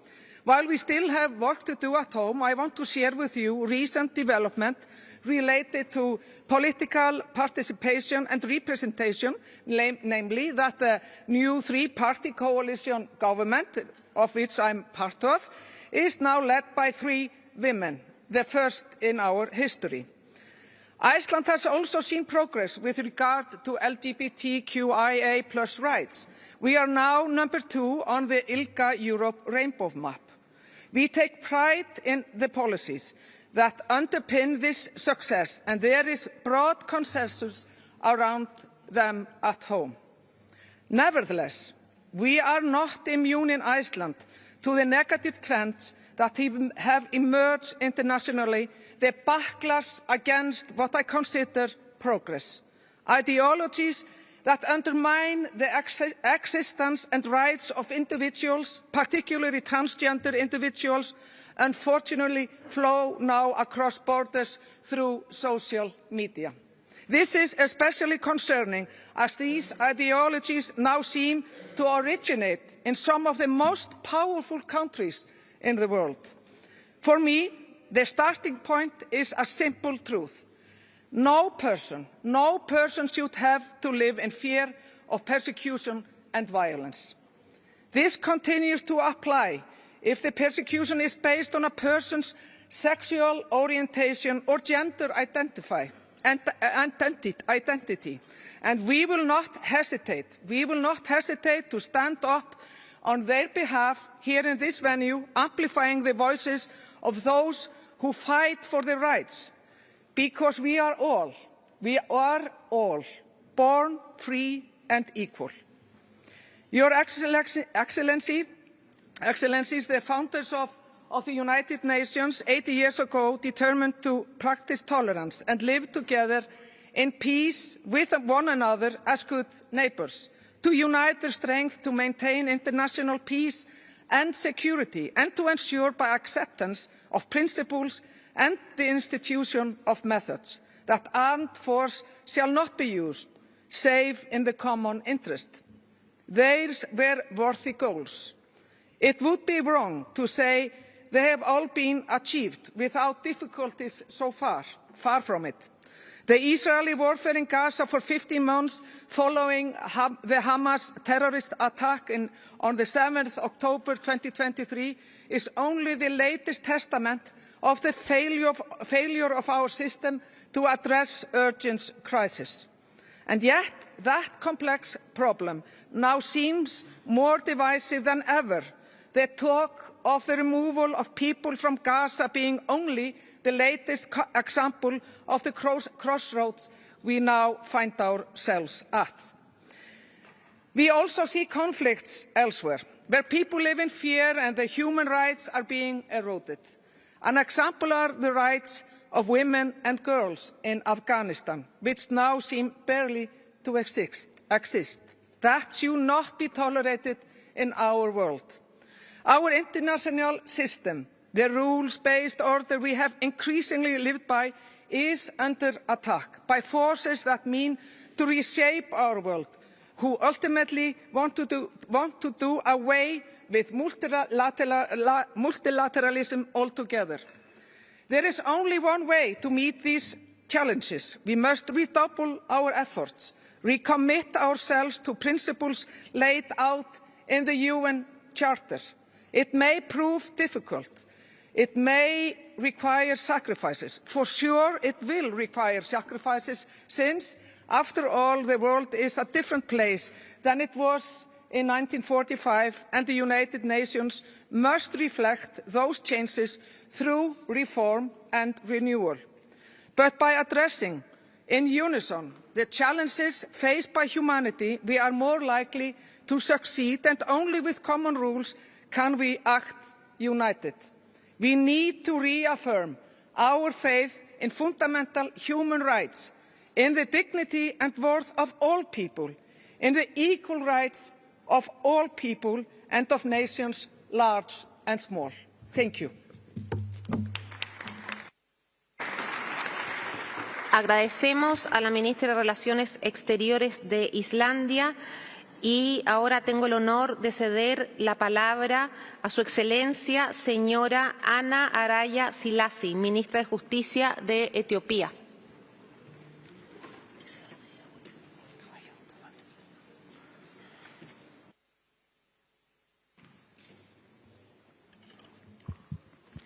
Madam Vice President, Excellencies, distinguished delegates, I am delighted to address this high-level segment of the 58th session of the Human Rights Council. The government of Ethiopia expresses sincere appreciation to member states for electing Ethiopia as a member of the United Nations Human Rights Council. This tenure will allow us to contribute to fostering cooperation and addressing emerging human rights challenges across the globe.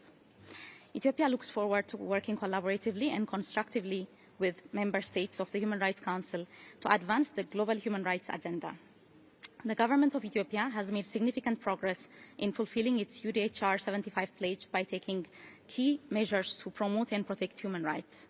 These efforts include expediting the ratification of human rights treaties, strengthening international cooperation, and implementing key legislative, policy, and institutional reforms. We have undertaken a comprehensive legal reform that introduced progressive laws aimed at enhancing human rights protections and strengthening independent institutions. As part of our international obligations under human rights treaties, Ethiopia remains fully engaged in the Universal Periodic Review process. We submitted the fourth cycle national report in August 2024 and received 316 recommendations. We reaffirm our dedication to implementing the accepted recommendations in the upcoming period. Madam Vice President, Excellencies, I am pleased to share the significant strides Ethiopia has made in advancing human rights, strengthening the rule of law, and fostering national reconciliation. Ethiopia remains steadfast in its commitment to preventing human rights violations and addressing past atrocities to build a strong foundation for lasting peace. Ethiopia is implementing a comprehensive transitional justice policy designed to promote accountability, truth-seeking, and reconciliation in the country. As we work to establish the legal framework and institutions necessary for its implementation, we continue to ensure that the process is participatory, inclusive, and credible. Ethiopia is also advancing in the national dialogue process that involves broad-based discourse aimed at fostering national consensus. Madam Vice President, Ethiopia values strong multilateralism and actively engages with regional and international human rights mechanisms.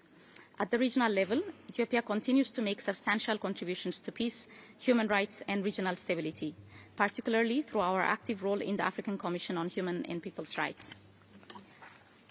The successful implementation of the Pretoria Peace Agreement underscores the Ethiopian government's unwavering commitment to peace, human rights, and prosperity for its people. It also serves as a testament to the government's unwavering commitment to peacefully resolving challenges in the Horn of Africa and beyond. Ethiopia further stands firm in its commitment to ensuring sustainable and inclusive development. It is making substantial progress in poverty alleviation, climate action, and economic transformation. Excellencies, during its membership of the Human Rights Council, Ethiopia will focus on three priority areas. First, we will endeavour to enhance synergy between national contexts, regional mechanisms, and mechanisms of the United Nations centred in the Human Rights Council. Second, we will continue advocating for the indivisibility and universality of human rights. We believe poverty eradication and ensuring economic, social, and cultural rights prepares the ground for the full realization of other rights.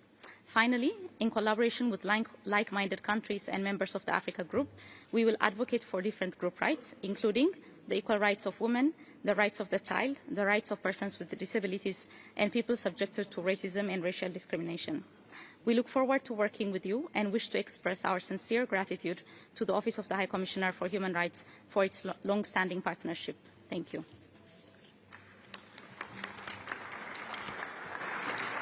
Agradecemos a la ministra de Justicia de Etiopía y a continuación tengo el honor de ceder la palabra a su excelencia señora Vaiva Bragi, ministra de Relaciones Exteriores de Letonia. Mr. President, Excellencies, distinguished delegates, in the 30 years since the Beijing Declaration and Platform for Action, we have taken remarkable strides towards gender equality and the empowerment of women. Yet today, we must also confront the stark realities that women and girls face globally. In Afghanistan, Iran, Sudan, the DRC, as progress remains fragile and uneven, women and girls continue to face gender-based discrimination and sexual violence. They are denied access to education and healthcare and continue to be deprived of fundamental freedoms. We must spare no effort in urgently addressing these challenges. Latvia is an international leader in gender equality and women's representation at the highest positions. Yet, our commitment to women's empowerment is global. Latvia has increased its contributions to the UN Women, other UN bodies to address immediate needs, but also long-term measures to fight inequality and oppression. Together with NGOs, we have implemented projects to rehabilitate survivors of violence in Ukraine and to empower women and girls in Egypt, Ethiopia, Fiji, Namibia, Rwanda, Uzbekistan in the areas of entrepreneurship, digital literacy and STEM. This is our long-term commitment. Mr. President, 3 years ago, in an act of unprovoked and unjustified aggression, Russia launched a brutal, full-scale invasion of its sovereign, peaceful neighbor, Ukraine. Thousands of innocent civilians have been killed, millions displaced, and entire cities reduced to rubble. There are hundreds of documented and many more unreported cases of Russia's systemic use of sexual violence as a weapon of war. The acts of rape, torture, and humiliation committed by Russian soldiers are cruel and pure evil. Russia's authorities have committed crimes against humanity by using torture as a coordinated state policy towards Ukrainian civilians and prisoners of war.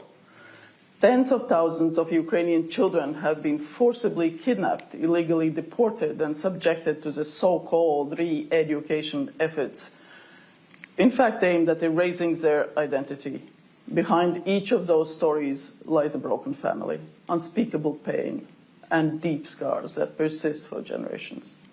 Through this campaign, Russia is seeking to deprive Ukraine of its future, and Russia must be held internationally accountable for its crimes. The situation in Gaza and the West Bank, with the immense loss of civilian lives, especially those of children and women, is unacceptable. We remain deeply concerned about the health of hostages still in captivity. Further measures to strengthen the protection of civilians and ensure the safe delivery of humanitarian aid at scale is of utmost priority. A negotiated end to all hostilities must be adhered to by all sides. Returning to talks on a sustainable long-term solution is critical to breaking the cycle of violence. Mr. President, human rights violations are not confined to conflict zones alone. In Russia, the human rights situation continues to deteriorate at an alarming rate. Opposition, human rights defenders, independent media face censorship, imprisonment, and even death. Domestic repression continues to enable external aggression. In Belarus, the recent sham elections were a total farce. The regime continues its relentless crackdown on civil liberties and direct support for Russia's aggression against Ukraine. Over 1,000 political prisoners face cruel and inhuman treatment, long sentences and mock trials. We will continue to support the Belarusian people and the democratic opposition in their quest for a free, sovereign and independent Belarus. Mr. President, we all have a stake in the resilience of the multilateral system. Latvia stands ready to shoulder greater responsibility in safeguarding the UN Charter and demonstrating global solidarity as a candidate for the UN Security Council for the term 2026-27. We will stand up for Ukraine's sovereignty and territorial integrity, sustainable peace and stability in the Middle East, engage on the women, peace and security agenda, and address emerging threats in the digital and information sphere. If elected, we will work together for peace and resilience, advocate for the rule of law, human rights, fundamental freedoms, and accountability. I thank you.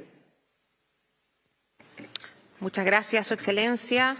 A continuación, tengo el honor de ceder la palabra a Su Excelencia, señor Mohammad Hassan, Ministro de Relaciones Exteriores de Malasia.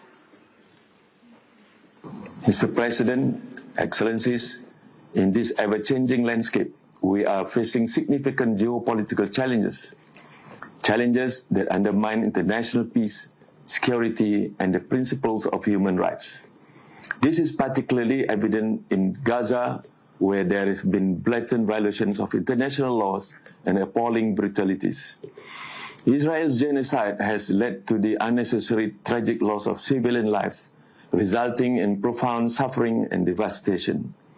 While Malaysia welcomes the January 15 ceasefire agreement, we consider it merely a starting point.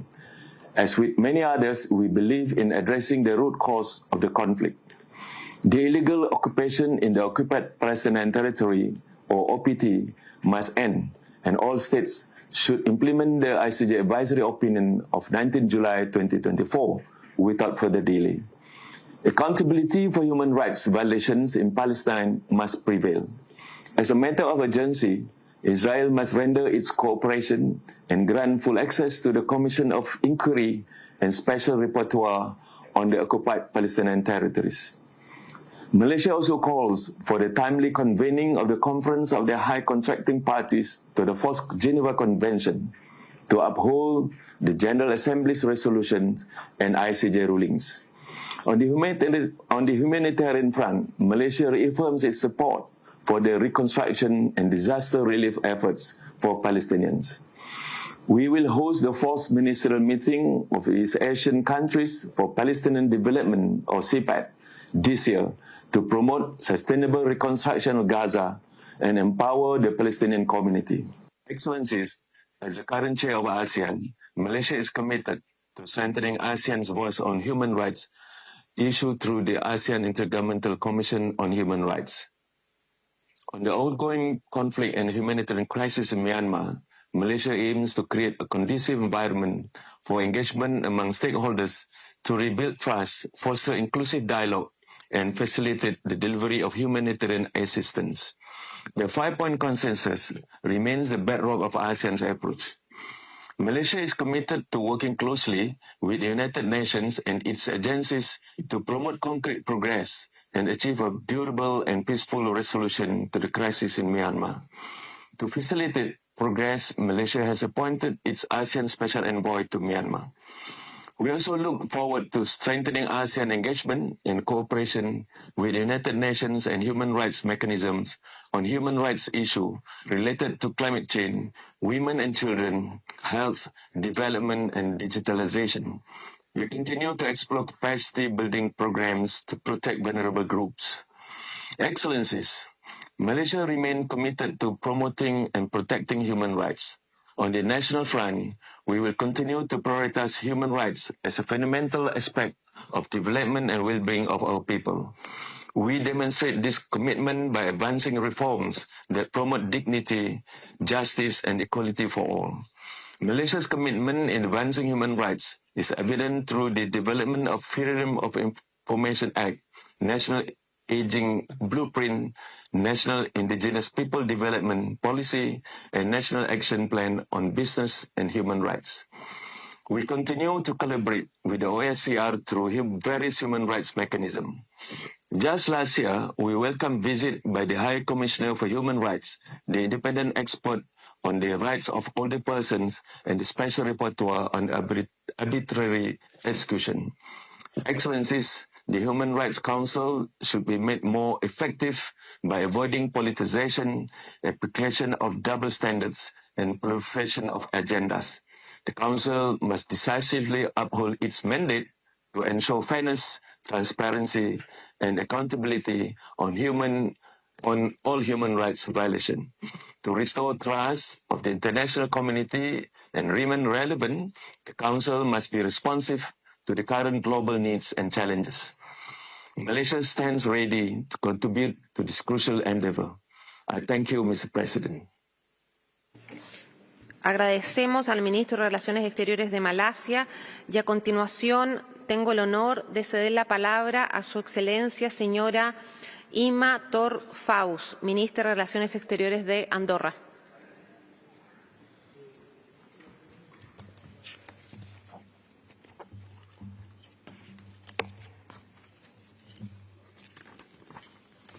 Monsieur le Président, Excellences, Mesdames et Messieurs, à cette même tribune, il y a juste un an, nous présentions un sombre tableau de la situation des droits de l'homme dans le monde.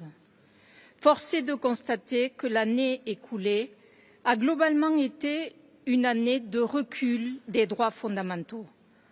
Une année marquée à la fois par l'exacerbation de certains conflits mettant à rude épreuve le droit international et par la recrudescence de crises des institutions démocratiques. L'Andorre ne peut qu'exprimer sa profonde préoccupation face aux situations en Ukraine, victime depuis 3 ans d'une invasion à grande échelle, à Gaza, au Soudan, mais aussi en République démocratique du Congo, qui a fait l'objet d'une session extraordinaire du Conseil début février, sans oublier de nombreuses autres crises et conflits qui restent trop souvent dans l'ombre. Et je pense particulièrement à cet état de non-droit qu'est devenu Haïti. Face à ces menaces persistantes et à des défis émergents comme ceux liés au mauvais usage des technologies, notamment à des fins de manipulation de l'information, il est essentiel de renforcer et de rendre plus efficaces les mécanismes internationaux de protection des droits, au premier rang desquels ce Conseil des droits de l'homme.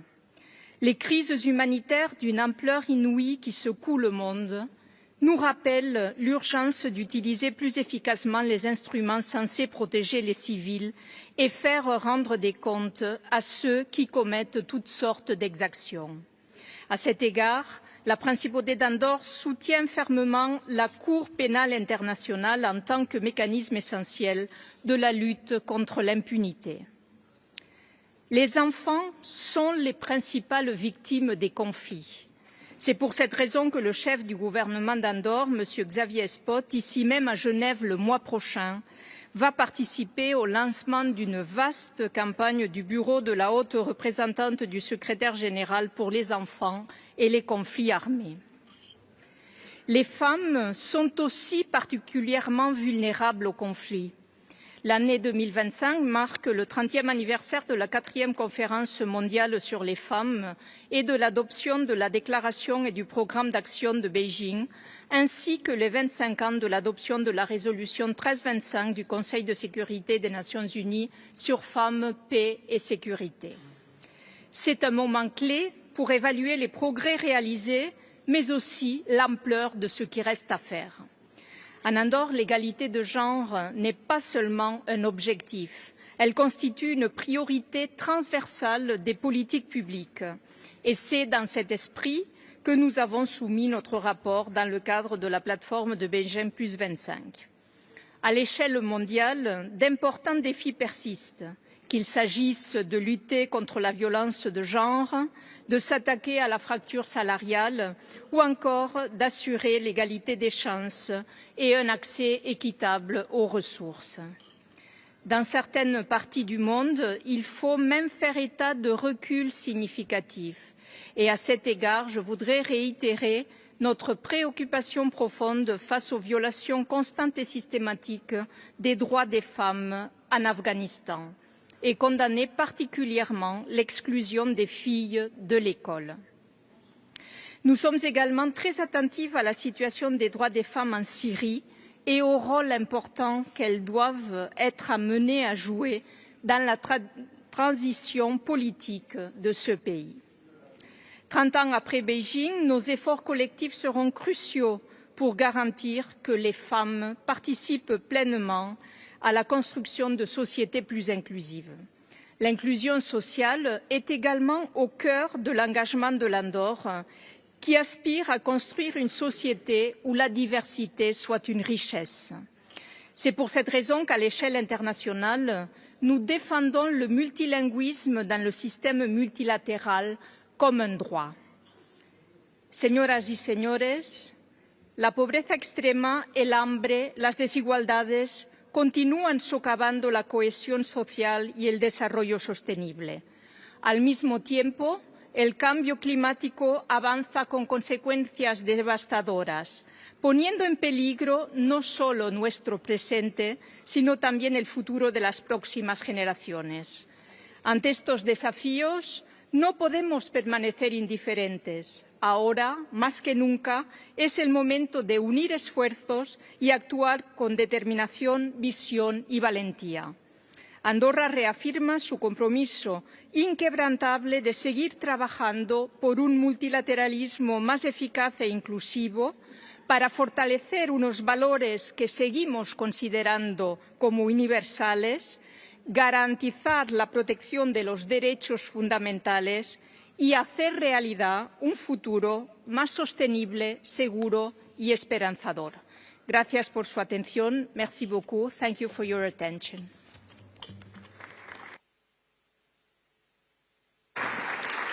Agradecemos a la ministra de Relaciones Exteriores de Andorra y a continuación tengo el honor de ceder la palabra a Su Excelencia, señor Abdulatif bin Rashid Al Sayani, ministro de Relaciones Exteriores de Bahrein.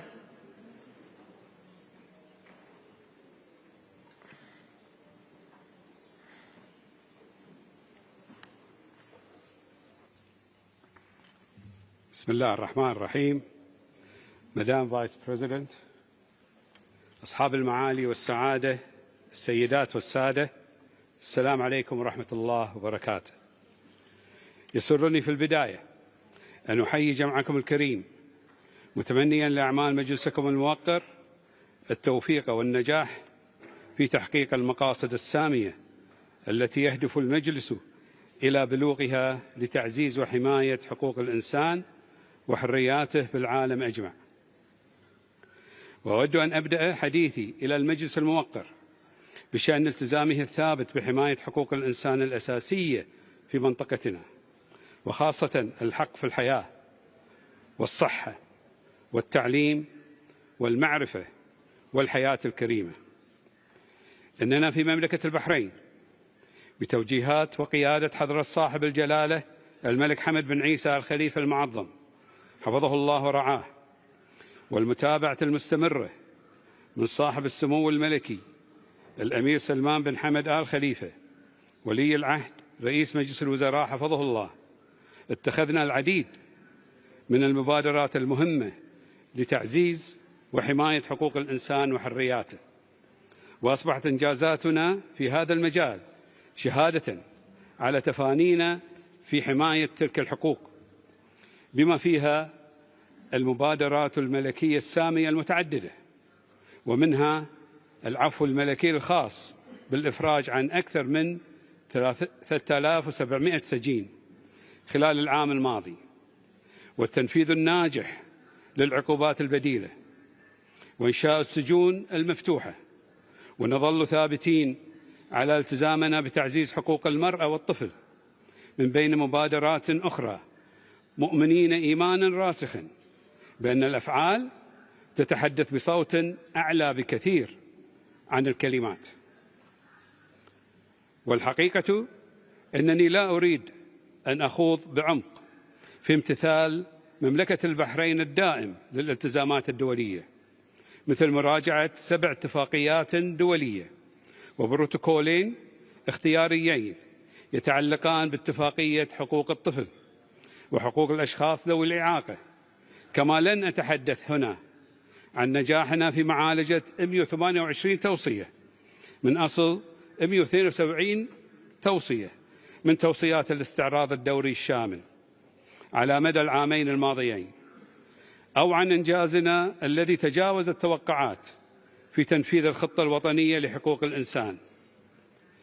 إن استعداداتنا الجارية للمرحلة التالية من هذه الرحلة المتواصلة تهدف جميعها إلى تعزيز أفضل بيئة ممكنة لحقوق الإنسان لكل من يقيم في مملكة البحرين الحبيبة. ومع ذلك فإن من الضروري أن يعترف هذا المجلس الموقر بحق شعوب منطقتنا في السلام. وفي مملكة البحرين نظل ملتزمين بثبات بتعزيز حقوق الإنسان ونشر ثقافة التسامح والتعايش السلمي والإخاء الإنساني. إن تفانينا في السلام يتجاوز الخطاب السياسي المجرد ويتعداه إلى تبني نهج شامل يؤمن بأن النماء الحقيقي لا يمكن أن يزدهر إلا في بيئة آمنة مستقرة ومستدامة تحترم حقوق الإنسان وتحل النزاعات من خلال الحوار والتفاهم المتبادل والتسويات السياسية وليس عبر الحروب المدمرة. أصحاب المعالي والسعادة، السيدات والسادة، يواجه العالم اليوم تحديات عالمية غير مسبوقة تجبرنا على إعادة تأكيد التزامنا بالعدالة والمساواة والسلام لكافة شعوب العالم. وخلال القمة العربية 33 التي عقدت في مملكة البحرين برئاسة جلالة الملك رعاه الله، أكد القادة العرب على الأهمية الحيوية لحقوق الإنسان والتنمية والسلام والتضامن باعتبارها مكونات أساسية لمستقبل مزدهر لشعوبنا. ويوضح إعلان قمة البحرين رؤية شاملة لتعزيز السلام والاستقرار الإقليميين مع الدعوة إلى العدالة والمساواة، كما يسلط الإعلان الضوء على ضرورة التعاون العربي في معالجة تحديات حقوق الإنسان، ويؤكد على قناعتنا بأن حقوق الإنسان والتنمية والسلام مرتبطة ارتباطا وثيقا.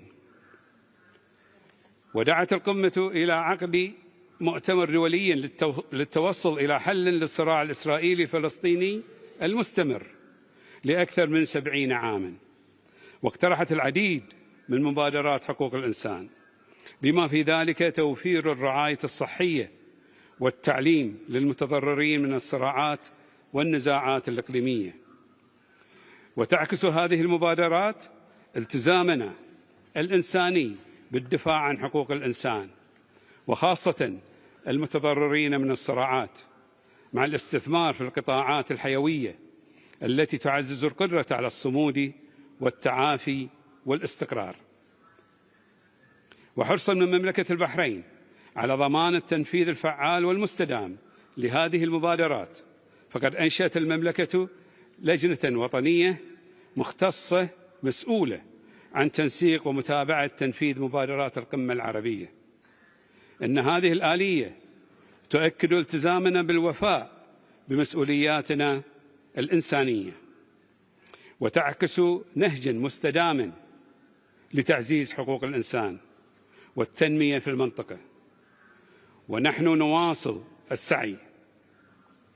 نواصل السعي نحو رؤية تعزز التكامل الإقليمي والاستقرار السياسي والتنمية الاجتماعية والاقتصادية للجميع. إن من الضروري أن ندرك أن المناقشات المتعلقة بحقوق الإنسان لا يمكن أن تتم بمعزل عن مبادئ التضامن، وخاصة فيما يتعلق بالسلام والاستقرار. إن غياب الأمن واستمرار الصراعات المسلحة يعرضان حياة المدنيين للخطر ويهددان الكرامة الإنسانية الأساسية. إن الدفاع عن الحق في الحياة هو جوهر مهمة هذا المجلس. وتظل البحرين داعمة بقوة للمبادرات الدولية والإقليمية الرامية إلى تعزيز الأمن والسلام العالميين، في حين تعارض بقوة العنف والتطرف والإرهاب والفكر المتعصب، وتدعو إلى حل النزاعات سلميا عبر الحوار الدبلوماسي.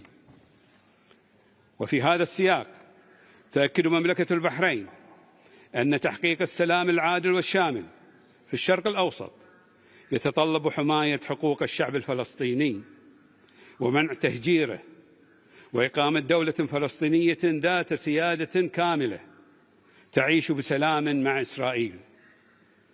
وتحث مملكة البحرين مجلس حقوق الإنسان على توجيه جهوده نحو تحقيق السلام الدائم في الشرق الأوسط لجميع شعوبه. ولذلك فإننا نناشد مجلسكم الموقر بدعم المساعي الرامية إلى تحقيق السلام والتعايش المتناغم بين شعوب الشرق الأوسط، وهذا التحدي يواجه مجلسكم، وأنا على ثقة بأن المجلس سوف يكون عند مستوى هذا التحدي. وشكرا لكم. السلام عليكم ورحمة الله وبركاته.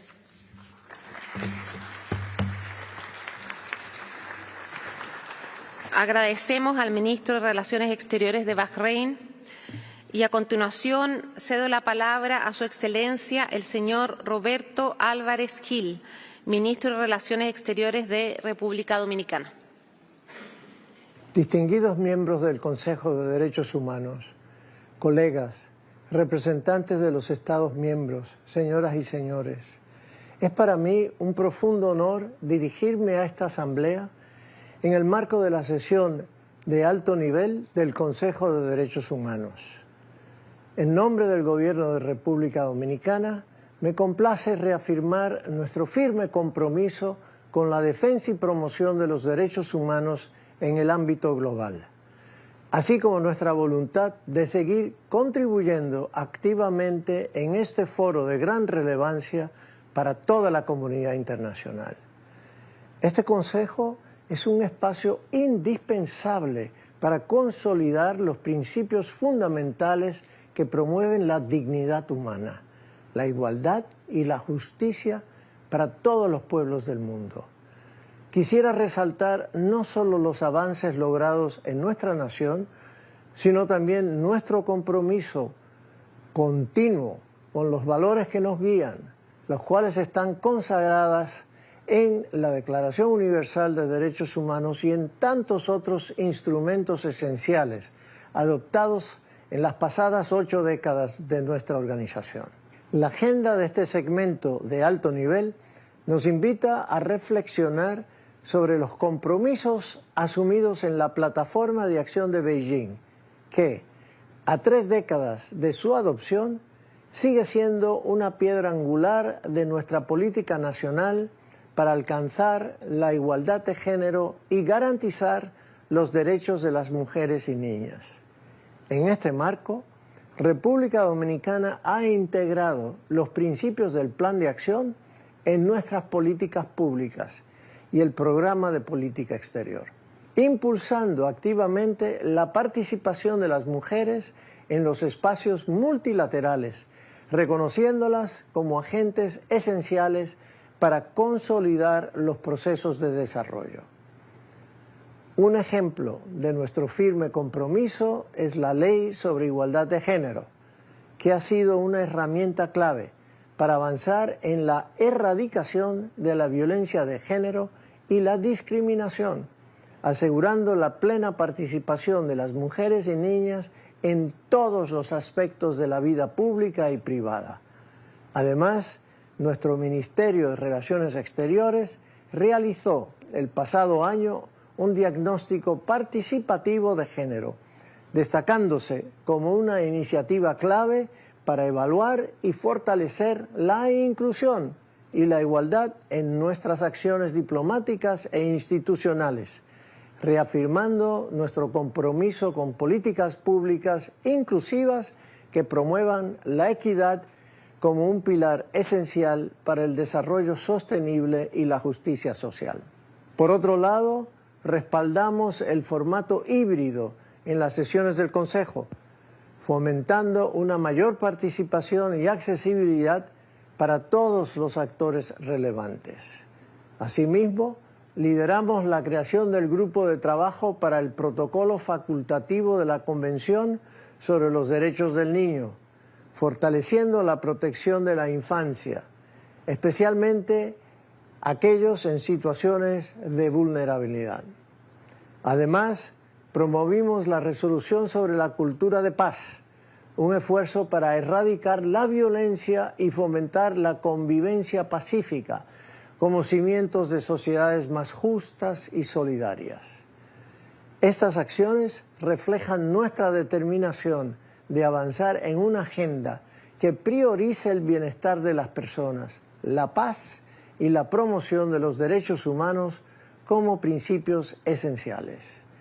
Nuestros esfuerzos, tanto a nivel nacional como internacional, son prueba fehaciente del compromiso de República Dominicana por avanzar hacia un futuro más equitativo y sostenible.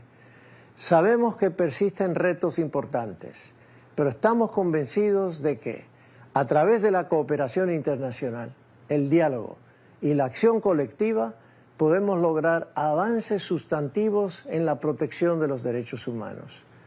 Finalmente, quisiera reiterar que República Dominicana continuará trabajando de la mano de todos los Estados miembros, organismos internacionales y sociedad civil para seguir promoviendo los principios fundamentales en que se sustenta la dignidad humana, piedra angular de nuestra existencia. Agradecemos al Consejo de Derechos Humanos por su incansable labor y reiteramos nuestra disposición a colaborar en la creación de un mundo más justo, pacífico y respetuoso de los derechos fundamentales de todas las personas. Muchas gracias.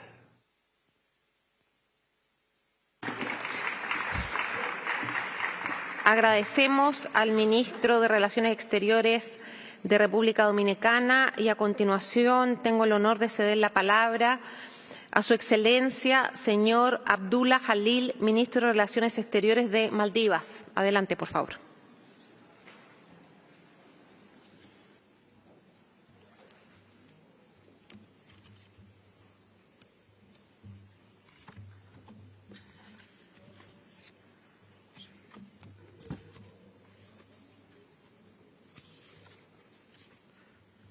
Mr. President, High Commissioner for Human Rights, Excellencies, ladies and gentlemen. Let me begin, Mr. President, by congratulating you on your election as the President of the Council. I assure you of my delegation's support and cooperation in discharging your duties. We gather here at a moment of profound consequences, a moment that demands not just reflection, but immediate action. Across the world, we are witnessing a rise in inequalities, marginalization of vulnerable communities, conflicts, crises, and calamities. Challenges that continue to shake the very foundation of our shared humanity.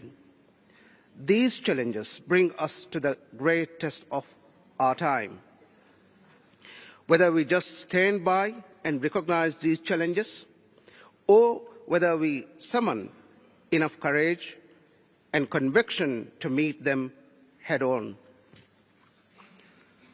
Mr. President, our commitment to the Universal Declaration of Human Rights and to embrace a culture of respect for human rights is reflected in our actions.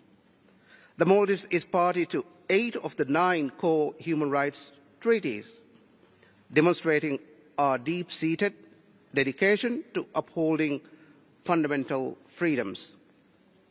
We have been championing inclusivity in this Council, ensuring that least developed countries and small island developing states have a seat at the table through the Voluntary Trust Fund.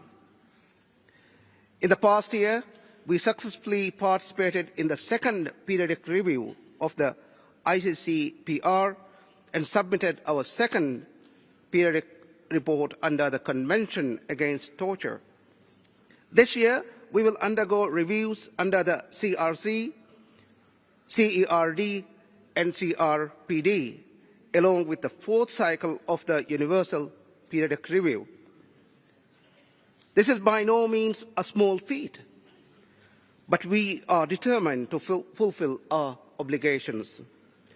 Our international commitments mirror our national agenda. Gender equality is at the heart of that agenda. Because we believe when women rise, society rises. Through our gender Equality Action Plan, we have empowered women to lead, build, and innovate. We have sought to enhance women's participation in politics and strengthen their economic independence to ensure their full and equal contributions to the nation's development and prosperity. We are also committed to building a fully inclusive society where persons with disabilities are empowered to lead dignified lives. Our National Action Plan on Disability Inclusion is a 5-year roadmap focused on ensuring access to healthcare, education, employment, and accessibility. We are proud that Maldives played a pioneering role in the historic recognition of the right to a clean, healthy, sustainable environment as a universal human right. But as we speak, the climate crisis is unfolding around us at a fast pace, threatening not just our livelihoods, but our fundamental rights. Rising sea levels, extreme weather, and environmental degradation have constantly plunged our right to food, clean energy, and health in jeopardy. So we reiterate, recognition alone is not enough. We must operationalize this right. As part of this effort in the Maldives, we are installing renewable energy systems to meet 33% of our national electricity demand and developing Ras Malé as a net zero carbon eco-city. Recognizing and acknowledging is also not enough in the case of the unimaginable devastation that unfolded in Gaza for over 15 months. The Council cannot and should not look away, but speak with moral clarity and unequivocally condemn Israel's crime against humanity. For how we act today will be one of the greatest tests of our shared commitment to justice, to human dignity, and to the principles of UN Charter that binds us all. The Maldives welcomes last month's ceasefire agreement, but let us be clear, ceasefires are not lasting solutions. The international community must do more than rebuild what was destroyed. We must restore the dignity, the rights, and the lives of the Palestinian people. Mr. President, this is our final year in this Council for this term. When we were first elected to this Council in 2010, we were the smallest country to take a seat. Yet, time and again, we have proved that size does not determine the power of its voice, the sincerity of its convictions, and the ability to inspire change. We are proud of our contribution to the mission of this Council. From assuming the Vice Presidency in 2023 to establishing a voluntary trust fund for the SIDS and LDCs to lead the international recognition of human rights to a safe, healthy, and sustainable environment, we have strived to be a source of hope and a voice of strength, especially for those underrepresented.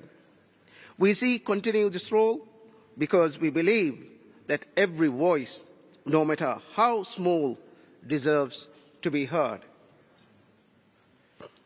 Let the choices we make today serve as a testament to our collective resolve, our unity, and our shared conscience.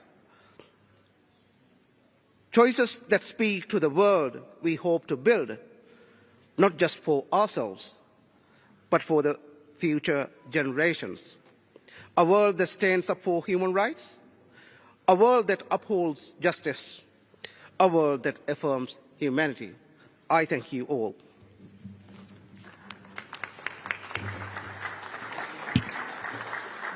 Agradecemos al ministro de Relaciones Exteriores de Maldivas y a continuación tengo el honor de ceder la palabra a Su Excelencia señora Dominique Asler. Adelante, por favor. Dear Madam Vice President, Excellencies, we are gathering here at the Human Rights Council, whose mandate is very clear. I therefore quote the GA Resolution 60/251.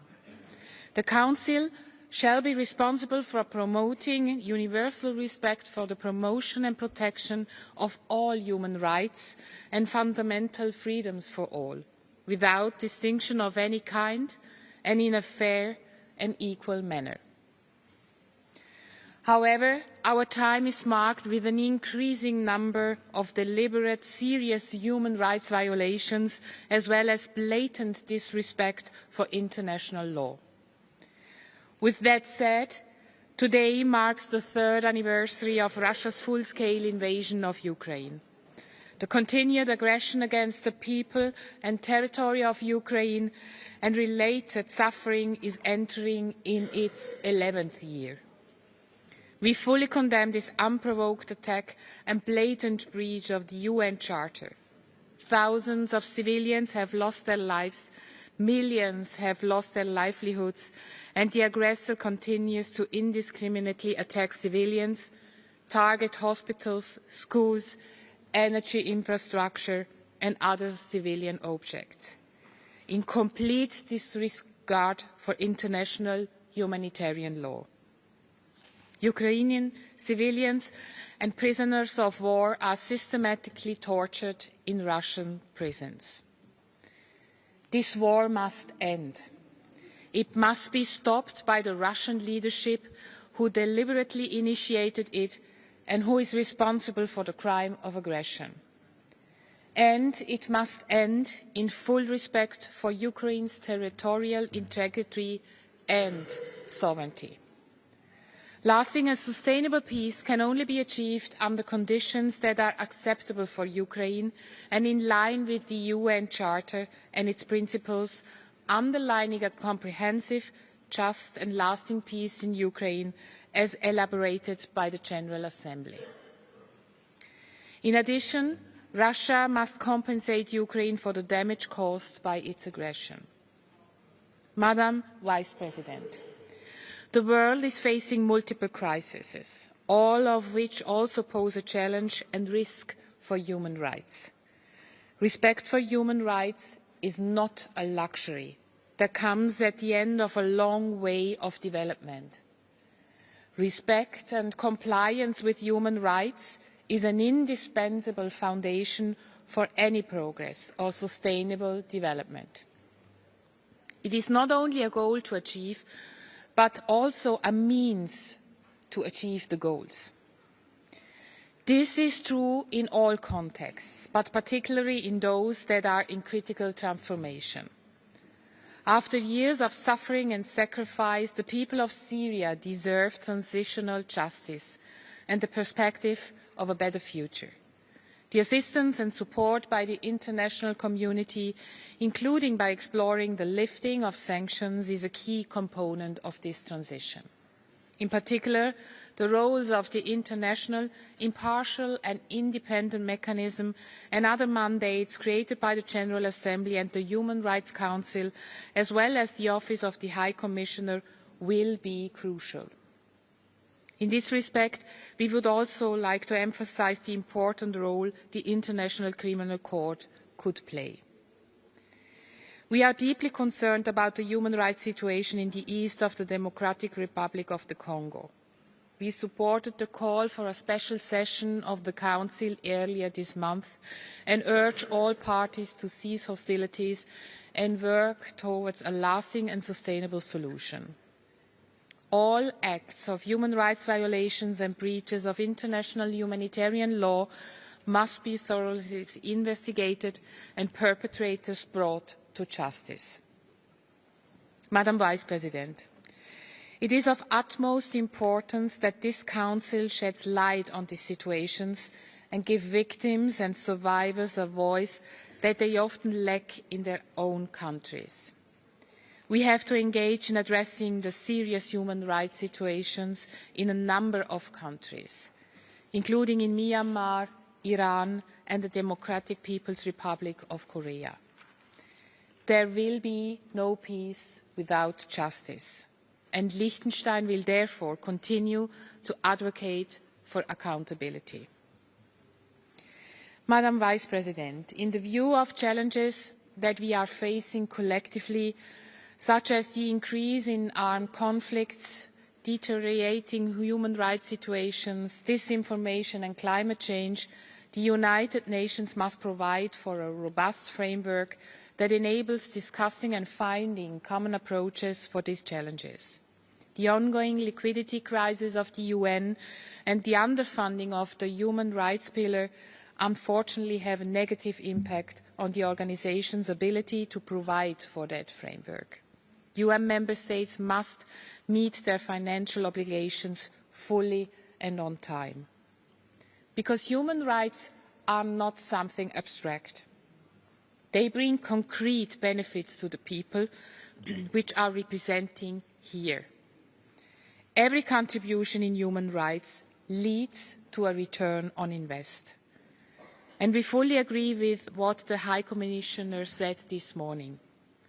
Human rights are a winning proposition for humanity. Let's remember that in order to fulfil the mandate of the Council, and therefore action is needed by all of us. Thank you very much. Agradecemos a la ministra de Relaciones Exteriores de Liechtenstein. A continuación, tengo el honor de ceder la palabra a Su Excelencia, el señor Seyed Abbas Araghchi, ministro de Relaciones Exteriores de la República Islámica de Irán. Adelante, por favor.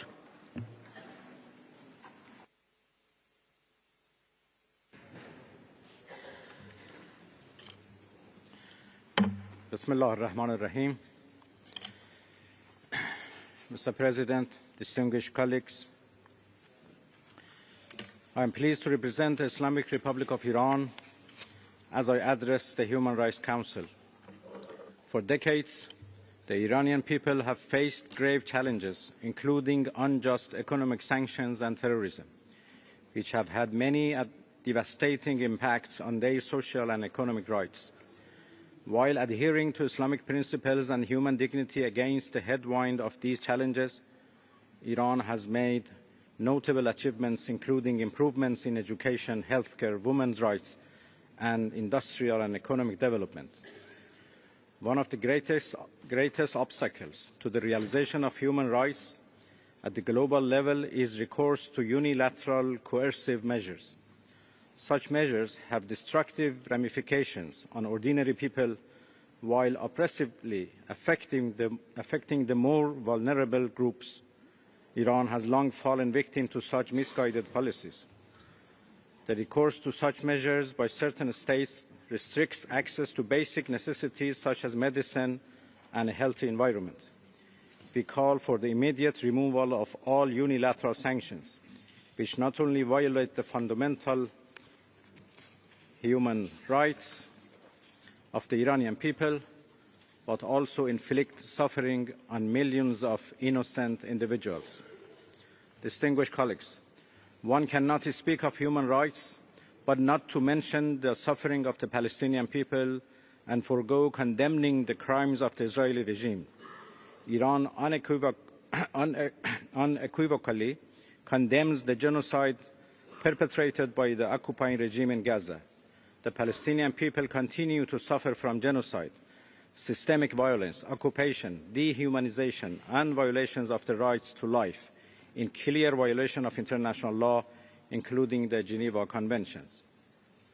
We call upon the international community to hold the occupying regime accountable for these crimes and to demand an immediate cessation of all acts of aggression against the Palestinian people. It is incumbent upon the Human Rights Council and the United Nations to seek up for the principles of injustice, and listen to the voices of the oppressed. Iran remains steadfast in its support for the Palestinian people, whose right to self-determination has been denied for decades. The repressive plots for the forced displacement of the inhabitants of Gaza and the sequel are a sequel to the occupation policy that goes back to 8 decades ago. In this context, we strongly condemn any statements or actions on the side of these plots and register our opposition thereto.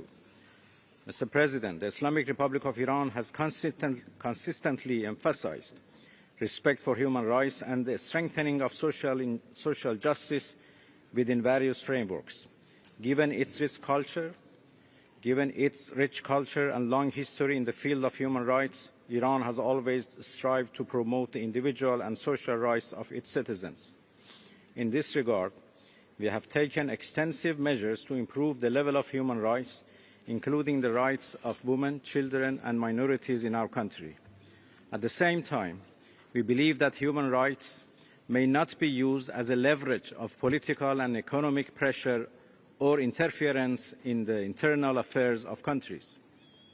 Experience has shown that certain states use the present institution as a tool to advance their own agendas, while human rights must be pursued in an ambient of mutual respect and non-interference in the internal affairs of countries. We call upon all states to support and promoting human rights based on the principles of fairness and impartiality, and to avoid selective and politicized approaches to the issue which shall lead to the reinforcement of discrimination and inequality in this sphere. In conclusion, I would like to underscore that the Islamic Republic of Iran believes in continuing its constructive cooperation with international human rights mechanisms in promoting human rights at the global level, and hopes that all countries will take joint steps in this direction. And thank you very much.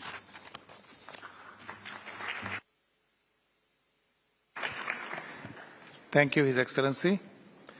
Now I have the honor to invite His Excellency Lejeune Mbela, Minister of External Relations of Cameroon. You have the floor, Excellency.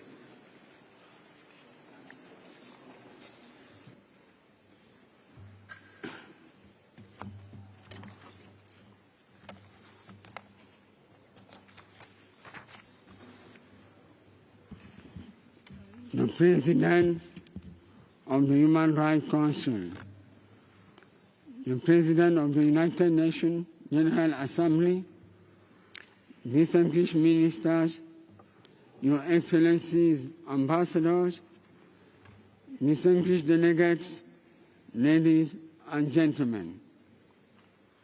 It is a renewed honor for Cameroon to take the floor at this session of the Human Rights Council, which is a privileged forum for dialogue and action in favor of human dignity. First of all, I would like to warmly congratulate His Excellency Jörg Lauber on his election as President of this Council and assure him of Cameroon's support in the accomplishment of his noble mission. Excellences, Mesdames et Messieurs, nous nous réunissons aujourd'hui dans un contexte international marqué par de multiples défis qui mettent à l'épreuve les idéaux de paix, de justice et de dignité humaine. Les crises sécuritaires, les inégalités persistantes et les menaces émergentes contre les droits de l'homme appellent à une action concertée et solidaire de la communauté internationale. Le Cameroun, sous la conduite éclairée de son Excellence Paul Biya, président de la République, réaffirme son attachement indéfectible à la promotion et à la protection des droits de l'homme. Cet engagement s'inscrit dans une vision de développement inclusif et durable fondée sur le respect des libertés fondamentales et de la consolidation de l'état de droit. C'est dans cet esprit que nous avons accueilli avec intérêt la visite du haut-commissaire aux droits de l'homme au mois d'août 2024. Cette mission a permis d'évaluer de manière objective les avancées réalisées et les défis à relever. Le Cameroun salue cette coopération constructive qui témoigne de notre volonté constante de dialogue avec les mécanismes onusiens. Dans cette même dynamique, nous nous félicitons du déploiement en décembre 2024 d'une mission technique du Haut Commissariat aux droits de l'homme dans la région du Nord-Ouest et du Sud-Ouest, qui connaissent des soubresauts sociopolitiques. Les Nations Unies et la communauté internationale, en appuyant les efforts du gouvernement, contribuent à un retour à la normalité dans ces régions. Excellence, cette visite a offert une opportunité d'échange constructif, permettant ainsi d'appréhender de manière plus objective les efforts entrepris par le gouvernement camerounais pour répondre aux défis sécuritaires et humanitaires dans le sud-ouest et le nord-ouest du Cameroun. Excellences, Mesdames et Messieurs, le Cameroun poursuit ses efforts pour renforcer la promotion et la protection des droits humains. Dans cette dynamique, nous annonçons notre volonté d'accueillir la visite en attente de 4 rapporteurs spéciaux des Nations Unies, à savoir la rapporteuse spéciale sur la situation des défenseurs des droits de l'homme, la rapporteuse spéciale sur la torture et autres traitements cruels, inhumains ou dégradants, le rapporteur spécial sur la promotion et la protection des droits de l'homme dans la lutte antiterroriste. Enfin, la rapporteuse spéciale sur la vente et l'exploitation sexuelle des enfants. Ces visites contribueront à une meilleure compréhension des réalités sur le terrain, permettront aussi un dialogue constructif avec les experts internationaux afin de renforcer notre gouvernance en la matière. En outre, dans la continuité de nos engagements internationaux, nous réaffirmons notre intention d'accélérer la finalisation du processus de ratification du protocole facultatif à la Convention contre la torture. Cette démarche illustre notre volonté de renforcer les mécanismes de prévention de la torture et de garantir le respect des droits fondamentaux sur l'ensemble du territoire national.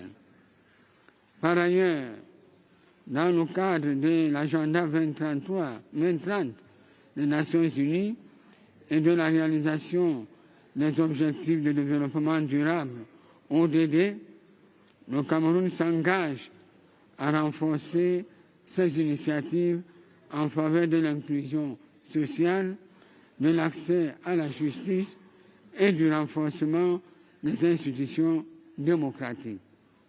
Mesdames, Messieurs, la mise en œuvre des politiques publiques dans ce domaine demeure une priorité stratégique de notre gouvernement.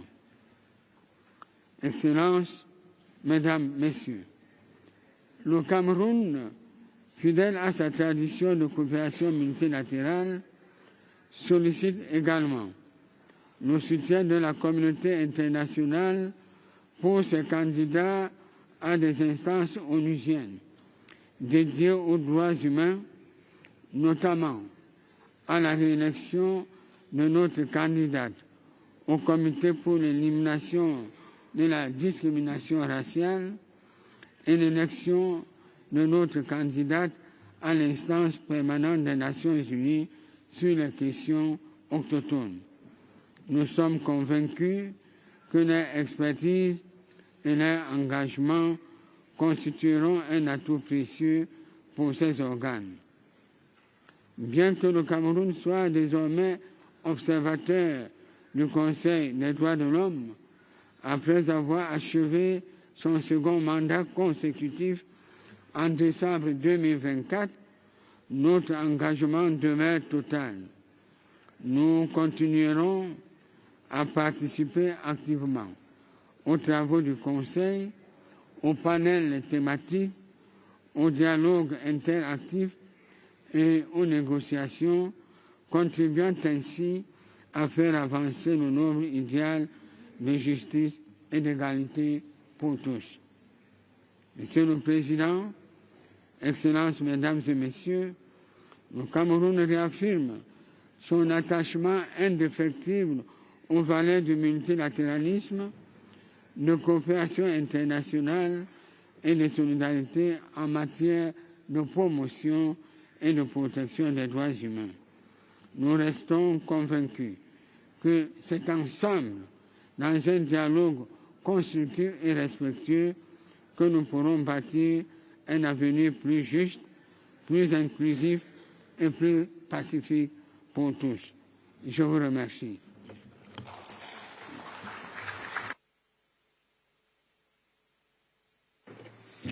Thank you, Excellency. Now I have the honor to give the floor to His Excellency Mr. Subramaniam Jaishankar, Minister for External Affairs of India. Mr. President, at the outset, let me congratulate you on your election as the President of the Council. I assure you of my delegation's full support and cooperation. As an observer in the Council this year, India remains firmly committed to working alongside all Council members and observers toward our shared objective of protecting and promoting human rights for all. We will continue to extend our cooperation, as we have done in the past, to the Office of the High Commissioner and various mechanisms of the Council, including special procedures and the Universal Periodic Review. Mr. President, India's unwavering commitment to human rights is deeply rooted in its enduring philosophy of global unity, openness, and mutual respect. These values form the foundation of our constitutional framework, which guarantees fundamental rights while upholding the ideals of justice, liberty, and equality. Last year, our general elections stood as yet another testament to these ideals and to the strength and vibrancy of our democracy. As the world's largest democracy, representing a sixth of humanity, India's general elections was an opportunity for 1/8 of the global population to cast its vote.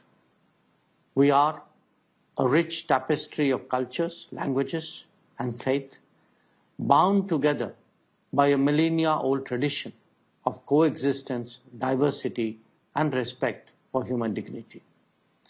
This pluralistic and progressive ethos is what India brings to engagements within the Council, fostering dialogue, mutual understanding, and collective progress. Rooted in this inclusive vision, India has made remarkable strides in economic growth, lifting millions out of poverty, while ensuring that inclusion remains the cornerstone of progress. Through ambitious initiatives in housing and clean drinking water, we have significantly improved the lives of marginalized and vulnerable communities. Unprecedented infrastructure development, coupled with advancements in technology and digital public infrastructure, has veritably transformed India.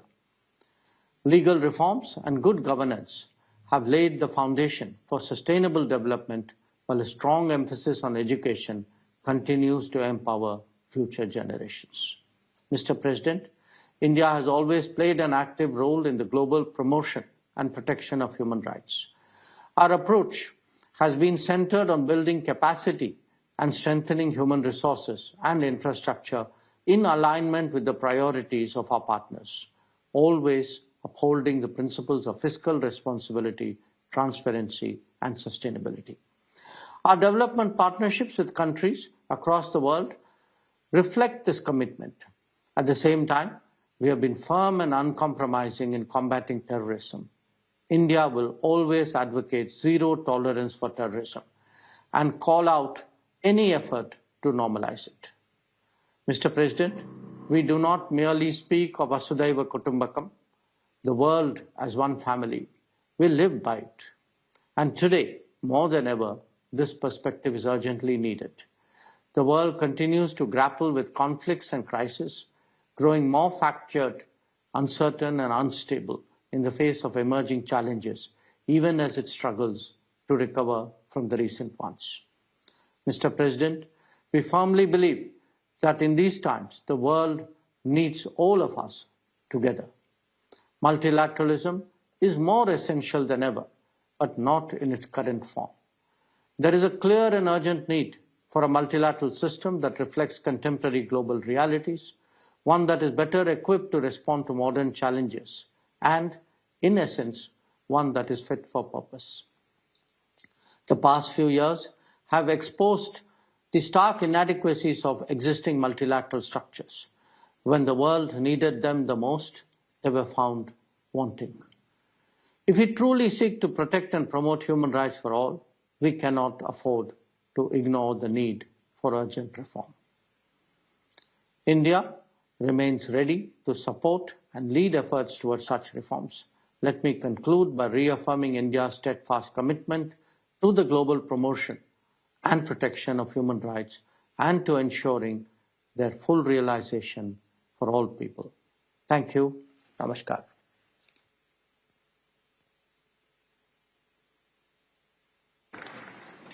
Thank you, Excellency. Now I have the honor to give the floor to His Excellency Mr. Carlos Ramiro Martinez Alvarado, Minister for Foreign Affairs of Guatemala. You have the floor, Excellency.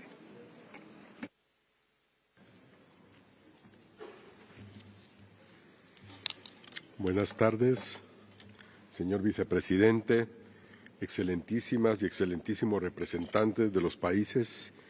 Es un honor dirigirme a este foro en representación del gobierno del presidente de Guatemala, Bernardo Arévalo de León, quien desde su toma de posesión ha establecido como eje central de su mandato el fortalecimiento, la observancia, el cumplimiento y el respeto irrestricto a los derechos humanos.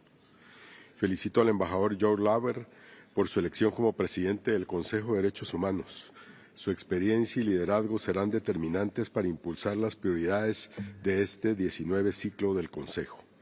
Reafirmo el pleno apoyo de Guatemala a las labores que dirigirá y reconozco una oportunidad para fortalecer el multilateralismo y renovar nuestro compromiso con los principios y valores que le dan vida. Hoy, Guatemala se presenta ante este Consejo con la firme convicción de que la defensa de los derechos humanos solo es posible desde la unidad en la diversidad. Nuestra nación, tejida por la sabiduría de 4 pueblos, avanza hacia un futuro donde la justicia, la inclusión y la lucha contra la corrupción son pilares irrenunciables. Estos principios nos impulsan a reafirmar el multilateralismo como imperativo ético.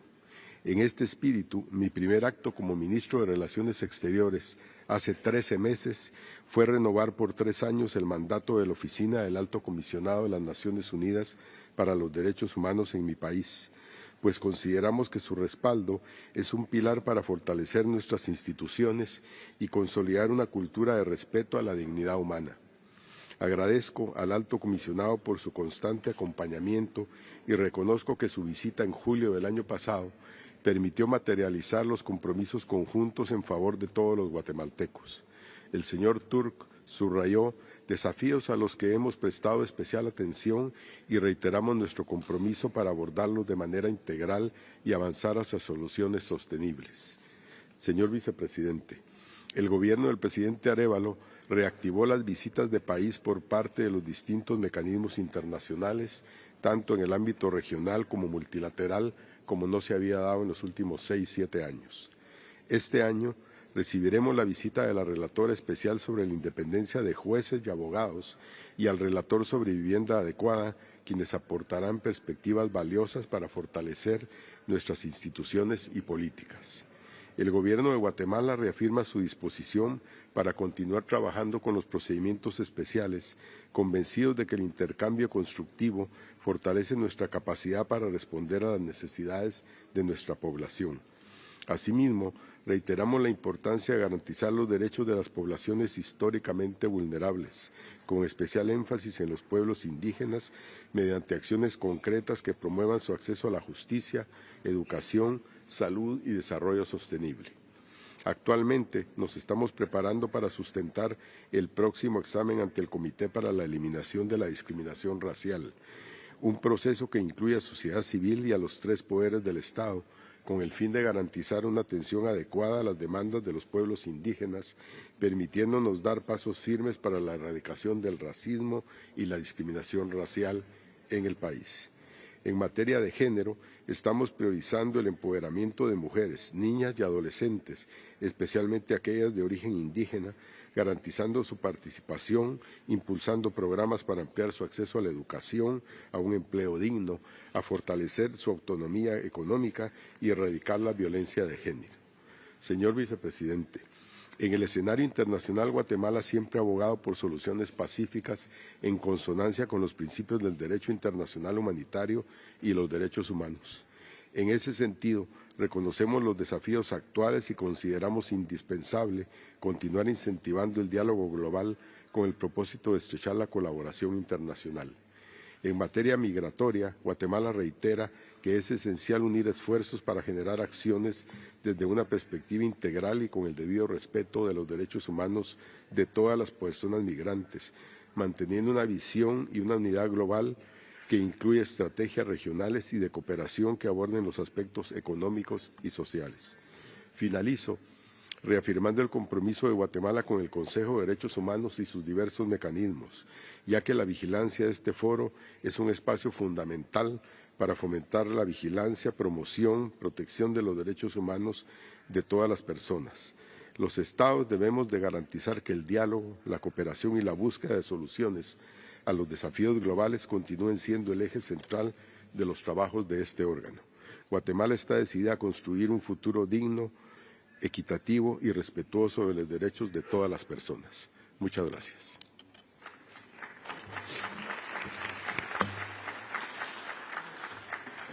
Thank you, Excellency. Now I have the honor to give the floor to His Excellency Mr. Abdullah Ali Al Yahya, Minister for Foreign Affairs of Kuwait. You have the floor, Excellency.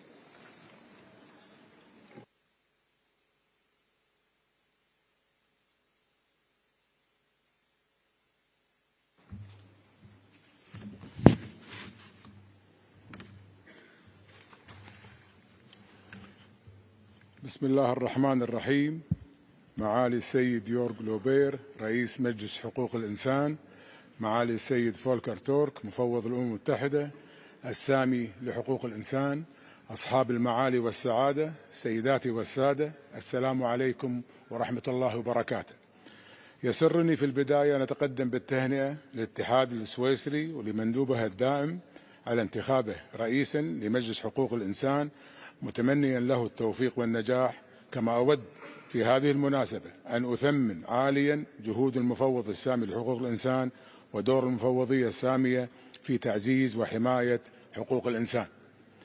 سيد الرئيس، أصحاب المعالي والسعادة، أود أن أستثمر وجودي اليوم والذي يتزامن مع مرور عام على عضوية دولة الكويت في مجلس حقوق الإنسان أن أجدد لكم حرص دولة الكويت واحترامها الراسخ لمبادئ حقوق الإنسان والمستمد من دينها ودستورها، والذي ينسجم مع مضامين ميثاق الأمم المتحدة والإعلان العالمي لحقوق الإنسان والصكوك الدولية ذات الصلة، مؤكدين على مواصلة تعاوننا الوثيق مع المفوضية السامية لحقوق الإنسان.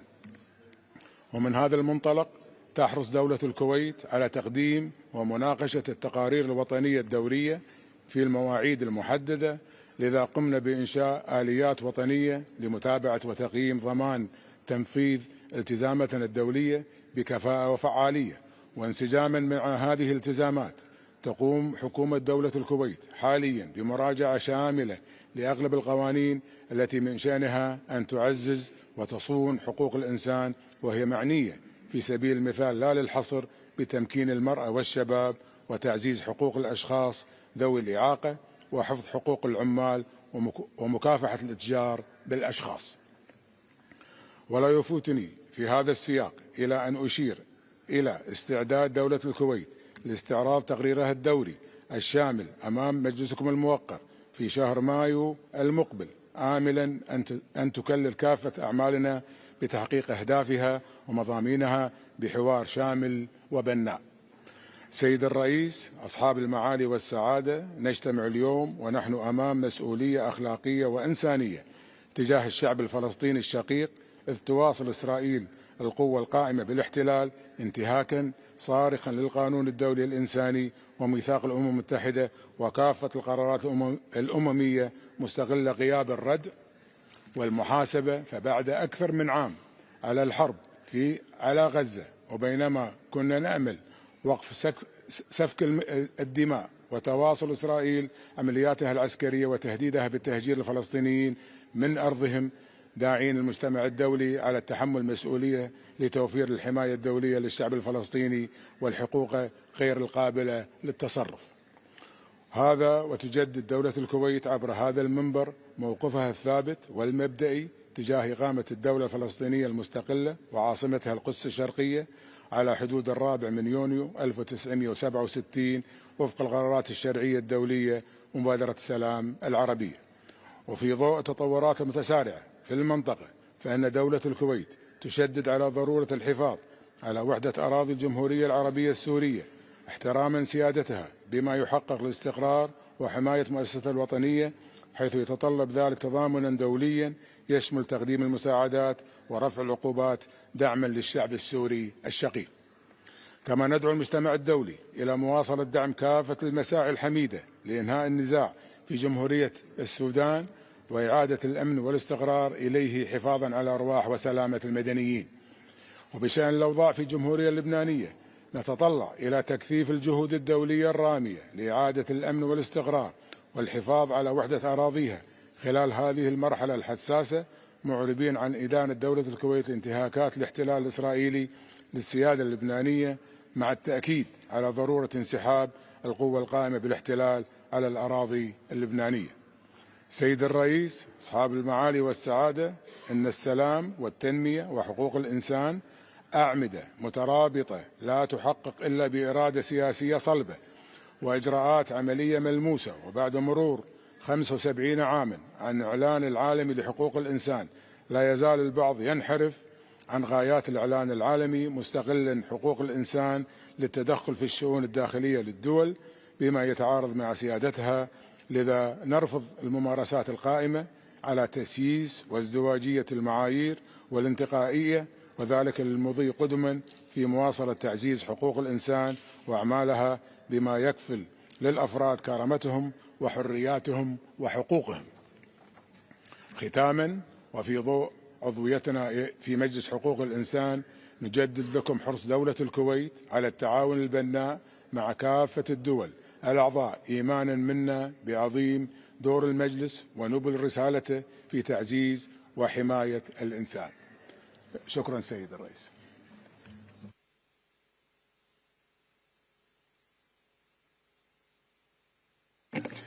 Thank you, Excellency.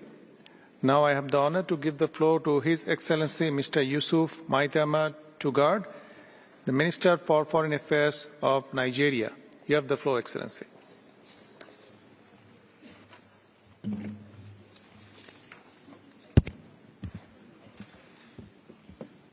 Mr. President, Excellencies, distinguished delegates, ladies and gentlemen, on behalf of the government of the Federal Republic of Nigeria, I extend heartfelt congratulations to His Excellency Ambassador Jörg Lauber on his election as President of the 19th cycle of the Human Rights Council.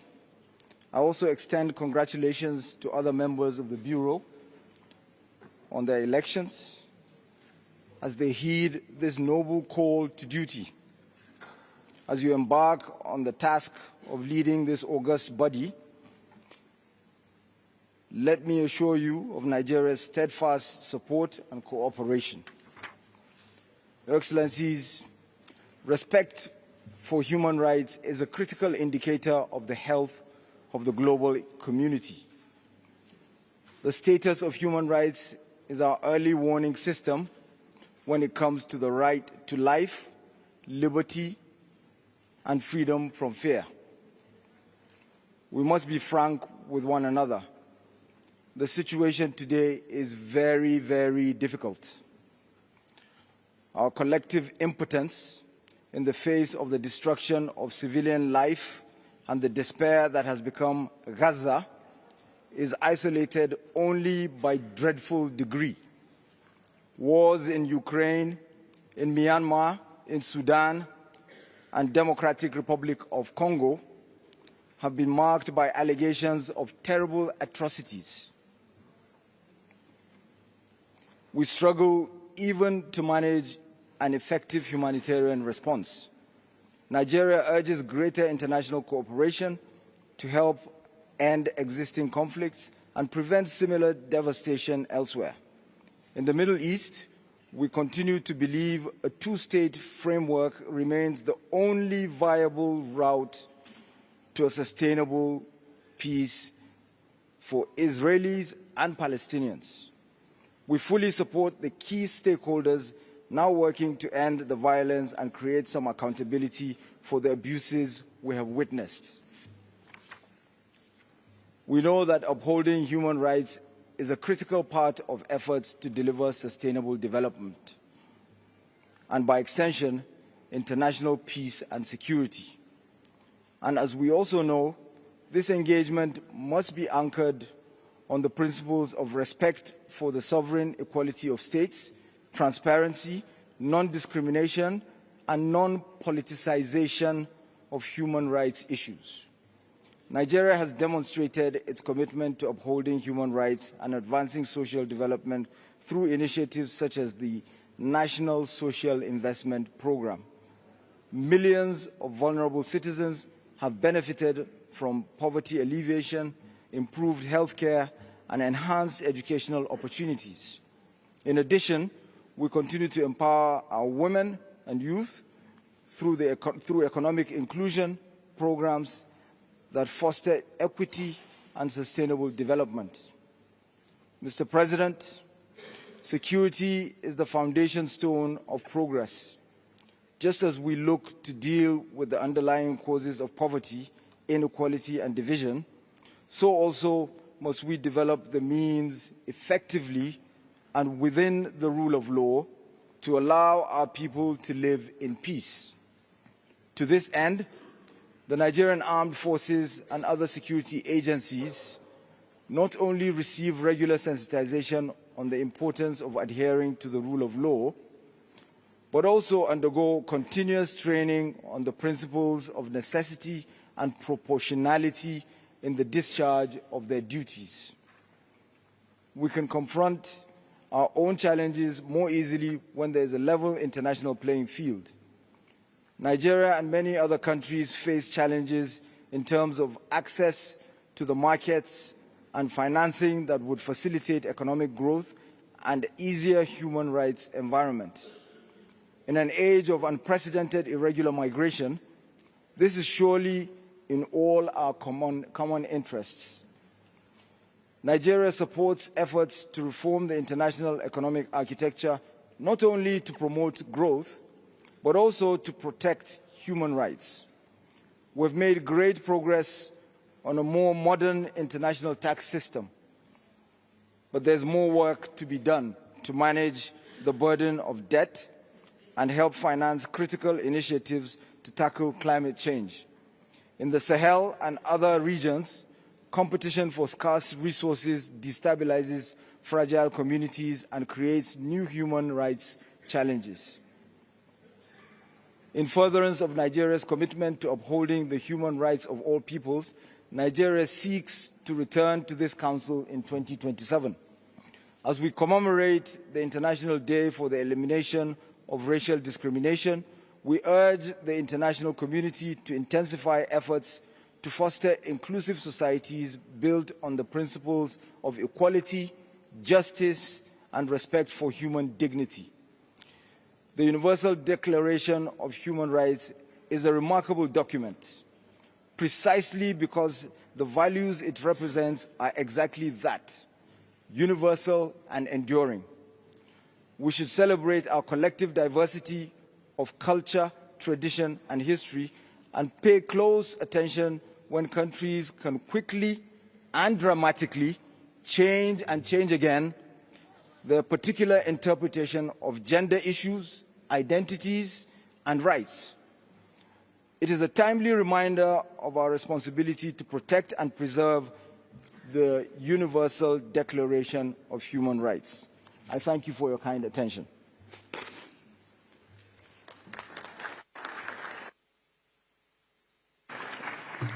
Thank you, Excellency. Now I have the honor to give the floor to His Excellency Mr. Badr Ahmed Mohammed Abdelati, Minister for Foreign Affairs, Immigration and Egyptian Expatriates of Egypt. السيد الرئيس، السادة رؤساء وأعضاء الوفود، السيدات والسادة، بداية أتقدم بالتهنئة إلى سويسرا ومندوبها الدائم على توليه رئاسة مجلس حقوق الإنسان، وإلى الأعضاء الجدد في هيئة مكتب المجلس، متمنيا لهم جميعا التوفيق في مهامهم. السيد الرئيس، تنعقد الدورة الحالية للمجلس في ظل ظروف شديدة الاستثنائية بسبب الأزمات والكوارث الإنسانية التي شهدها العالم مؤخرا، وزادت من معاناة عدد من الشعوب، وحولت الأنظار أكثر فأكثر إلى هذا المجلس في حالة ترقب لما يمكن له القيام به، وهو ما يفرض علينا ضرورة التحلي بالمسؤولية وتغليب لغة الحوار والتعاون بعيداً عن الاستقطاب والانتقائية والتسييس وازدواجية المعايير. وفي هذا السياق تشدد مصر على ضرورة قيام المجلس بدوره للحد من معاناة الشعب الفلسطيني التي تفاقمت بسبب الحرب على غزة والكارثة الإنسانية غير المسبوقة التي يشهدها القطاع، كما تؤكد على ضرورة التصدي للدعوات الخاصة بتهجير الشعب الفلسطيني وترحيله واقتلاعه من أرضه أو تشجيعه على المغادرة من خلال جعل القطاع غير قابل للحياة فيه ومن ثم تصفية قضيته. وستواصل مصر جهودها لدعم صمود الشعب الفلسطيني المتشبث بأرضه والعمل مع الشركاء الدوليين لتثبيت اتفاق وقف إطلاق النار وتنفيذه بشكل كامل، وضمان نفاذ أكبر كم من المساعدات الإنسانية ومتطلبات التعافي المبكر، وإعداد خطة شاملة لإعادة إعمار القطاع وضمان تنفيذها دون خروج أي فلسطيني منه. وتشيد مصر هنا بالدور الهام للمنظمات الدولية الإنسانية وعلى رأسها وكالة الأونروا التي لا بديل لها.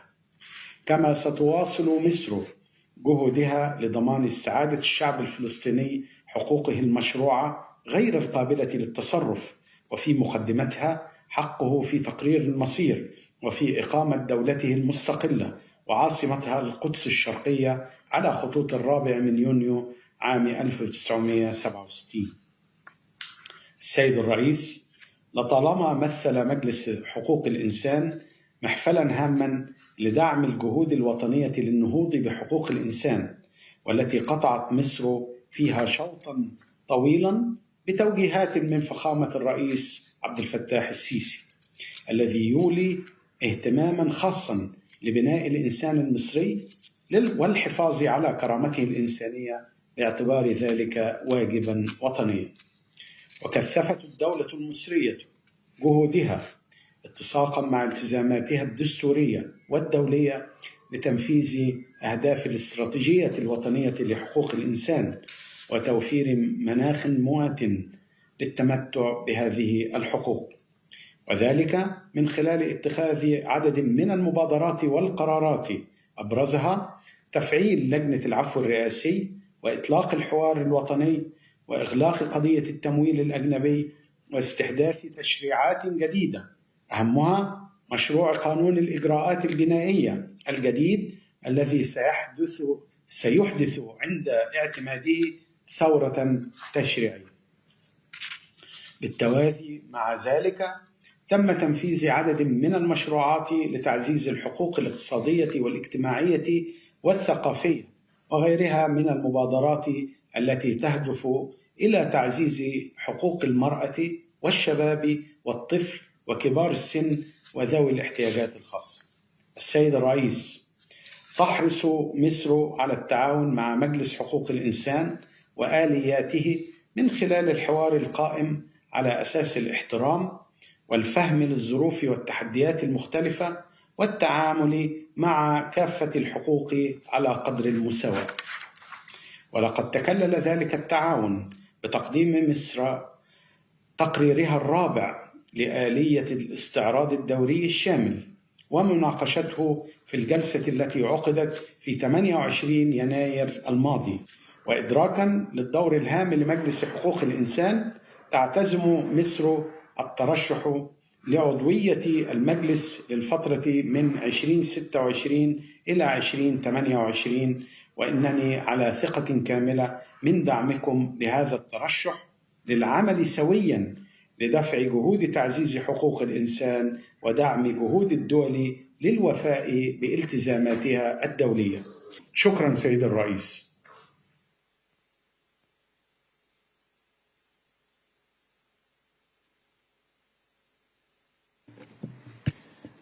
Thank you, Excellency. Now I have the honor to give the floor to His Excellency Mr. Seed Ahmed Ali Benani, Commissioner for Human Rights, Humanitarian Action and Relations with Civil Society of Mauritania. You have the floor, Excellency.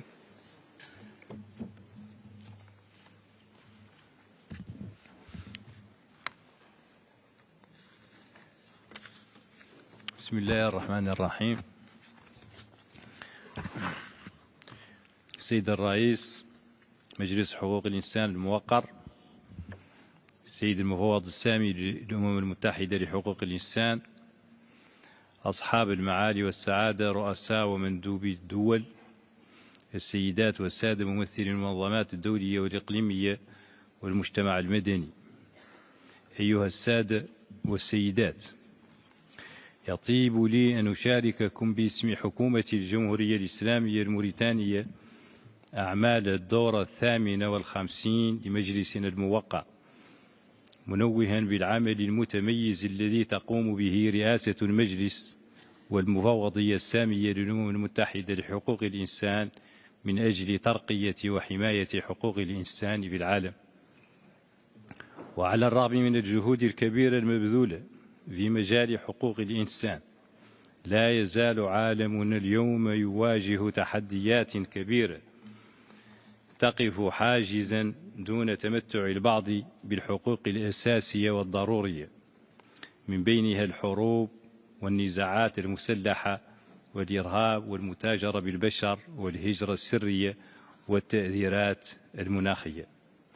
وفي هذا الإطار تواصل حكومة بلادي جهودها الحثيثة على المستويين الدولي والإقليمي للمساهمة الفعالة في إيجاد حلول لمختلف بؤر النزاع في العالم، وخاصة تلك القائمة في جوارنا الإقليمي باستقبال وإيواء النازحين وطالبي اللجوء، وتنفيذ مقاربة أمنية شاملة نجحت في التصدي للإرهاب والتطرف والجريمة المنظمة العابرة للحدود. ولعل رئاسة بلادي للاتحاد الإفريقي التي انتهت في السابع عشر من الشهر الجاري، وما تم خلالها من إنجازات في العديد من الملفات الاستراتيجية للقارة خير دليل على هذا الالتزام. السيد الرئيس، لا يمكن الحديث عن حالة حقوق الإنسان في العالم دون استحضار معاناة الشعب الفلسطيني الشقيق في قطاع غزة، تلك المعاناة التي فاقت حدتها كل التوقعات، فمشاهد الدمار الهائل الذي خلفه العدوان وعشرات آلاف المشردين من النساء والأطفال والمسنين لدليل قاطع على عدم تحمل المجتمع الدولي لمسؤولياته، وعليه فهو مطالب اليوم أكثر من أي وقت مضى بمضاعفة الجهود لمواصلة وقف إطلاق النار وإدخال المساعدات الإنسانية بالكم المطلوب، ودعم جهود الإغاثة والإعمار سعيا لإنهاء معاناة الشعب الفلسطيني الشقيق وفتح آفاق لحل عادل يضمن إقامة دولة فلسطينية مستقلة وعاصمتها القدس الشرقية. إن على المجتمع الدولي أن ينبذ سياسة ازدواجية المعايير في التعامل مع الدول حتى لا يفقد مصداقيته وتسقط الثقة بشعاراته ومبادئه، وحتى لا تكون كرامة الإنسان وحقوقه تتفاوت قدسيتها بحسب الانتماء. السيد الرئيس، عرفت حالة حقوق الإنسان في بلادي خلال العام المنصرم إنجازات كبيرة تعززت معها المكتسبات الوطنية في مجال بناء دولة القانون والمؤسسات وترسيخ قيم الديمقراطية والحقوق والحريات. وفي هذا السياق شرعنا في تنفيذ الاستراتيجية الوطنية لترقية وحماية حقوق الإنسان 2024-2028 الأولى من نوعها في البلاد.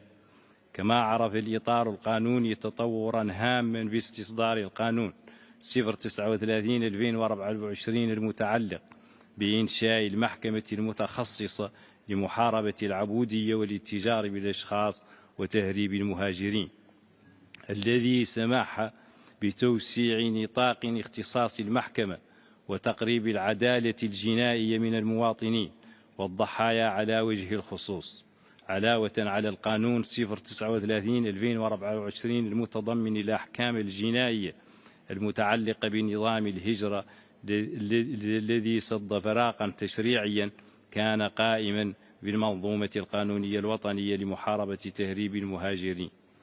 السيد الرئيس، في مجال ترقية الحقوق المدنية والسياسية ساهم جو التهدئة والانفتاح السياسي والحوار والتشاور الذي اعتمده فخامة رئيس الجمهورية السيد محمد الشيخ الغزواني في حصر الاختلاف بين الفرقاء السياسيين، وهو ما مكن من تنظيم انتخابات رئاسية شفافة ونزيهة في يونيو الماضي في إجماع تام على قواعدها وأسس تسييرها. كما تواصل الحكومة تنفيذ الوثيقة الوطنية لإصلاح وتطوير العدالة التي تضمن عصرنة قطاع القضاء وتطوير بناء التحتية وتحسين ظروف العاملين به، ضمانا لاستدامة ما تحقق في مجال الحكامة السياسية وترسيخ مبدأ الفصل بين السلطات. وفي مجال الحماية أطلقنا منصة رقمية تدعى حماية الاستقبال ومعالجة الشكاوي المتعلقة بانتهاكات حقوق الإنسان.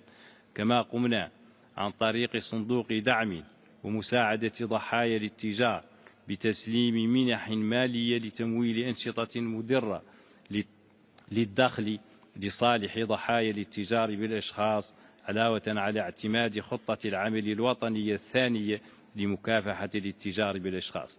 وفي إطار ترقية حقوق الاقتصادية والاجتماعية واصلت الحكومة تنفيذ البرامج الاجتماعية والخدمية خاصة لترقية وتطوير قطاع الصحة والتعليم.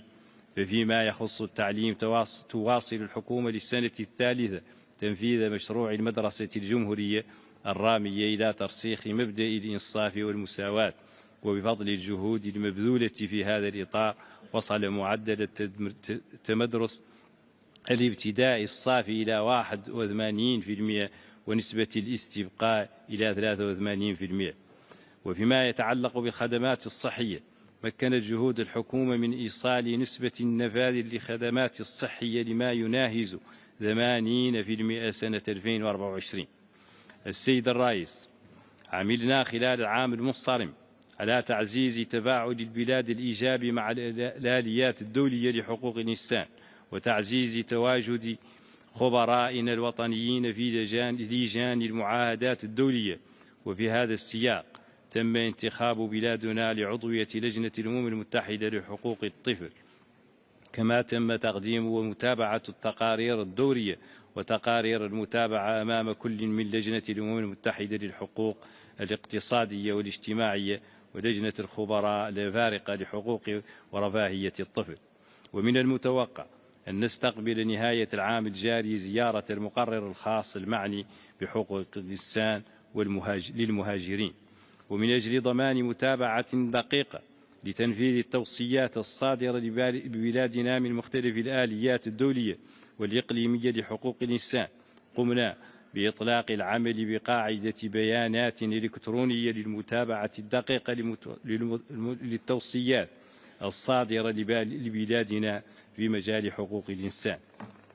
أيها السادة والسيدات، ختاما أعرب لكم عن عزم حكومة بلادي على المضي قدما في مواكبة كافة الجهود الرامية إلى حفظ وصون كرامة الإنسان وفق المعايير الدولية والإمكانات والموارد المتاحة، متمنيا لأعمال دورتنا التوفيق والنجاح.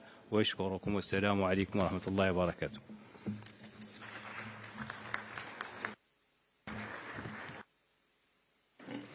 Thank you, Excellency. Now I have the honor to give the floor to His Excellency Mr. Nikola Stojanovic, State Secretary at the Ministry of Foreign Affairs of Serbia.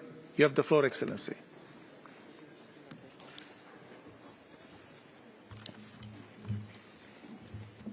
Mr. President, Your Excellencies, ladies and gentlemen, it is an honor to address the Human Rights Council today. As we mark the 80th anniversary of the United Nations, we must reaffirm our commitment to its founding principles, including the UN Charter and the Universal Declaration of Human Rights. These instruments oblige us to uphold human rights as the cornerstone of the international order. The promotion and implementation of international human rights mechanisms are essential for dignity, for progress, and realization of humanity's goals and shared values.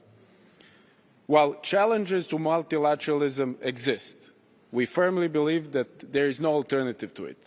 Serbia will continue supporting multilateralism and constructive dialogue within the UN system, particularly the Human Rights Council, stressing the need of avoiding any form of politicization and the use of human rights as a means of pressure on individual states. We also emphasize the importance of upholding the UN Charter principles, particularly respecting territorial integrity and sovereignty of states, without the existence of double standards in upholding these principles, without violations of international law, and non-compliance with the valid UN Security Council resolutions. Ladies and gentlemen, the Republic of Serbia places great importance on the implementation of the Beijing Declaration and Platform for Action, celebrating its 30th anniversary this year. Gender equality is not just a legal principle in Serbia. It is a constitutional guarantee and foundation of our social order. Serbia is signatory to key international conventions in this field, reinforcing our commitment to the global gender equality standards. Women now hold 38% of parliamentary seats and 36% of leadership positions in Serbia. The country ranks 24th globally for women in ministerial positions, and women play a leading role in our workforce, particularly in professional and technical fields. Women also outnumber men in all educational levels and lead in key academic disciplines. Legislative advancements, gender-responsive budgeting, and dedicated institutions, such as the Ministry of Human and Minority Rights and Social Dialogue, and a separate minister without portfolio responsible for gender equality demonstrates Serbia's commitment to progress in this area. Mr. President, I also must draw your attention to the dire human rights situation in the autonomous province of Kosovo and Metohija, currently under the UN interim administration. The provincial institutions of self-government in Pristina continue to commit flagrant violations of human rights against the Serbs and other non-Albanians. Ethnically motivated attacks, discrimination, physical violence and intimidation are widespread in the province. Serbs are deprived of basic human rights such as food, education, healthcare, employment and housing. Repressive actions, including forcible detention and eviction campaigns, persist even today. Ethnic displacement continues, with 20% of Serbs forced to leave since 2021, adding to over 200,000 internally displaced since 1999. According to the UNHRC, less than 1.9% of displaced Serbs have managed to return, making Kosovo and Metohija as the region with the lowest return rate of displaced persons globally. This is an unacceptable reality in the 21st century Europe. Despite the UN Security Council Resolution 1244, despite the international presence, the situation continues to deteriorate, as evidenced by the report of the Secretary General on the United Nations Interim Administration Mission in Kosovo of November last year. We call on the UN and key international actors to act decisively and to overcome the current situation, ensuring sustainable return and a dignified life for Serbs and other affected communities in Kosovo and Metohija. Mr. President, Serbia remains committed to strengthening human rights at home, upholding the highest standards with an objective and non-selective approach. We reject any form of politicization while ensuring that human rights remain a national priority. To achieve this, we will enhance national legislation, improve existing human rights mechanisms, and work continuously towards attaining the highest human rights standards. Thank you for your attention.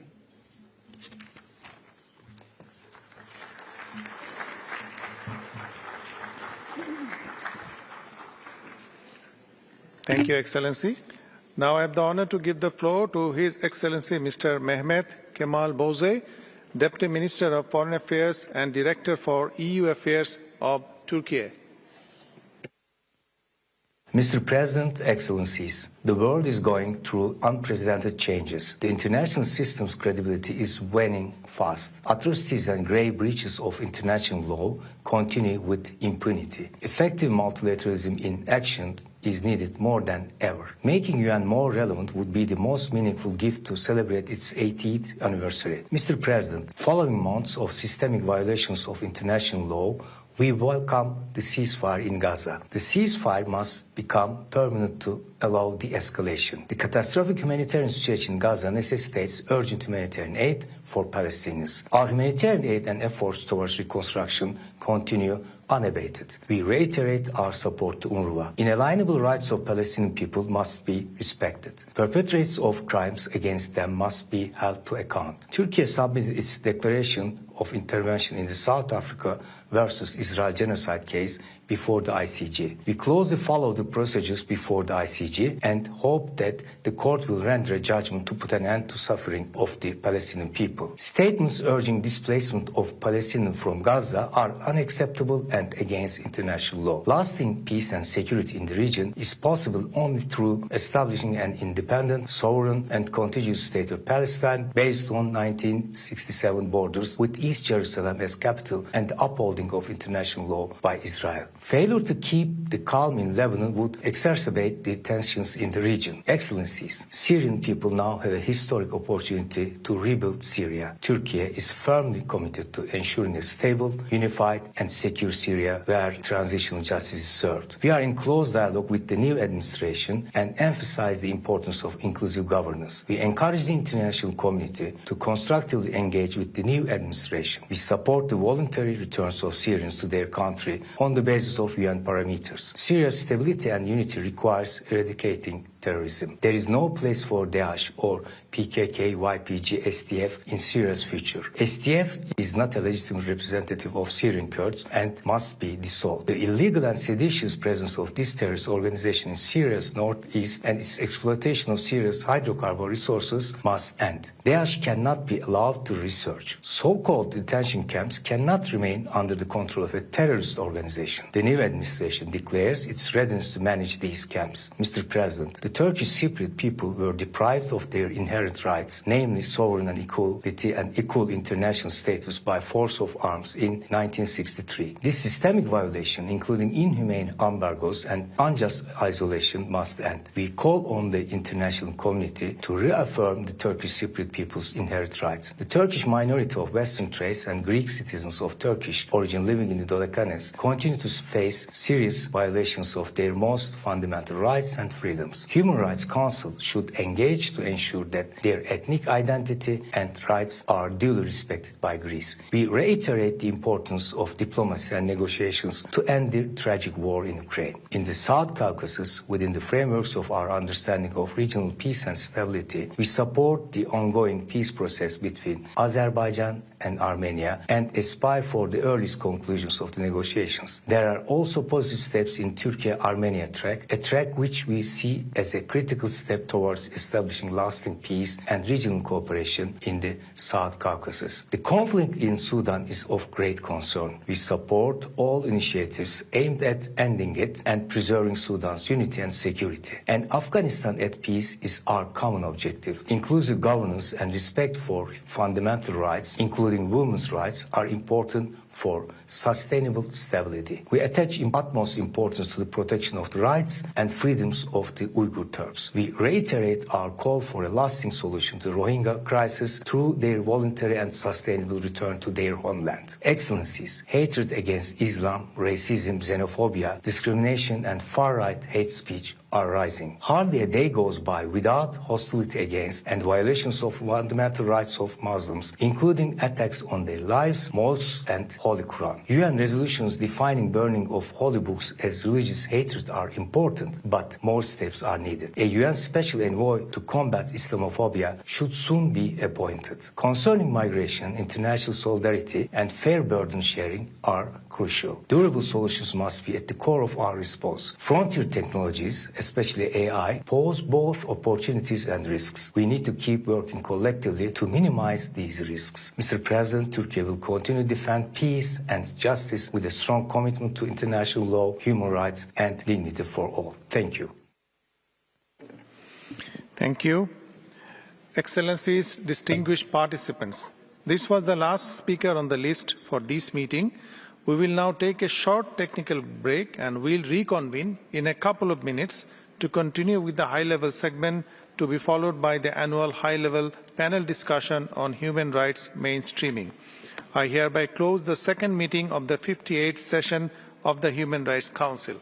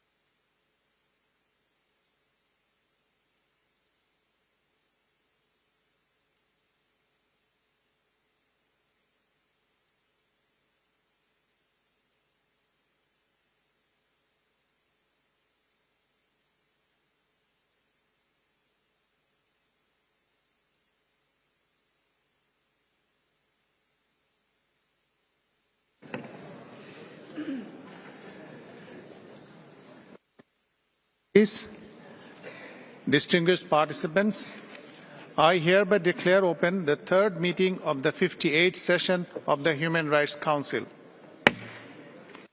We will now continue with the high-level segment. Now I have the honor to give the floor to Ms. Jan Beagle, Director General of the International Development Law Organization. You have the floor, ma'am.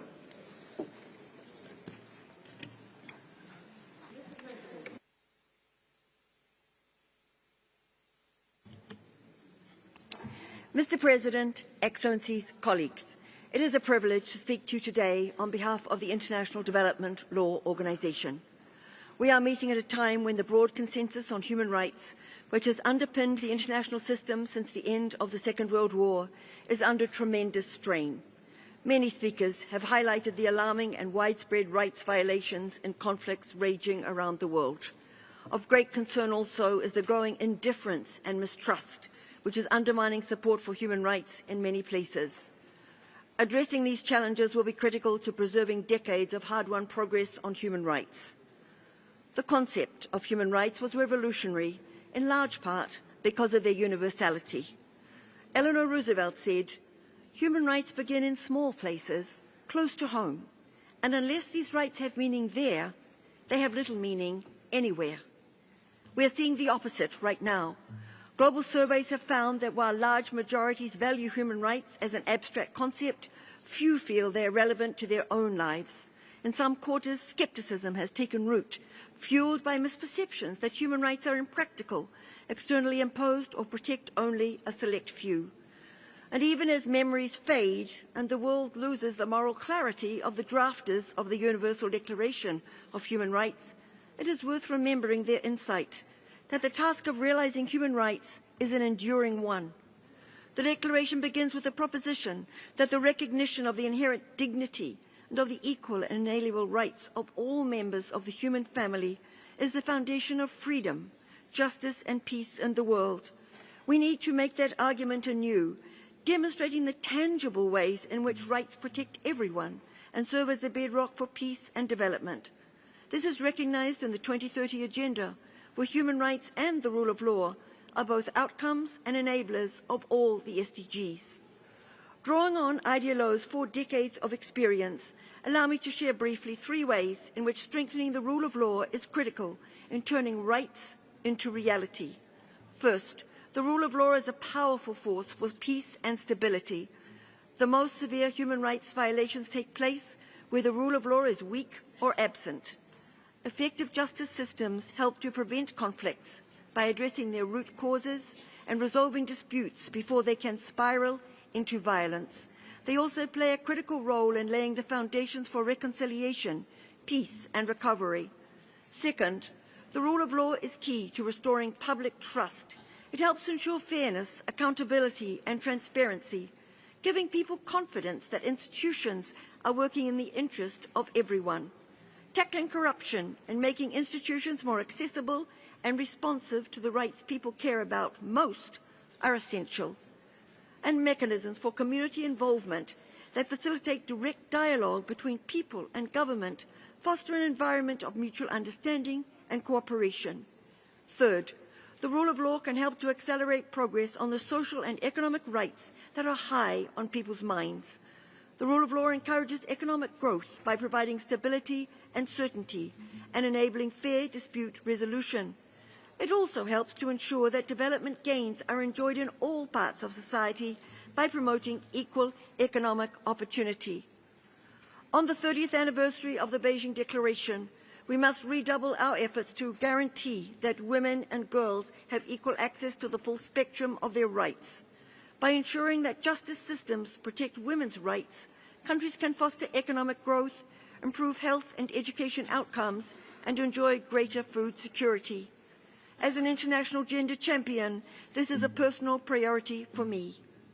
In conclusion, if we are to succeed in addressing today's challenges, we must do more to improve the lives of people. We must be steadfast in the defence of the ideal of human rights, but also in our commitment and effort to make these rights tangible for all people, everywhere. And as the High Commissioner said this morning, we must move from thought leadership to heart leadership. Strengthening the rule of law is one of the best investments we can make in our collective future. IDLO looks forward to working with you to build a peaceful, just and sustainable future grounded in the rule of law. Thank you.